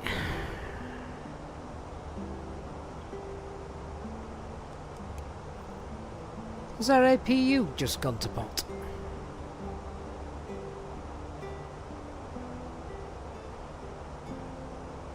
Come back to that.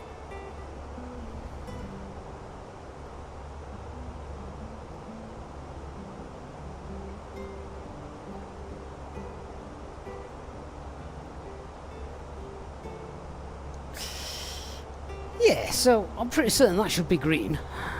I don't think that should be amber.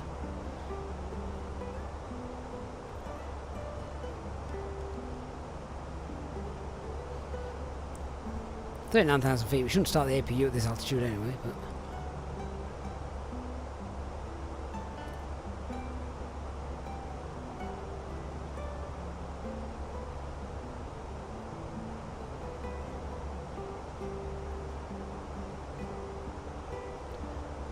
Oh, flipping heck, my APU's dead.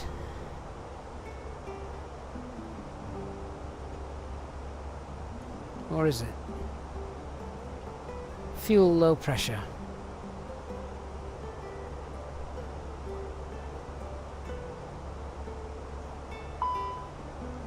APU auto shutdown. Yeah, okay.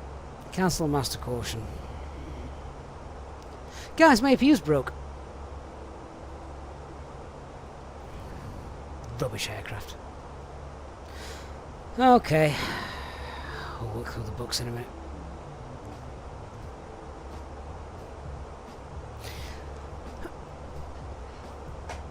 Alright, so we've got a nicely busted APU. Typical. Just when everything was going plain sailing smooth.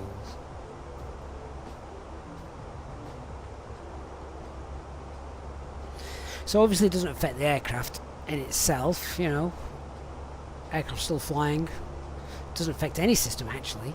You know, we're still, you know, FMAs are all good. We've still got the autopilot. We've still got the auto thrust. That makes no difference to us.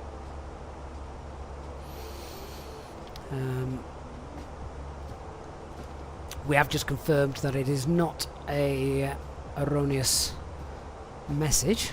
So I wonder when that broke, because it was working fine on the ground, wasn't it? Absolutely fine on the ground.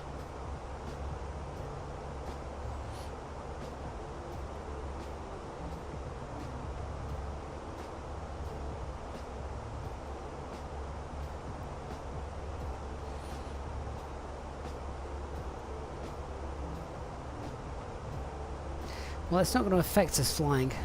We're not going to go anywhere else because of it. To be fair, if we've got a broken APU, we don't want to be going back somewhere. It's not a divert, not something we need to divert for. We don't need to tell passengers, we don't need to tell the crew. It makes no difference to them, no odds to them at all.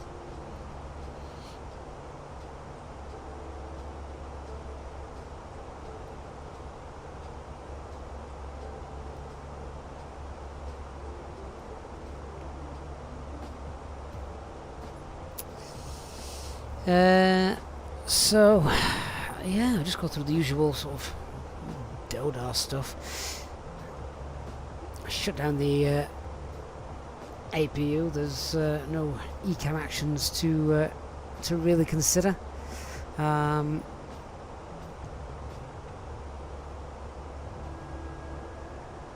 So our ECAM actions complete. Clear failure. APU in op. There we go. Okay, so that's what's been diagnosed. What options we got? Well, we're going to continue. It's not altered the current state of the aircraft. It's not something we're going to turn around for. You know, where we're going to get that fixed? I'm guessing I'm not going to get that fixed at Madeira or at Ponta Delgada. So might as well head back to base. It's where we're going anyway. What happens if we do nothing? Well, makes no difference. It just means that the problem will be when we get down on the ground. So what this basically means then is once we've got down on the ground, we'll shut down engine number 2 first. We'll communicate with ground crew, tell them we need to get powered up with the GPU. Once that's available, we'll turn that on and shut down engine 1 once we're connected up. Sub-7, can you start the APU in flight? Yeah, you can. Yep. I'll be honest, I think there's an APU start altitude. I think it's 36,000 feet. I'd have to jump back through the manuals to check. I think it's 36,000 feet. Christian, why did I want to turn it on? To see if it was lying to me. You know, check it wasn't a computer fault. Basically, just confirm the diagnosis, confirm that it is broken. So that's the only reason I turned it on. It's not like we've lost an engine. But funnily enough, now this becomes interesting, because let's say if now we lose an engine or an IDG or a generator or something like that. Then suddenly I've only got one source of electrical power anymore, and that is whichever generator is still running. So, which could be interesting. Hopefully, it won't come to that. So, obviously, the decision is just carry on. When we land, we've just spoken about what we'll do when we go through that. Yeah, so it just makes a slight difference once we need to land. Just how we shut down the engine and speak to ground crew. Obviously, we could send a message now to ops to say my aircraft is broken, the APU's knackered. You'll need an MOC. So there you go.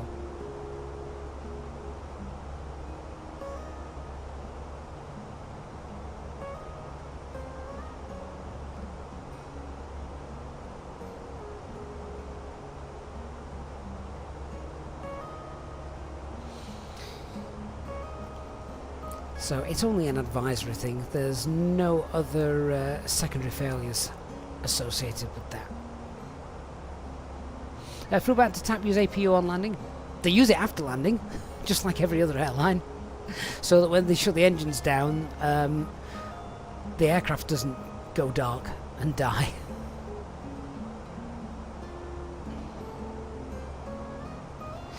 So yeah, we just contact ops and say you need an MOC on standby when we arrive because the APU's broke. Not my problem. Let the next crew deal with that.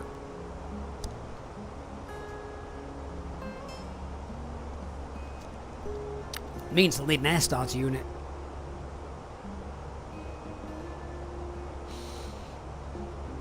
Matthias, what's happening with the APU? Oh, it's busted.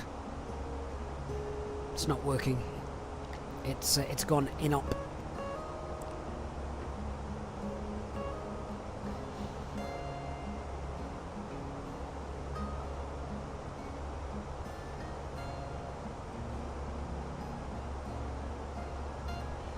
Fruitman, SAS don't use the GPU, they shut down engine 2, connect the GPU and that's it. Really?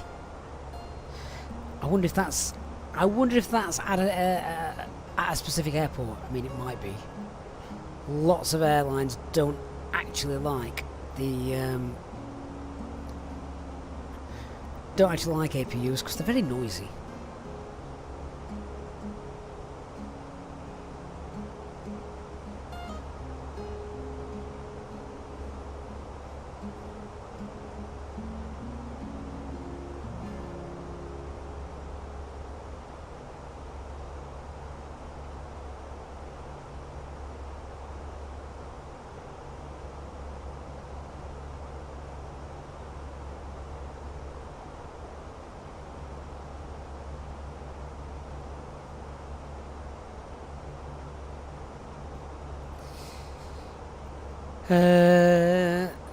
So yeah, I'm just looking through the chart, the documents now. There's nothing there. It's basically it's broke. We're not going to get it working again mid-flight, so don't think there's going to be anything in the QRH about it.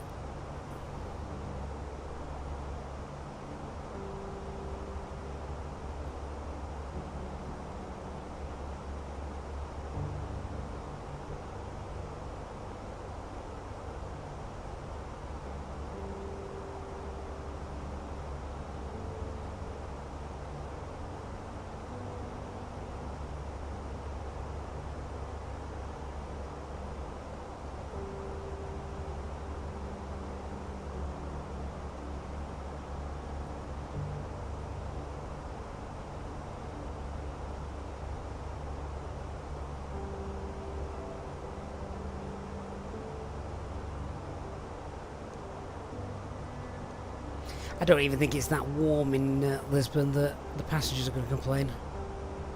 They're not going to need an air conditioning unit.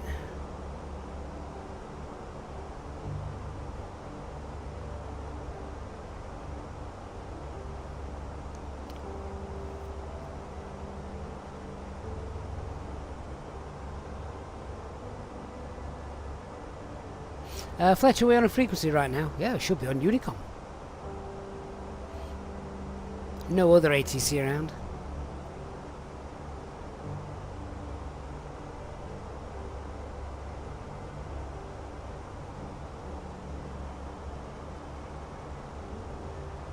I think we had a much stronger headwind than we have got a tailwind coming back, which is not fair.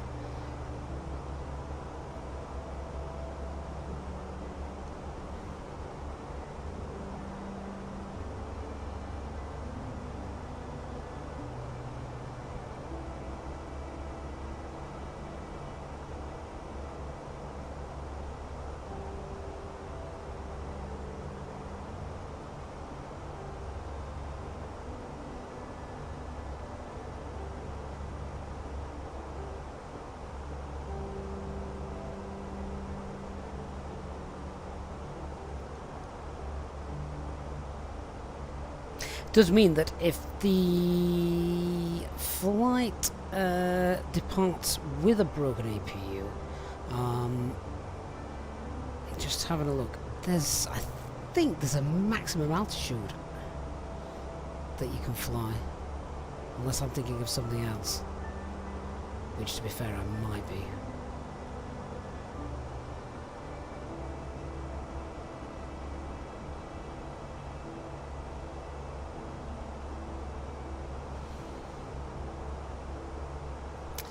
APU fault. Let's just have a look. So you can fly without an APU, that's fine.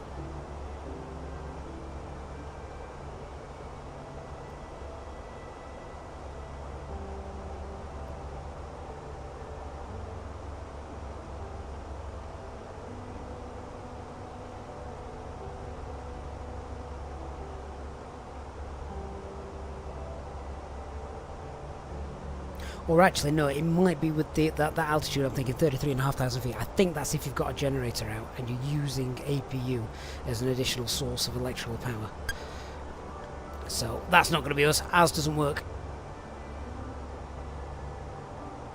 Christian, yeah, that's it.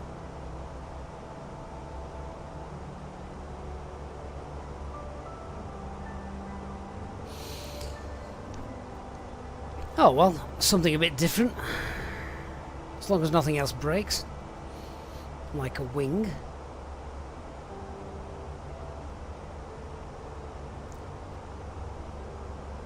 Ah, no ADC required. Good. They're going to be annoyed at me when I bring back a broken aircraft. Like, yeah, we were on time, but your aircraft's bust.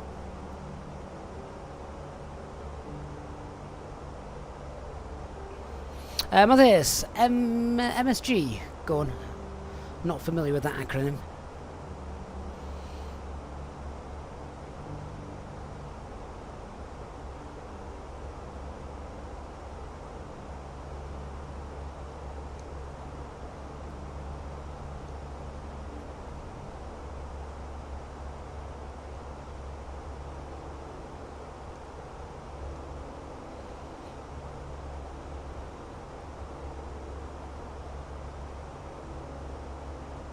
Hey Tony, says it's just rejoined the stream. What's happened? Oh no, we were just checking through things when we got to top of cruise and realised that our APU broke at some point between taking off and reaching top of cruise, because it was absolutely fine on the ground.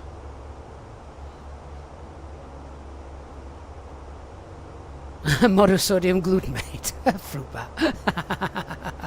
That is the best answer to anything we've ever had on a stream.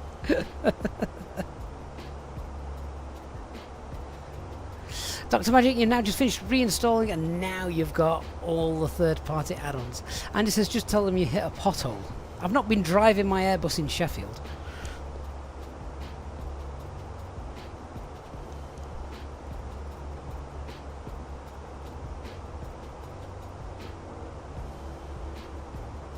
Oh, hang on.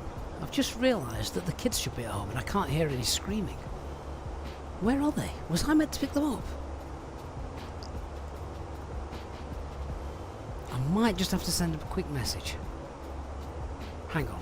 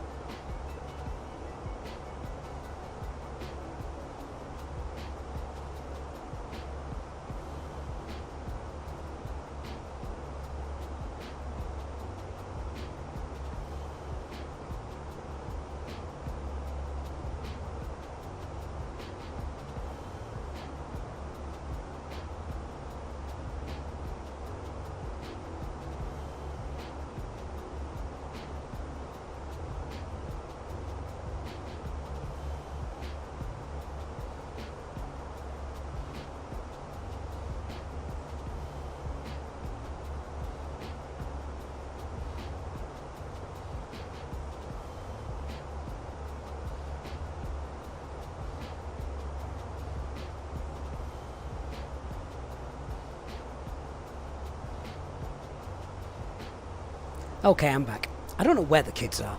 I don't think I was meant to get them. Hold on. I've just come back and read the comments. Imagine if I was meant to get them and I had to go to school. I'm just going to leave this plane flying till it runs out of fuel. There's no kids around, but I have got an Amazon parcel. And I'm really glad that this has been delivered while the kids are not around. Amazon deliver at 39,000 feet these days.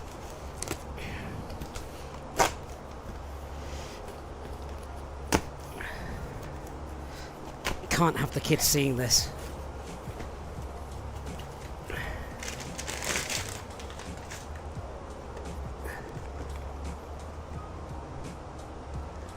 Alright guys, I'm going to post a picture on our Discord server so you understand why I'm excited about this.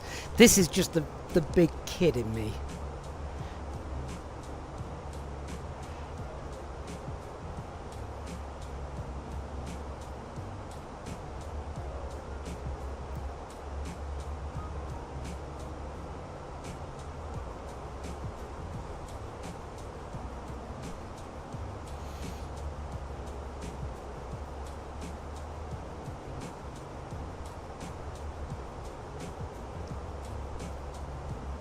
Yes, I've just popped that in the on the Discord server. I'll let you guys check that out.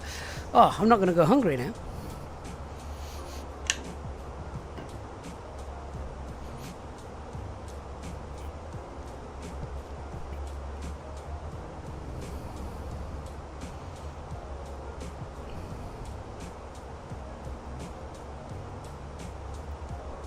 There's one missing though. Maybe that'll come tomorrow.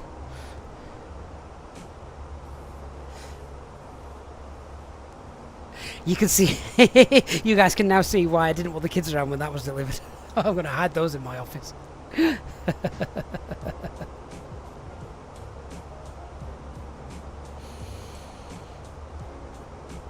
Christian, this is why you don't have kids, you'd simply forget about them. I actually don't know where they are. I think my wife's got them. My phone's not ringing, so presumably that's a good sign.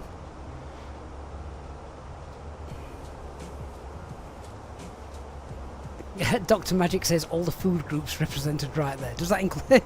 Since when was plastic a food group? I'm sure there's some stuff in there you shouldn't really eat.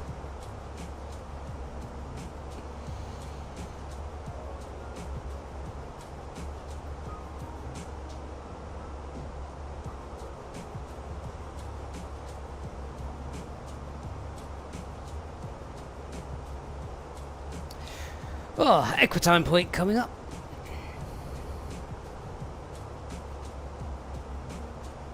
Ah, Kevin, that is a good point. Or I'm in trouble that much, a phone call won't cut it. Well, I would have imagined the school would have rung me, wouldn't they? If it was my job to pick them up. I would have thought. Oh, I hope they didn't ring my wife first.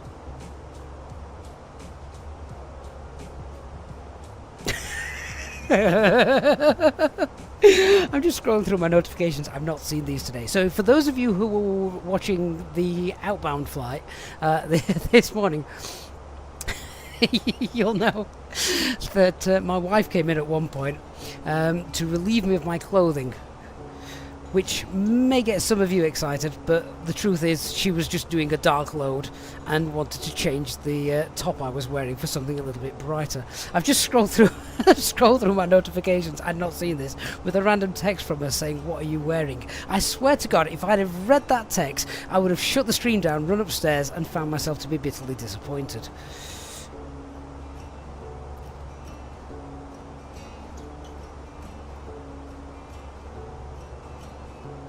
Oh, so Dan's also messaged me about his route that he wanted to fly. He purchased a select the route. He wanted to do an A300 cargo flight, East Midlands to Milan, with DHL. Oh, we can definitely do that. Love a good DHL flight.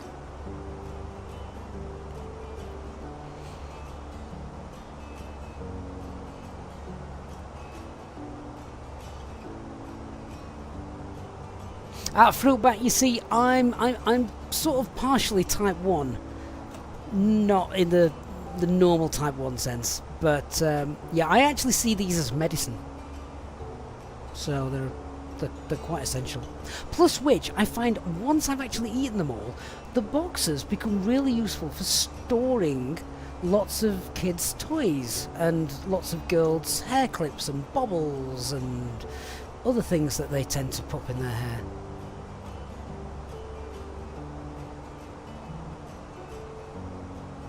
Which otherwise just do my head in because they get laid around the house.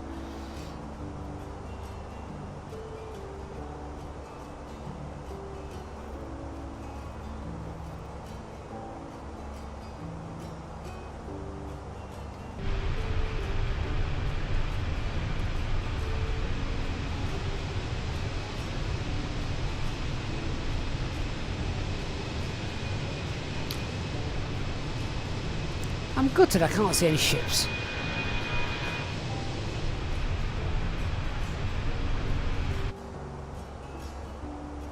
Yeah, Leanna, that's how I sell it to my wife. I bought storage boxes. I've just got to empty them first. That is exactly right.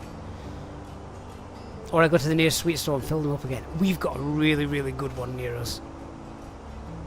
So that's actually not a bad idea.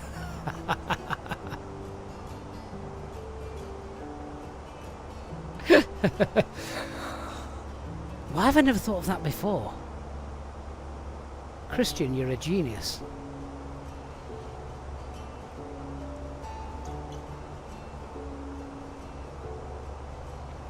Diego, I don't work for TAP.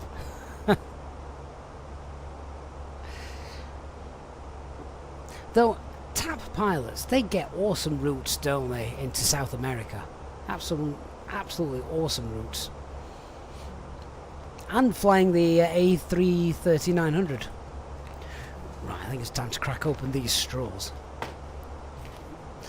And just so you know that I'm still upkeeping my usual tradition, as well as these sweet straws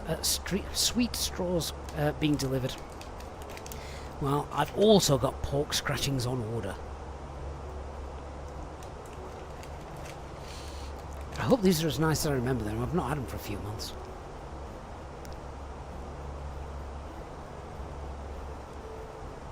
Do you know what? I think these are thinner than they used to be. They're saving money. They're rolling them thinner. They can make a longer line, can't they, out of the same ingredients.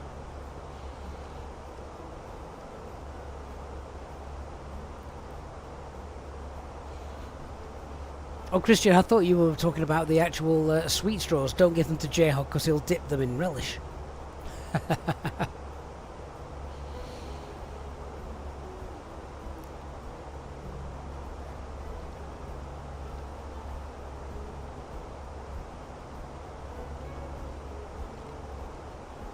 Tell you what, shall we go for a different view? Let's go first officer. Why not?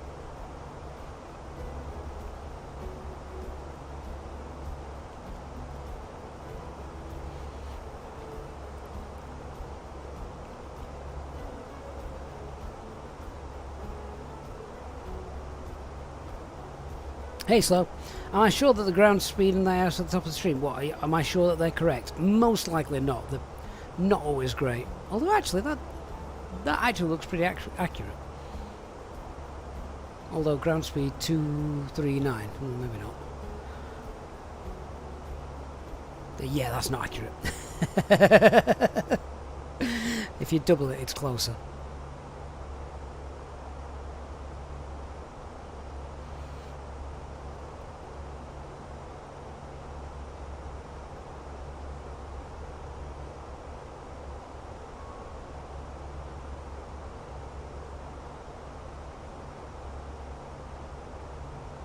So at what point do I start worrying about where the kids are?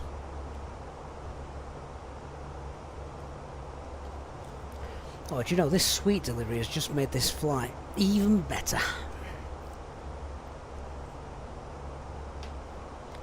Ooh, those apple ones are nice.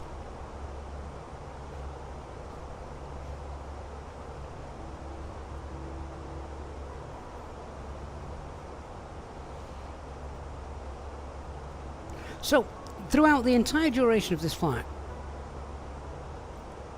we haven't really had any turbulence to speak of.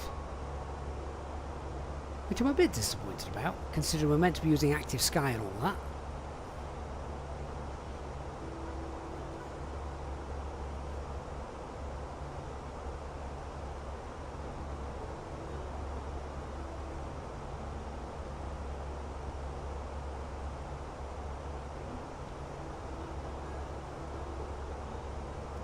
Christian, think I can call the police after 24 hours? Yeah, okay. Hey, I'm telling you now, if I have forgot to pick up the kids when my wife finds out, please don't wait 24 hours before calling the police. I will need protection.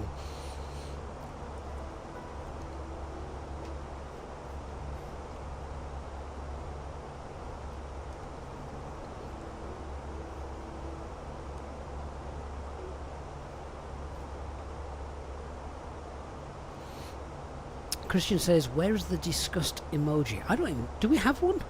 We must have one. Steve says it's more clear all turbulence rather than clear air. Nick, no kids, more streams. This is true. This is true.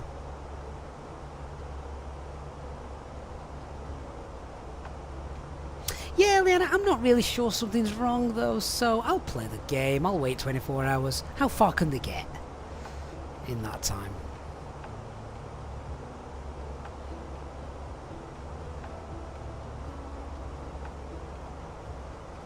Christian, if it's my wife that's forgot to pick the kids up, then I've got a get out of jail free card. Yes. Absolutely right. Just like, do you remember that time you forgot to pick up our children? No? How many times am I allowed to play that card?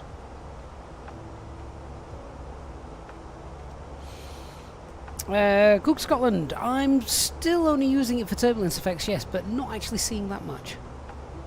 I might have just been lucky. I might just be flying through beautiful, turbulent-free skies.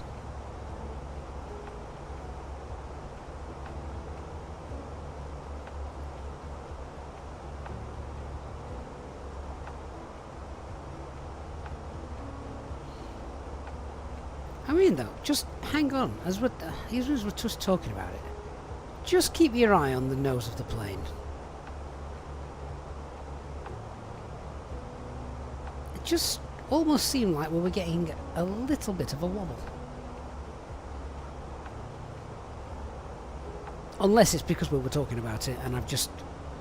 It's my imagination playing up to it.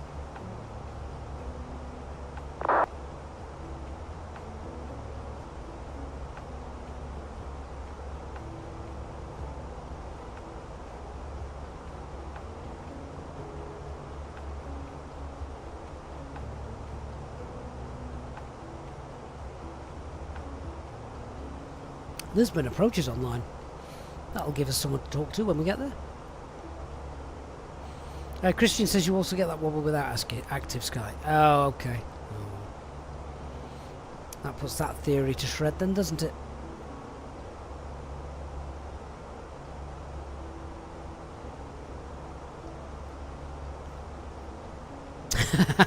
Andy says, if Gav should have picked the kids up and forgot, it could be a while before his next stream. I'll be emigrating. You see, Nick, we used to have more streams when there was no work.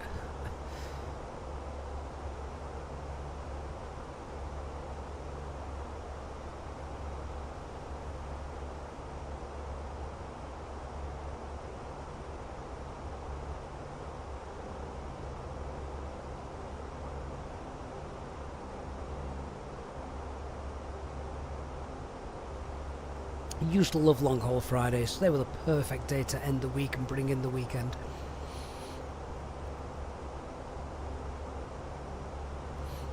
Then it became long haul Mondays, or mileage Mondays, as we called it. We had mileage Mondays, toga Tuesdays, long haul Fridays. I don't think we actually had anything for Wednesdays and Thursdays.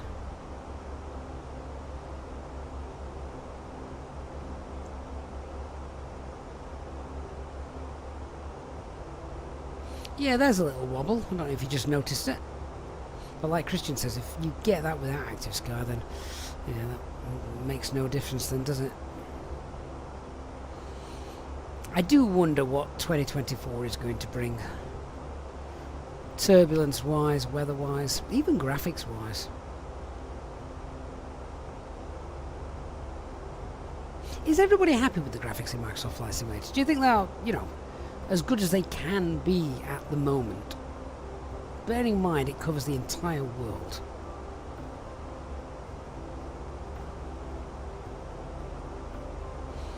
I think performance is the one thing people want to see more consistency with, rather than better graphics.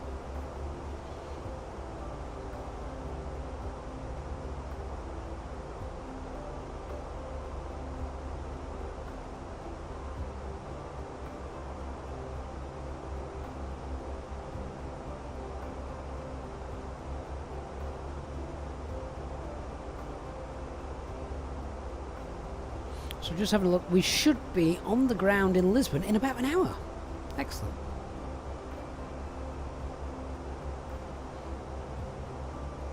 Matt says VR needs to be optimised quite a bit. See, I don't play in VR, Matt, so I can't comment on VR and how good or how bad it is.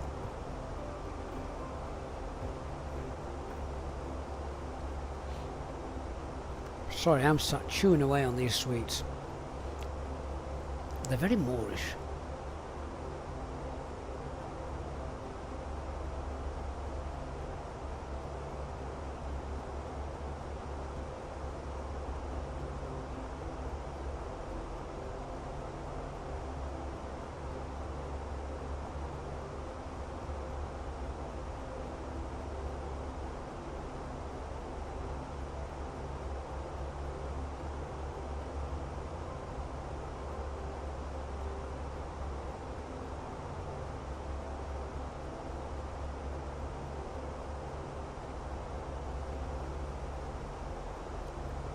So, I'm just wondering if we're a bit too far away to pick up any 80s from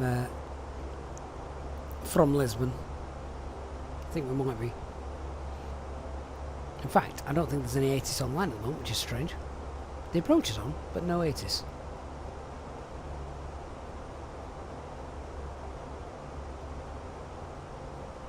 So, one thing I have got planned coming up soon is you'll know that we recently did a showcase of Beyond ATC using air traffic control from Beyond ATC in its beta build, which I think everyone agreed it was really good, really great product. Looking forward to its release. There's obviously the other ATC program on offer at the moment, which is a lot more expensive, and that is Say Intentions. Well, Say Intentions, the developers of that really have been quietly working very, very hard. It's developing on a daily basis, almost as fast as... Do you remember when Fly-by-Wire was just crazy busy with add-ons and updates? Well, the Say Intentions app is pretty similar to that at the moment. It now covers the whole world. It now does IFR. The voices are much more human and lifelike than they used to be. Their responses, of course, nothing is on the rails. You can do exactly what you want and speak to it as though it was a human, intellectual person. It will understand everything you say, no matter how daft. But I do want to do a showcase flight using Say Intentions, so you guys can see that as well.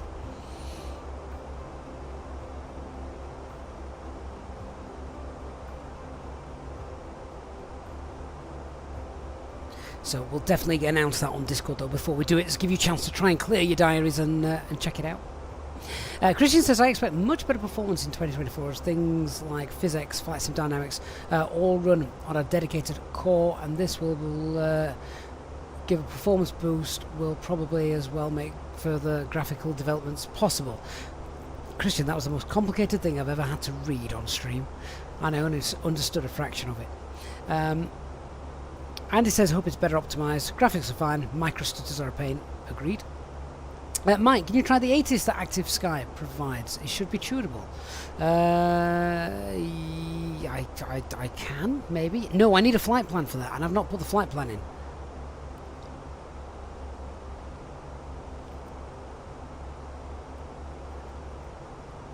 Let me see if I can do it.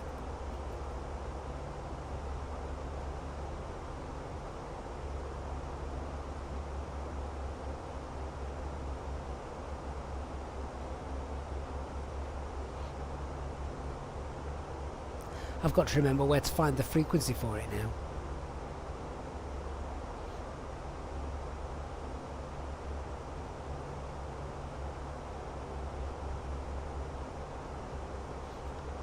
Can't remember what the frequency for it was. Was it 122 decimal something 025 maybe?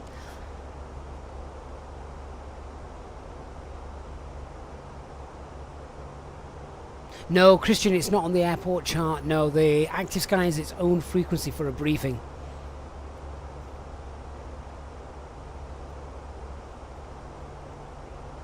I think it might be something like 122.025. Should we just keep tuning until we find it? See if it works. Lima, Papa, Tango, airport information, Oscar 1430, Zulu, weather, wind 321 at 13, visibility 10,000, sky condition, few clouds at 2,800, ceiling 3,400, broken, temperature 18, QNH 1013, advise on initial contact, you have information, Oscar. Oh, there we go. Lima, Papa, Tango, airport information, Oscar 1430, Zulu, weather, wind 321 at 13, visibility 10,000, sky condition, few clouds at 2,800, ceiling. That is the right airport, isn't it? LPPT. Yes. Christian says it sounds like a drunk robot. Hey, Ewald, good to see you. So there you go, Mike. That was the frequency. But you only get that ATIS if you use a Simbrief flight plan. Or you create a flight plan in Active Sky. John Diov 3N, good afternoon. Hope you're having a good day. Thank you for joining us.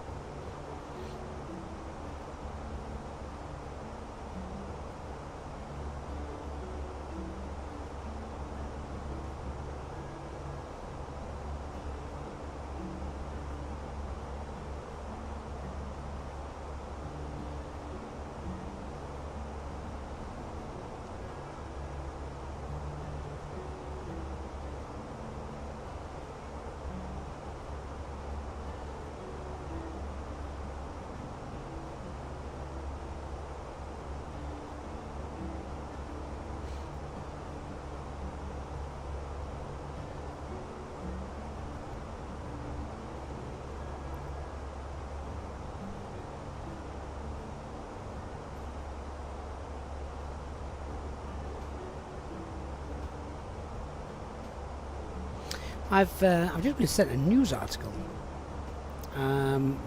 Abandoned UK airport could reopen as TUI are keen to relaunch flights. Guess which airport they're talking about?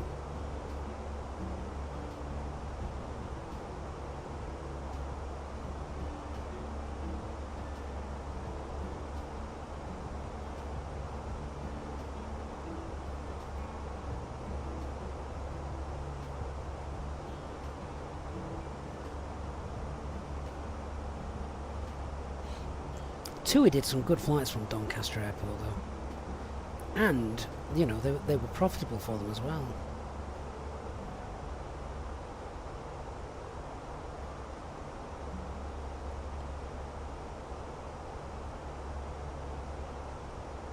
And if they could get some other, you know, low-cost carriers in there to really help, I think the airport could be really successful. Hey, Benjamin.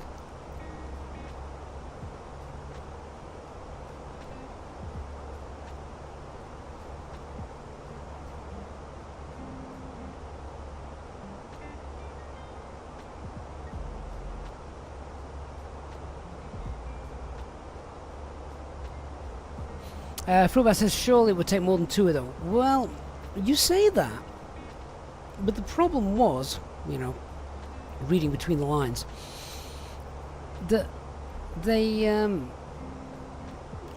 the airport fees for airlines were ridiculous because they didn't want the aircraft there. I know, what kind of airport doesn't want aircraft there?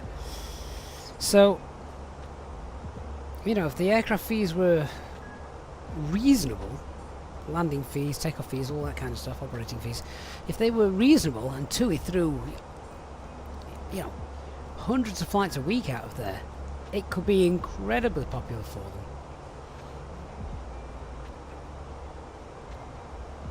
Because do TUI fly out of Leeds Bradford? I can't recall if they do or not. Obviously it's a big Jet2 hub and Ryanair fly out of there. EasyJet have a couple of flights out of there, but not many, only to Belfast I think. But it's going to be much cheaper to fly out of Doncaster, Sheffield than it is Manchester, and probably cheaper than Leeds as well. And the catchment area for Doncaster is huge. The infrastructure to get there is brilliant. You've got the M1, M18, A1. All the major arteries feed straight into it. Get a railway link in there as well and you're laughing.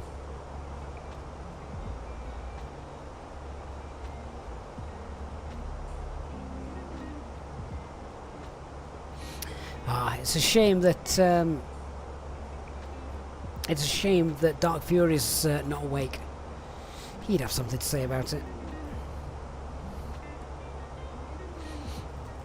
He seems to know everything that's going on there. I wouldn't be surprised if his secret job was managing director.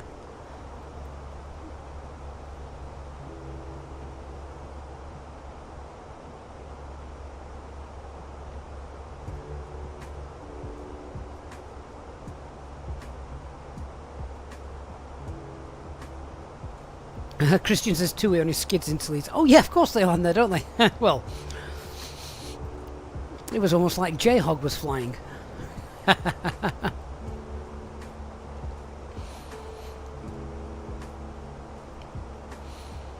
Oh, right, we'll be on the ground in less than an hour. It's probably a good time to start looking at some approach stuff. Make sure everything lines up.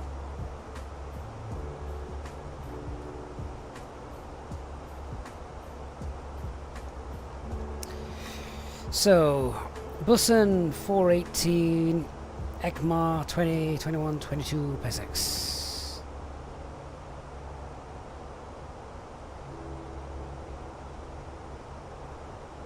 Yeah, coding's good. Radnav page, Lisbon.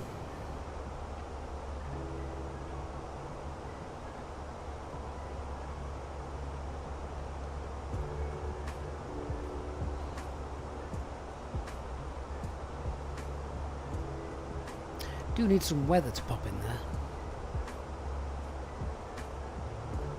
Might just send off for it in a minute. We'll do a landing calculation as well. Oh, I've got some NOTAMs I need to read.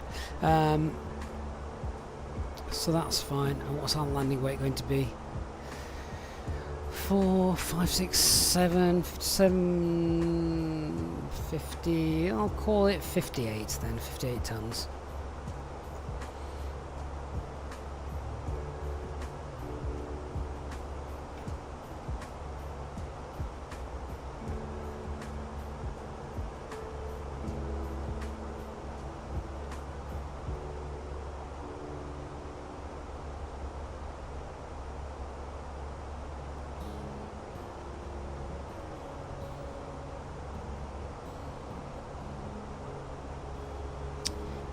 Okay, we'll read that in a second when that comes through.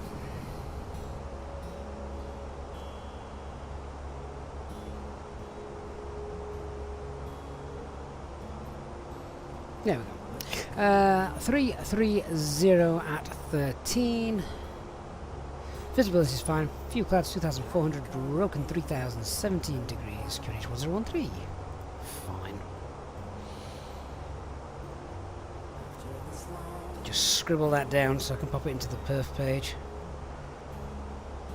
Nice little crosswind again for our landing today.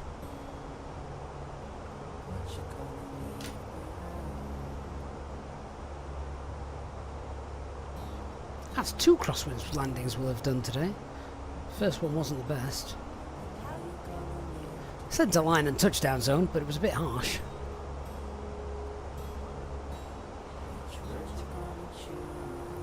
Winds 330 at 13 currently. What are the minimums?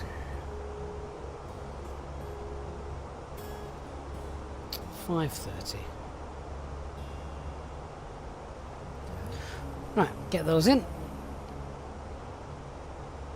And then we'll fill out the rest of the box as well.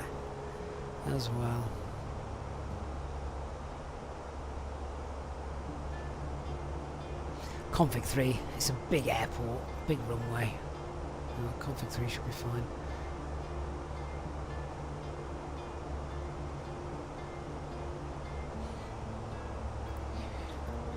Right, 139, clean 222, that's okay. So you can see from the chart as well, platform altitude's 4,000 feet, so 4,000 feet at SX is where we're aiming for. That's fine. 12-mile final. 3-degree approach. Pappy's on the left.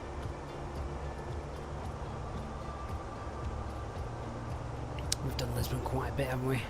Straight ahead, flight level 70 for missed approach. MSA is 3,000. 4,000 after departure, if we go around.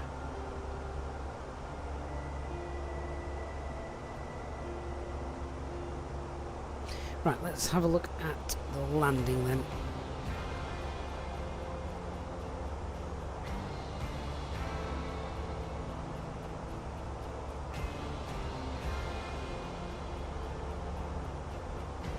Our landing weight was going to be 58 tons.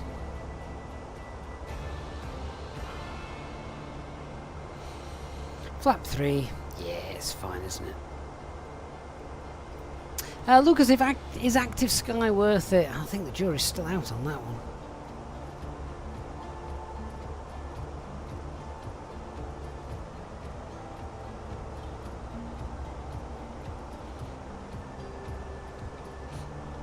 Josh, you were wondering how worthless do you think Microsoft Flight Simulator is compared to X-Plane?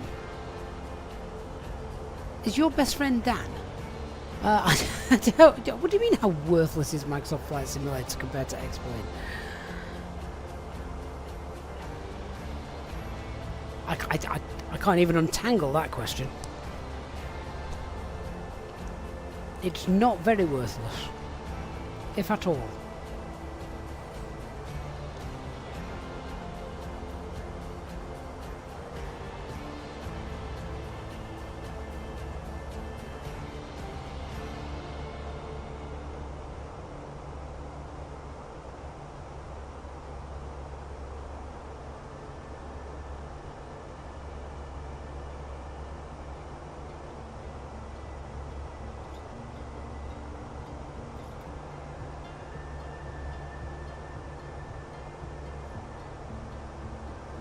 I'm just going to check, make sure nothing else is broken.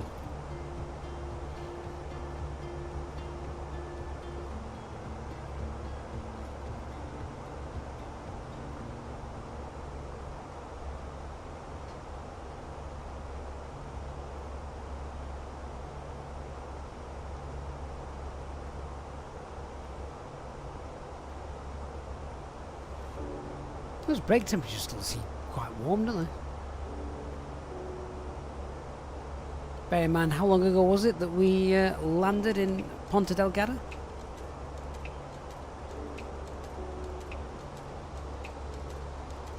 Lucas, do I think the cloud depiction is any good? I think there's no difference between that and Microsoft Flight Simulator's default clouds. It's, you know... I think it's a very individual choice, this one.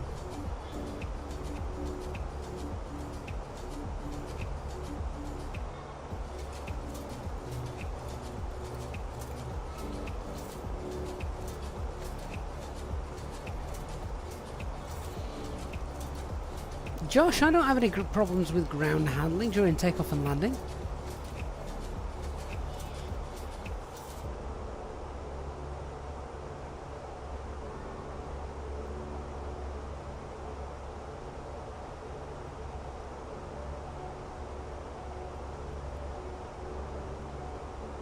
Right, I best need to read some NOTAMs because I think some things are broke in this airport we're flying to. Let's have a quick look.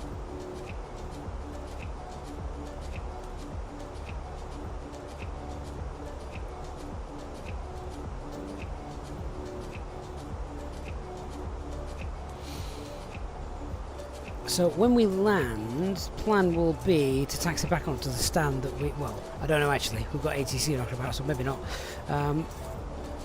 So let's just have a look at the NOTAMs. They're future NOTAMs, not bothered about them.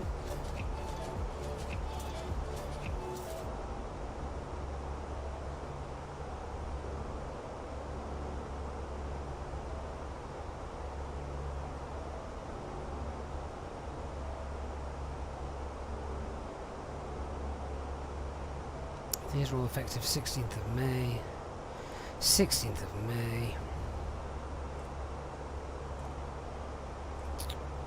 Right, okay. Oh, that's overnight. That doesn't matter.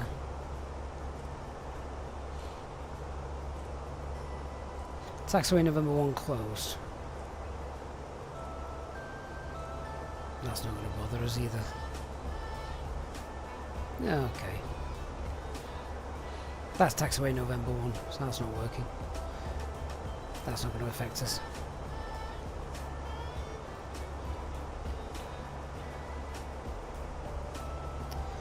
Cranes, lights not working.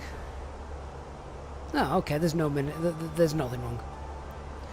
Nothing wrong with that. So yeah, basically all I was doing was just going through the list of NOTAMs here, and if any taxiway closures are now in place, well, you can just draw on them, which is a great little tool that Navigraph's given us. So yeah, we can say like, well, that one's not working, so don't taxi on that one. It doesn't work. Hey, Flight Students Official, good afternoon.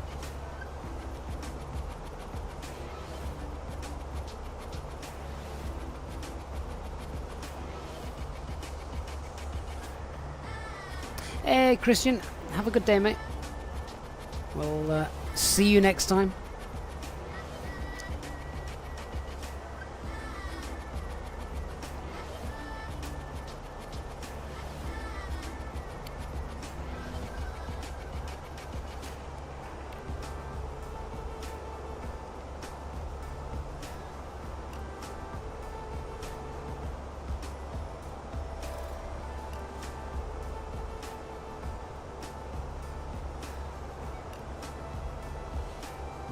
So, still no sign of my kids.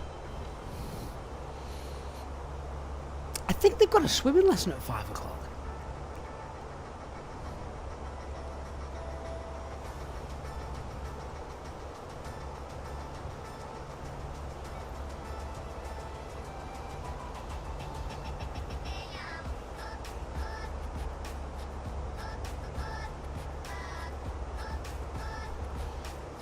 They might just be walking themselves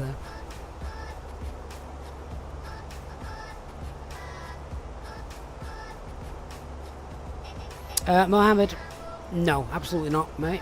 That's a one-way ticket to Ban City if you carry on with that.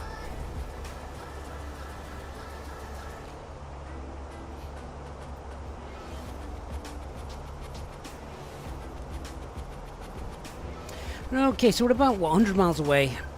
Let's just brief the arrival. There's nothing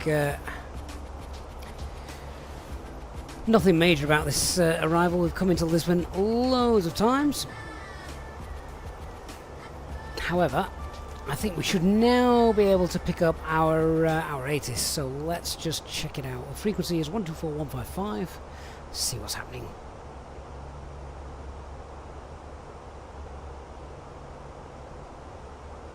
Cloud. View at 2,400 feet. Broken at 3,000 feet. Temperature 17. 2.10 QNH 1013.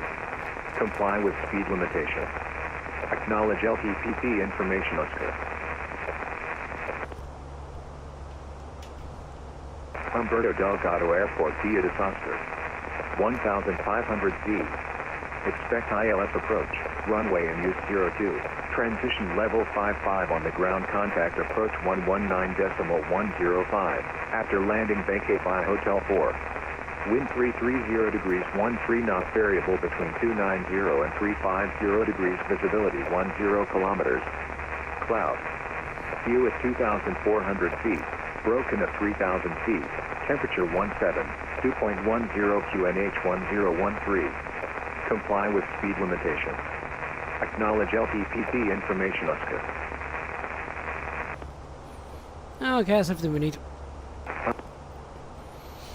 Alright, let's brief this arrival then. So, at top of descent, we're coming in on the bus arrival that we can see here. We'll follow this directly. And we'll get down flight level 170 at top of descent. After that, we're going to get down and wind it down just to 4,000 feet. We will be under radar control, however, so that might not be the case. Speed restrictions, obviously we need to follow those, so looking to be green dot at Ekmar. The approach comes in via Pesix. MSAs will come in 3,000. Platform altitude is 4,000, so that shouldn't be any issue for us. The approach itself, again straightforward. ILS normal 3 degrees, straight in. Yeah, 4,000 feet, so it'll be a 12-mile final. And once we have landed, Pop is on the left as we're coming in. Yeah, once we've landed, vacating at Hotel 4, and that's going to be flaps 3, auto brake low. Once we've done that, we'll expect to taxi on uniform and probably to somewhere where we started, which was Foxtrot. But we'll see where ATC take us. If we need to go around, that's straightforward as well. It's just straight out runway heading and flight level 70. Let approach know that we've gone missed. So yeah, it is one of the most straightforward airports to fly into, but also one of the most scenic as well. Sometimes gets a little bit bumpy coming in over the land as we pass the Tijo Bridge as well. So threats and error management. Biggest threat, probably the wind. Yeah, it's not strong, but it's a crosswind. A little bit of terrain there, just the northwest that we can see. But climbing out straight on runway heading is sure to keep us clear of that if we have to go around. Yeah, that's that literally is about it. It's such a nice, straightforward approach. Okay, so we've obviously got the APU in op. So after landing, then once we've pulled up to the gate, we will we'll contact ops there. Well, we'll say we've already contacted them. They know we've got a busted APU, so I can let the ground gate crew know.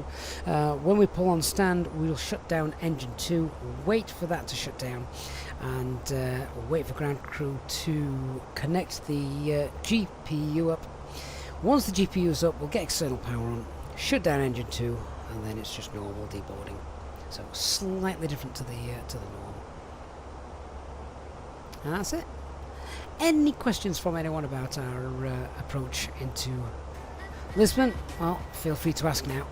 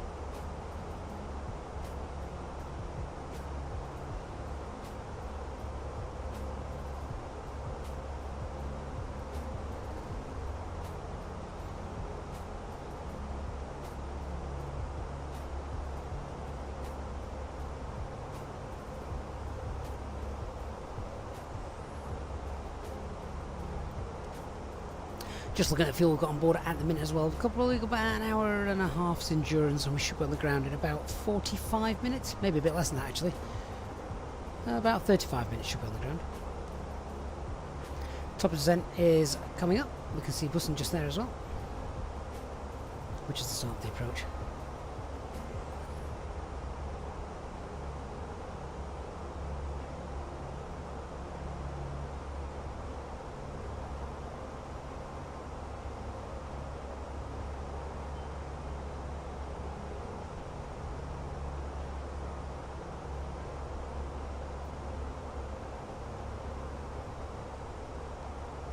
So, who has been here since we departed Lisbon? Anyone been on here for the entire duration of our 2 flights today?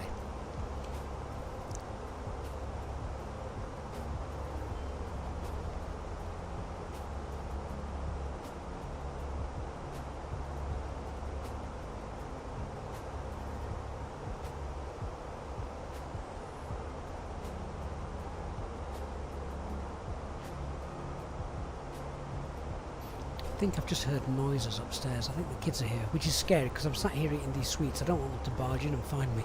I'm going to have to hide them.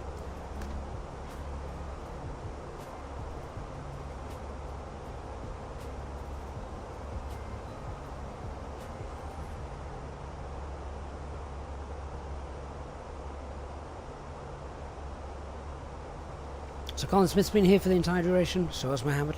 Thank you guys. Just whilst we're just in the last stages of our flight before descent, if you're in the mood for shopping, then of course check out the Aviation Gift Store. In the video description, I have of course the link in the chat. And if you're going to grab some inner-built scenery like the Ponta Delgada airport that we landed at a couple of hours back, then again you can use the link in the video description or top of the chat. And getting stuff from Minibuild using that link also supports us as well, so huge thanks to that. If you haven't done so already, please do hit the like button as well. That really helps the channel out too.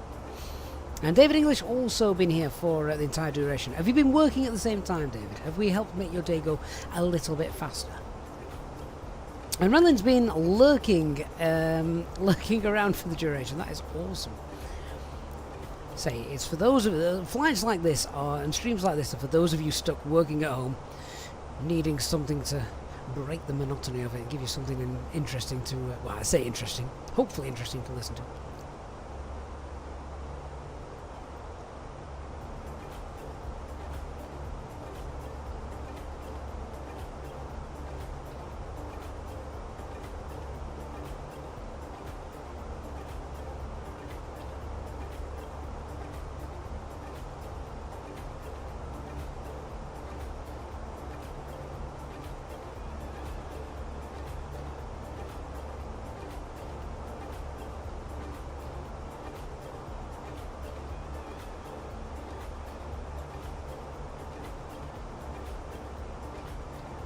It's also just worth pointing out as well, you can see on here there's a little hold icon, and that's down here at Pesix. So if we're told to go direct to Pesix, we'll make sure we go to the second one. Go to the first one, you'll enter it and then start turning around in the hold. Don't want to do that.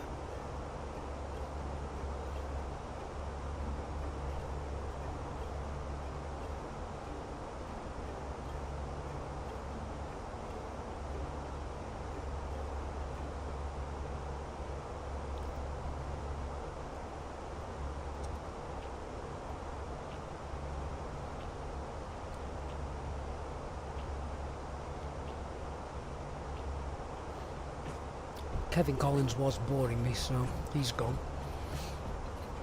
We're now a little bit lighter when we land.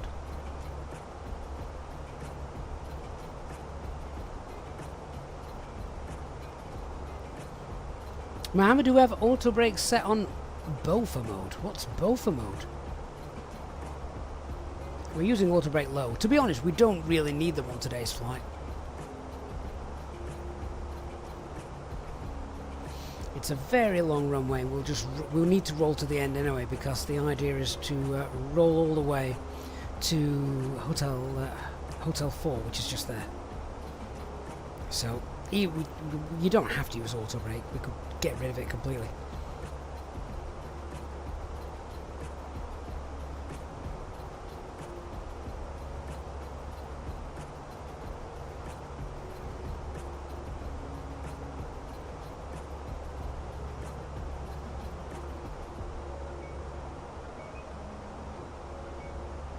Oh, I think they've just gone offline. The approach. Oh, that's a shame. Porto is online. But we're not flying to Porto. Oh, well, never mind.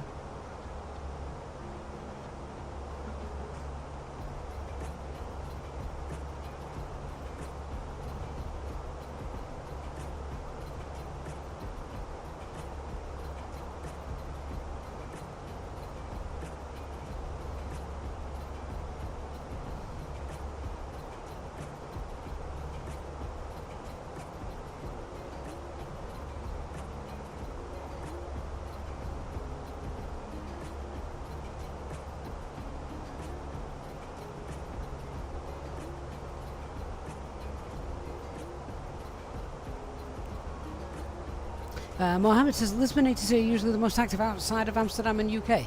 I'd have to disagree with that, Mohammed. Germany takes the biscuit for ATC in Europe. German airports are always highly staffed. Unfortunately, EasyJet don't actually fly to many of them, so we don't usually visit that often. But Berlin's always online. Munich as well. Frankfurt. Hamburg sometimes.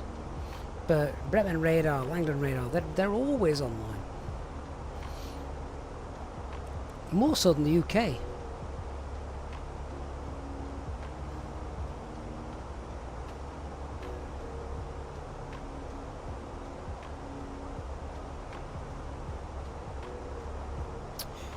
Right, top of descent's coming in. 5 miles.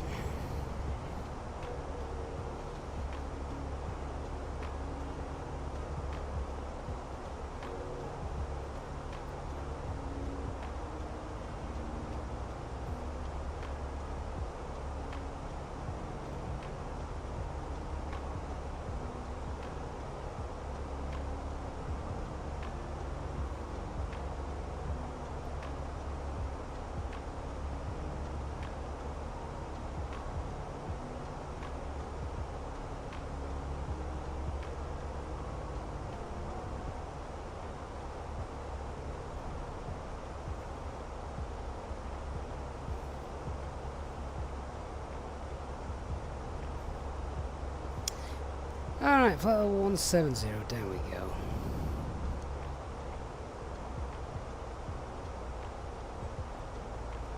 Thrust idle, descent.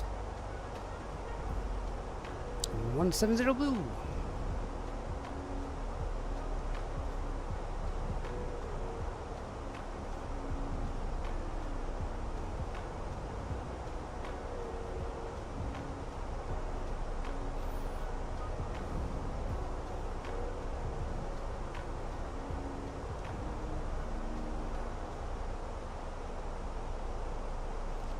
Oh, my wife's messaged me. She's got the kids. Excellent. All is well with the world.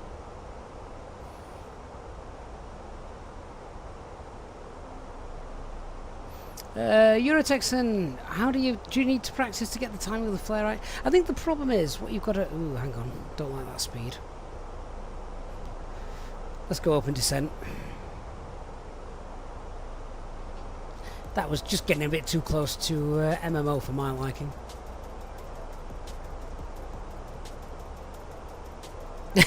Nick, I didn't realise you were still there, mate.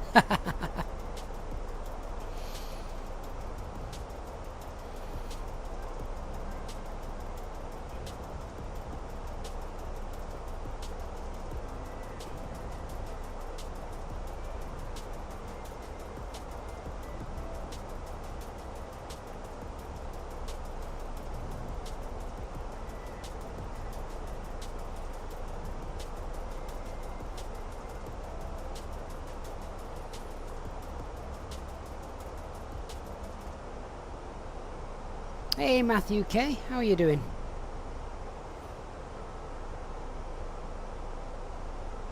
Let's wind that speed up a bit. Get back on profile. We're just dipping below. So we're about 700 feet above the profile, but we'll get that back down.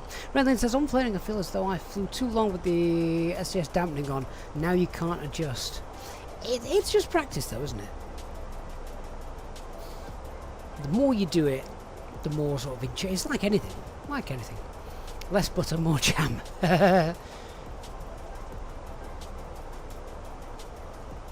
Mohammed, is there a way to make it feel more direct? Oh no, it's the way that it flies, I guess. I mean, touch wood. Today, I mean, today's landing for me with the crosswind back in Ponta Delgada, that's probably the worst landing I've done in a while. It was still centre line, it was still, touchdown zone, but it was a harder landing. I'm not quite sure I believe the 700 odd FPS that it gave us, but in fact, let me see if I can set up probably the what I think is the best landing rate monitor around, and that's from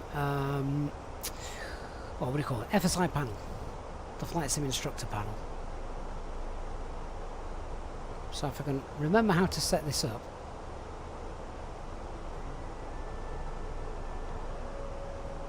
What was that? Is that a bit of clear air turbulence? That was weird. We've just thrown drinks all over the cabin.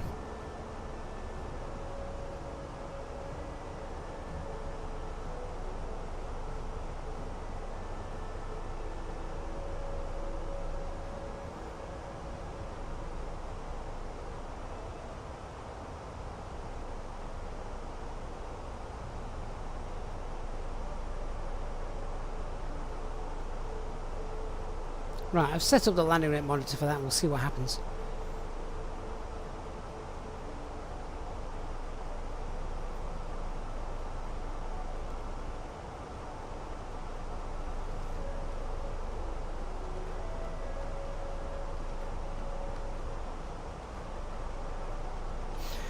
Okay, we're on profile now quite nicely. Yeah, do you know what now? I don't know if that was clear air turbulence from active sky or whether it happened at exactly the same time I launched that FSI panel. I don't know if the two, I don't know which one it was, which is frustrating, isn't it?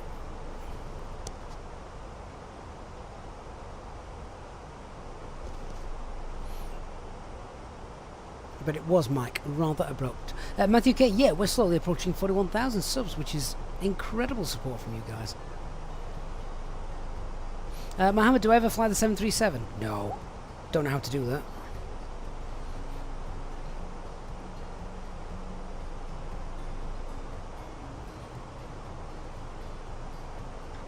Eurotexan says magazines on the floor. Forget the magazines, they don't leave a mess. Teas, coffees and beer do, and they also smell when they're dry. Wasn't that ship there when we left Lisbon this morning? It's not got very far. Ah, we've got ATC. We've got ATC, guys! 119105. Excellent. Perfect way to finish the stream.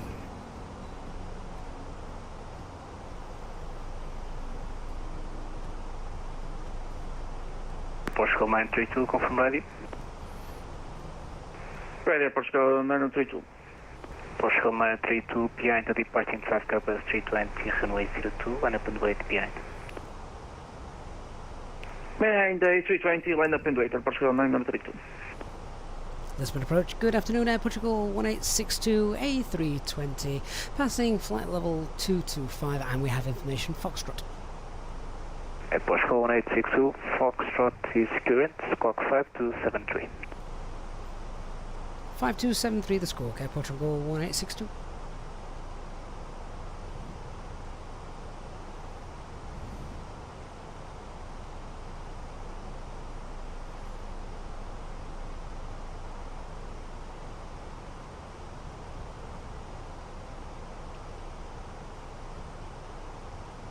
Portugal 1862 identified, Busan 5 Delta arrival, correction, Busan 5 Papa arrival, runway 02, descent flight level 100. Expect the Busan 5 Delta arrival and descend flight level 100 for Air Portugal 1862. Portugal 1862, when ready, proceed direct to PESEX. And direct to PESEX for Portugal 1862. We'll not bother changing the approach then if we're just going to go direct to PESX.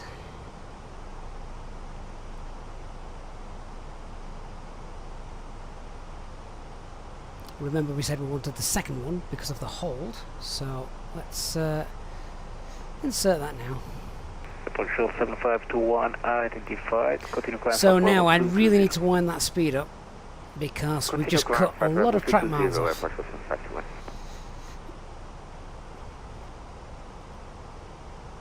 So we're now about 1700. We were on profile, we're now 1700 feet above. Is for takeoff Air Portugal 932. Matthew, yeah, fingers crossed Doncaster Sheffield. We were just talking about that a little bit earlier on stream actually. Yeah, that should be, fingers crossed, reopening with TUI, which would be awesome.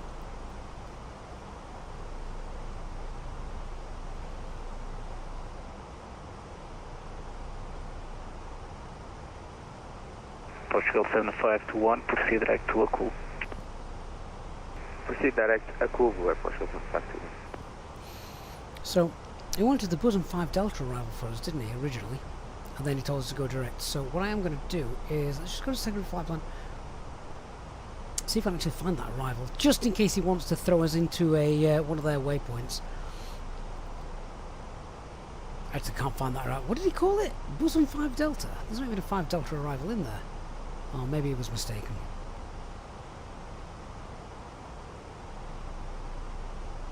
Okay, we'll not bother doing that then. We'll just continue straight direct to PESX. Get the seatbelt signs on.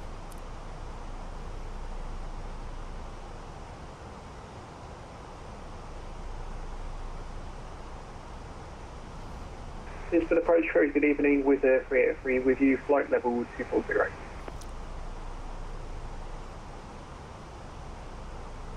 With Air 383 Lisbon approach, what are the information Foxtrot current, squawk 3204.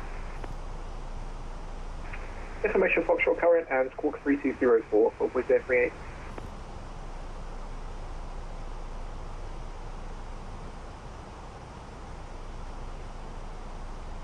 Portugal 932 identified, climb to flight level 240. Climb flight level 240, Portugal 932.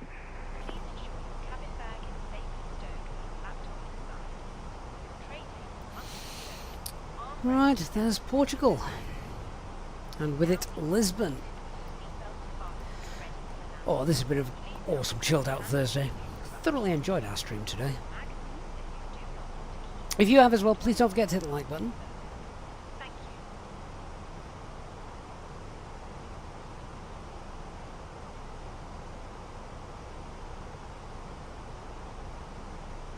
With 383 identified, descend to flight level 100, Troy 9 Alpha, arrival runway 02. When ready, proceed direct to ATSAP.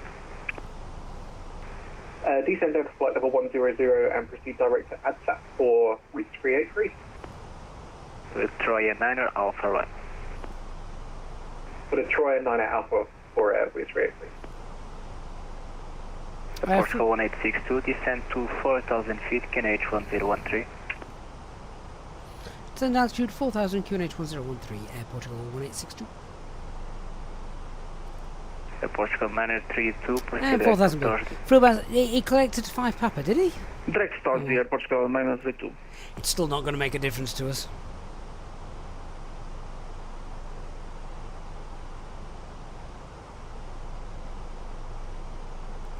That's what we're on anyway.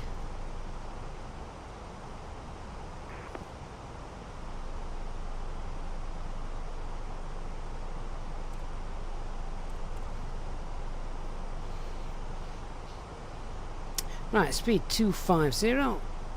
Portugal 037, Lisbon.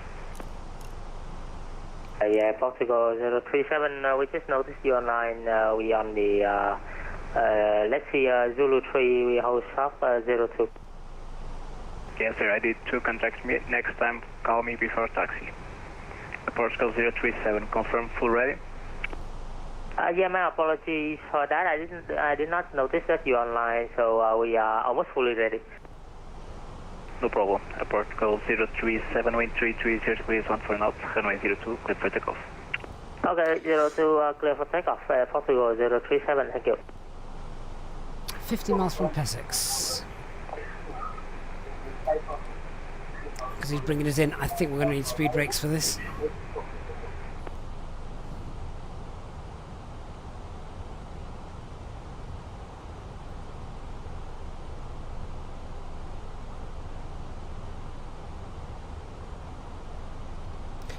Check the temperature, anti-ice is not required. Wizz Air 383, descent to flight level 70. Descent 70 with 383.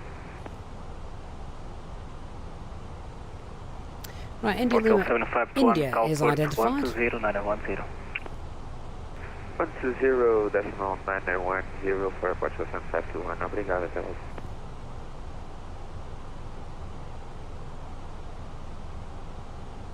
Boa tarde. Angola 652, descending to flight level 120, inbound Troya for Troya 9 Alpha arrival, information Foxtrot on board.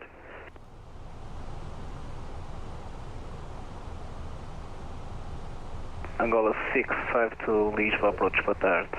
Information Foxtrot is current, squawk 2160. Alexi on Twitch, thank you for following. Squawk 2160 for Angola 652. Okay, approach checklist. Bar FQNH 1013. Seatbelt signs are on. Minimums 530. Auto brake low. EFB is stowed.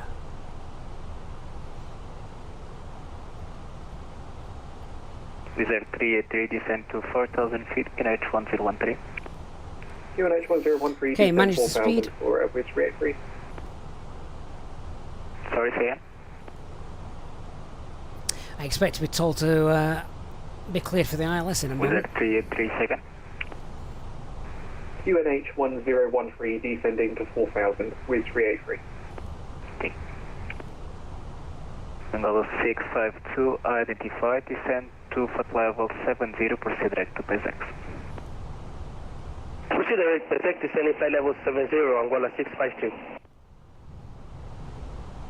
Come on, clear us for the ILS. We're only 5 miles out from picking that up.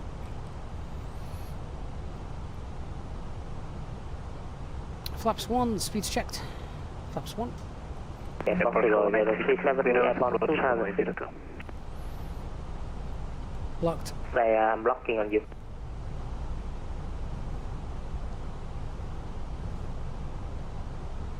Portugal 1862, clear ILS approach, runway 02.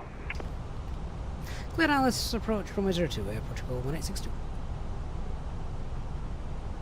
Portugal 037, we are on Oh, glass up, 2800. lock, blue, Cat 3 dual, Apollo 1 and 2.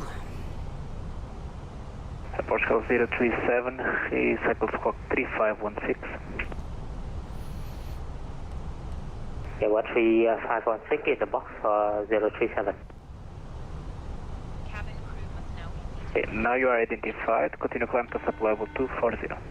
Okay, level 240 for Portugal Glide slope 037. start, lock start, misapproach altitude, flight level 70 is set.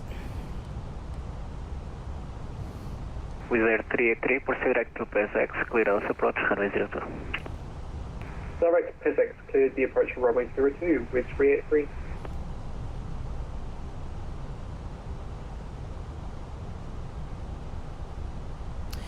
So just clear the system, reminder with no APU.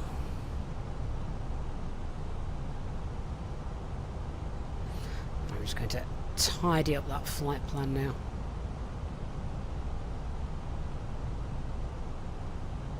Portugal 1862, wind 330, please 14 knots, runway 02, clear line. It's very annoying that I can't actually clear that hold out. Okay.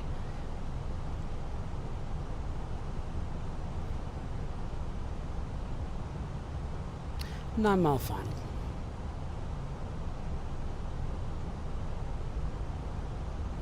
So enjoy the approach into Lisbon. Portugal 1862, wind 330 degrees, 14 knots, runway 02, clear line. Good land 02, Air Portugal 1862.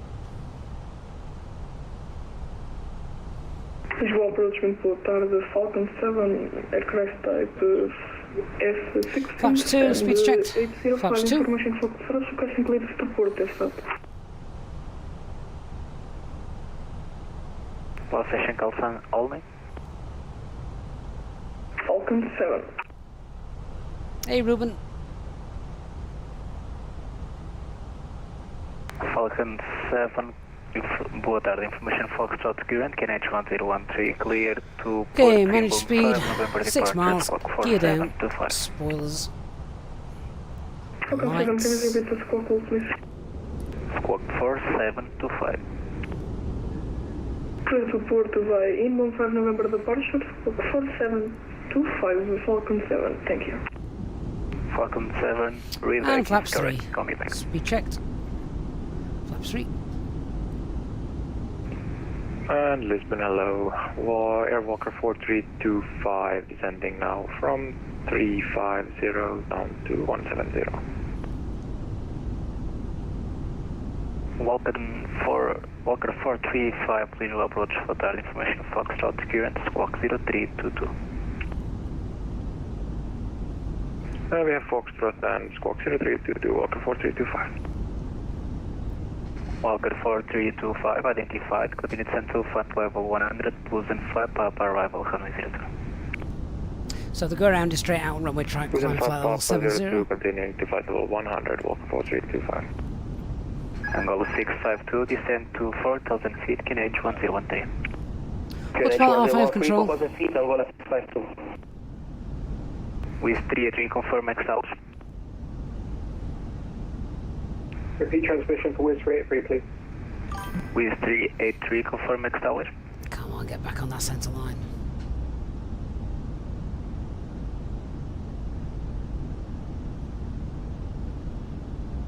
Sorry, that's poor transmission. Can you just send over text, please? Okay, with 383, confirm X hours on a glide slope. 500. Stable. Hey, sir, I'm on the flight slope for Wiz 383. That wind's just really dropped off now, so that's why we've just drifted to the left a little bit. Let's get back on. Falcon 7, pressing push and start. Falcon 7, push and start approach, KNH 1013. Start approach 2013, thank you. Ooh, just drifted high a little bit there. Continue. Portugal 129er, proceeding to multi-level 230. Portugal 129er, Lisbon approach both parts identified, information Foxtrot, call me back when ready for descent. 50. Copy Foxtrot, will contact you for descent 129er. Retard.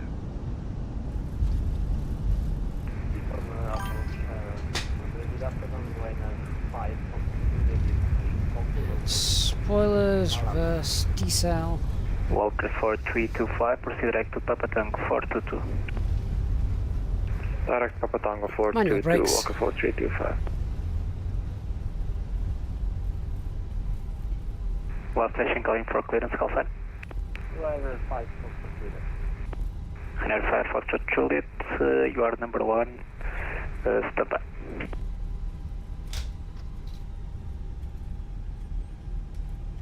Oh, flipping heck, it's all over the place. Come on.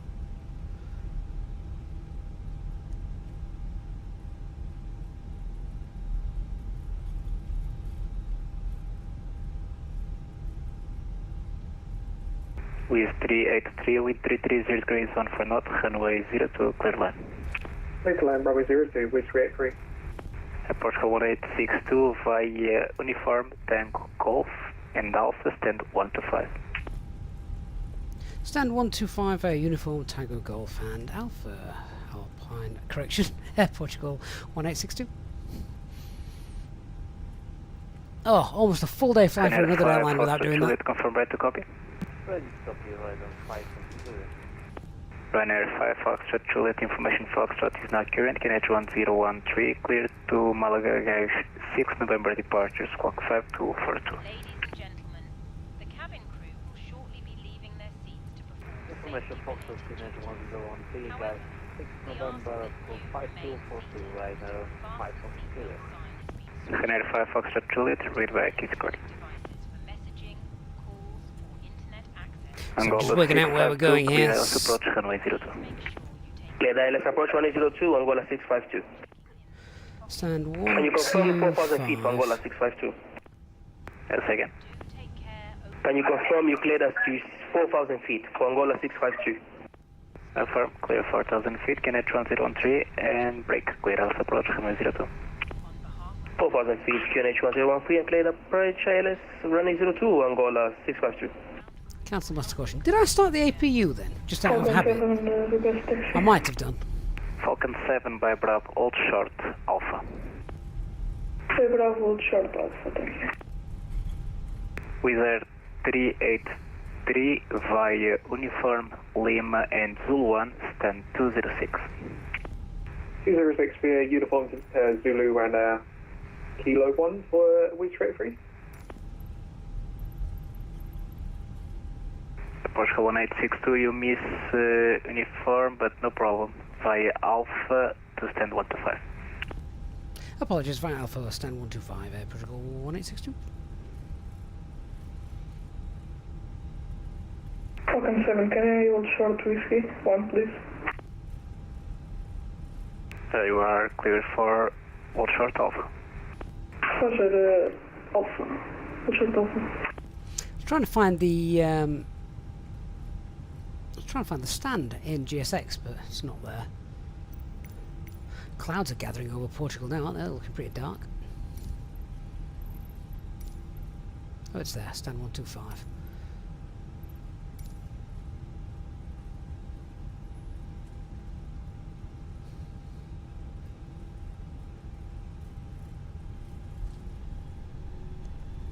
Falcon 71, clear off traffic from your right to left.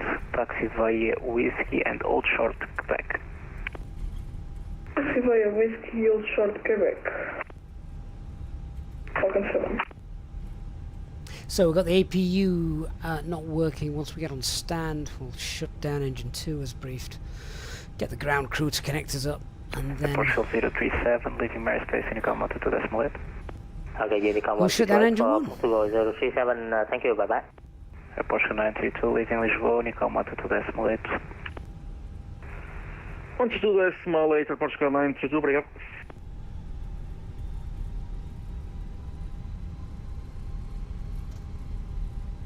Porsche 1929, proceed direct to Papa Tank 420. Lewis, my landing rate is part of the Fly Live Studio overhead banner. 4325, descend to 4,000 feet, QNH 1013. 4,000 QNH 1013, Walker 4325. With 383 via Uniform and Lima, stand 206. Uniform at Lima and 206, or Wiz 383.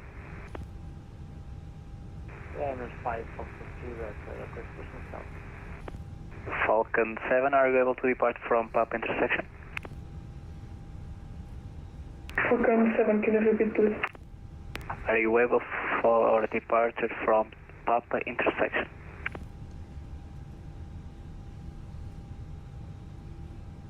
Falcon 7, can you send me that message because I can't understand.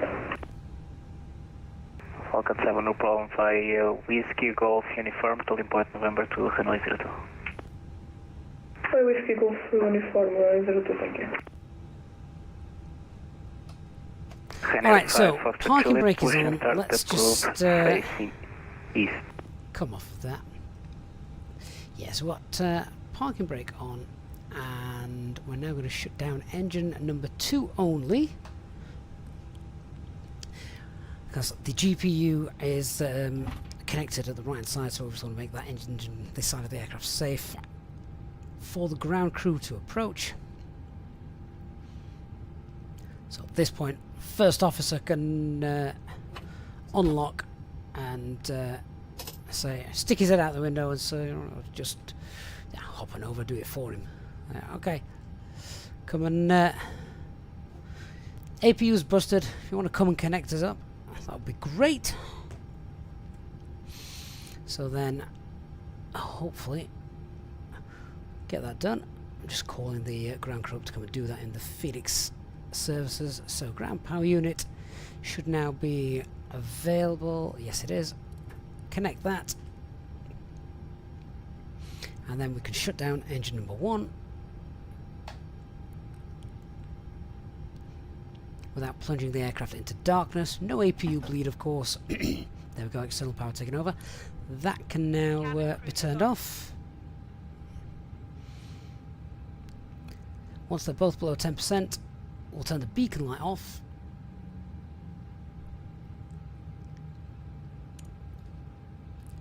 That's done. Strobe lights can go off auto, and we shall deboard. Pumps off.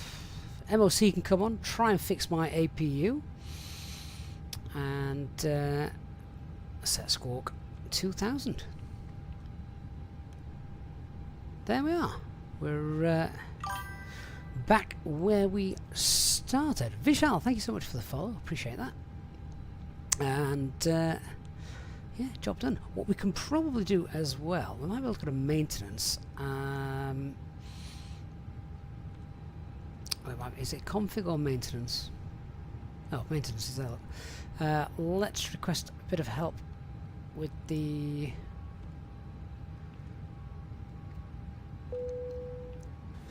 Actually, I'm not sure what this comes under on here. There's an APU. I would have thought it would have come under the APU. It's not navigation. I've got to cycle all the way through these. Ladies and gentlemen, Oh, there we go. APU. Right, come on, maintenance. Let's request that. hold on to the handrails while walking down. Hopefully, they'll then be able to fix it. Just clear eCam there. Your children. And clear systems page. Hopefully they'll fix that, and job's done. Ready for the next flight, which will not be flown by me today. Guys, thank you for joining me today. I really had a hankering to do a decent length stream. I thought if we can get 2 flights in as well, sort of across the Atlantic, always good fun to do something like that. David Ingleson says, great flights today. Thank you. Renlim as well. Cheers for today. You are more than welcome. Please do remember to hit that like button on your way out if you have enjoyed the flight today. Andy as well, saying 2 nice flights. You are more than welcome, my friend. I've just got as well... Have we got a landing report? Apparently the touchdown rate was actually 148. And the landing distance was just within limits. It was getting close to a long landing, but yeah, that was okay. But yeah, 148 according to FSI panel. If that's to be believed. Oh, look at this. APU fuel valve is being repaired. Excellent. MOC's doing a great job. Whilst the ground crew sort our stricken aircraft out. Lovely stuff. Right guys, don't know when our next stream will be, but as always stay tuned to our Discord server and I will see you next time. Thank you everyone who has watched our stream today, supported us through super chats, and of course our amazing channel members. Thank you so much guys. I look forward to seeing you on the next one, whenever that will be. Until then, have a great day everyone. Thanks for watching. See you all next time. Bye bye.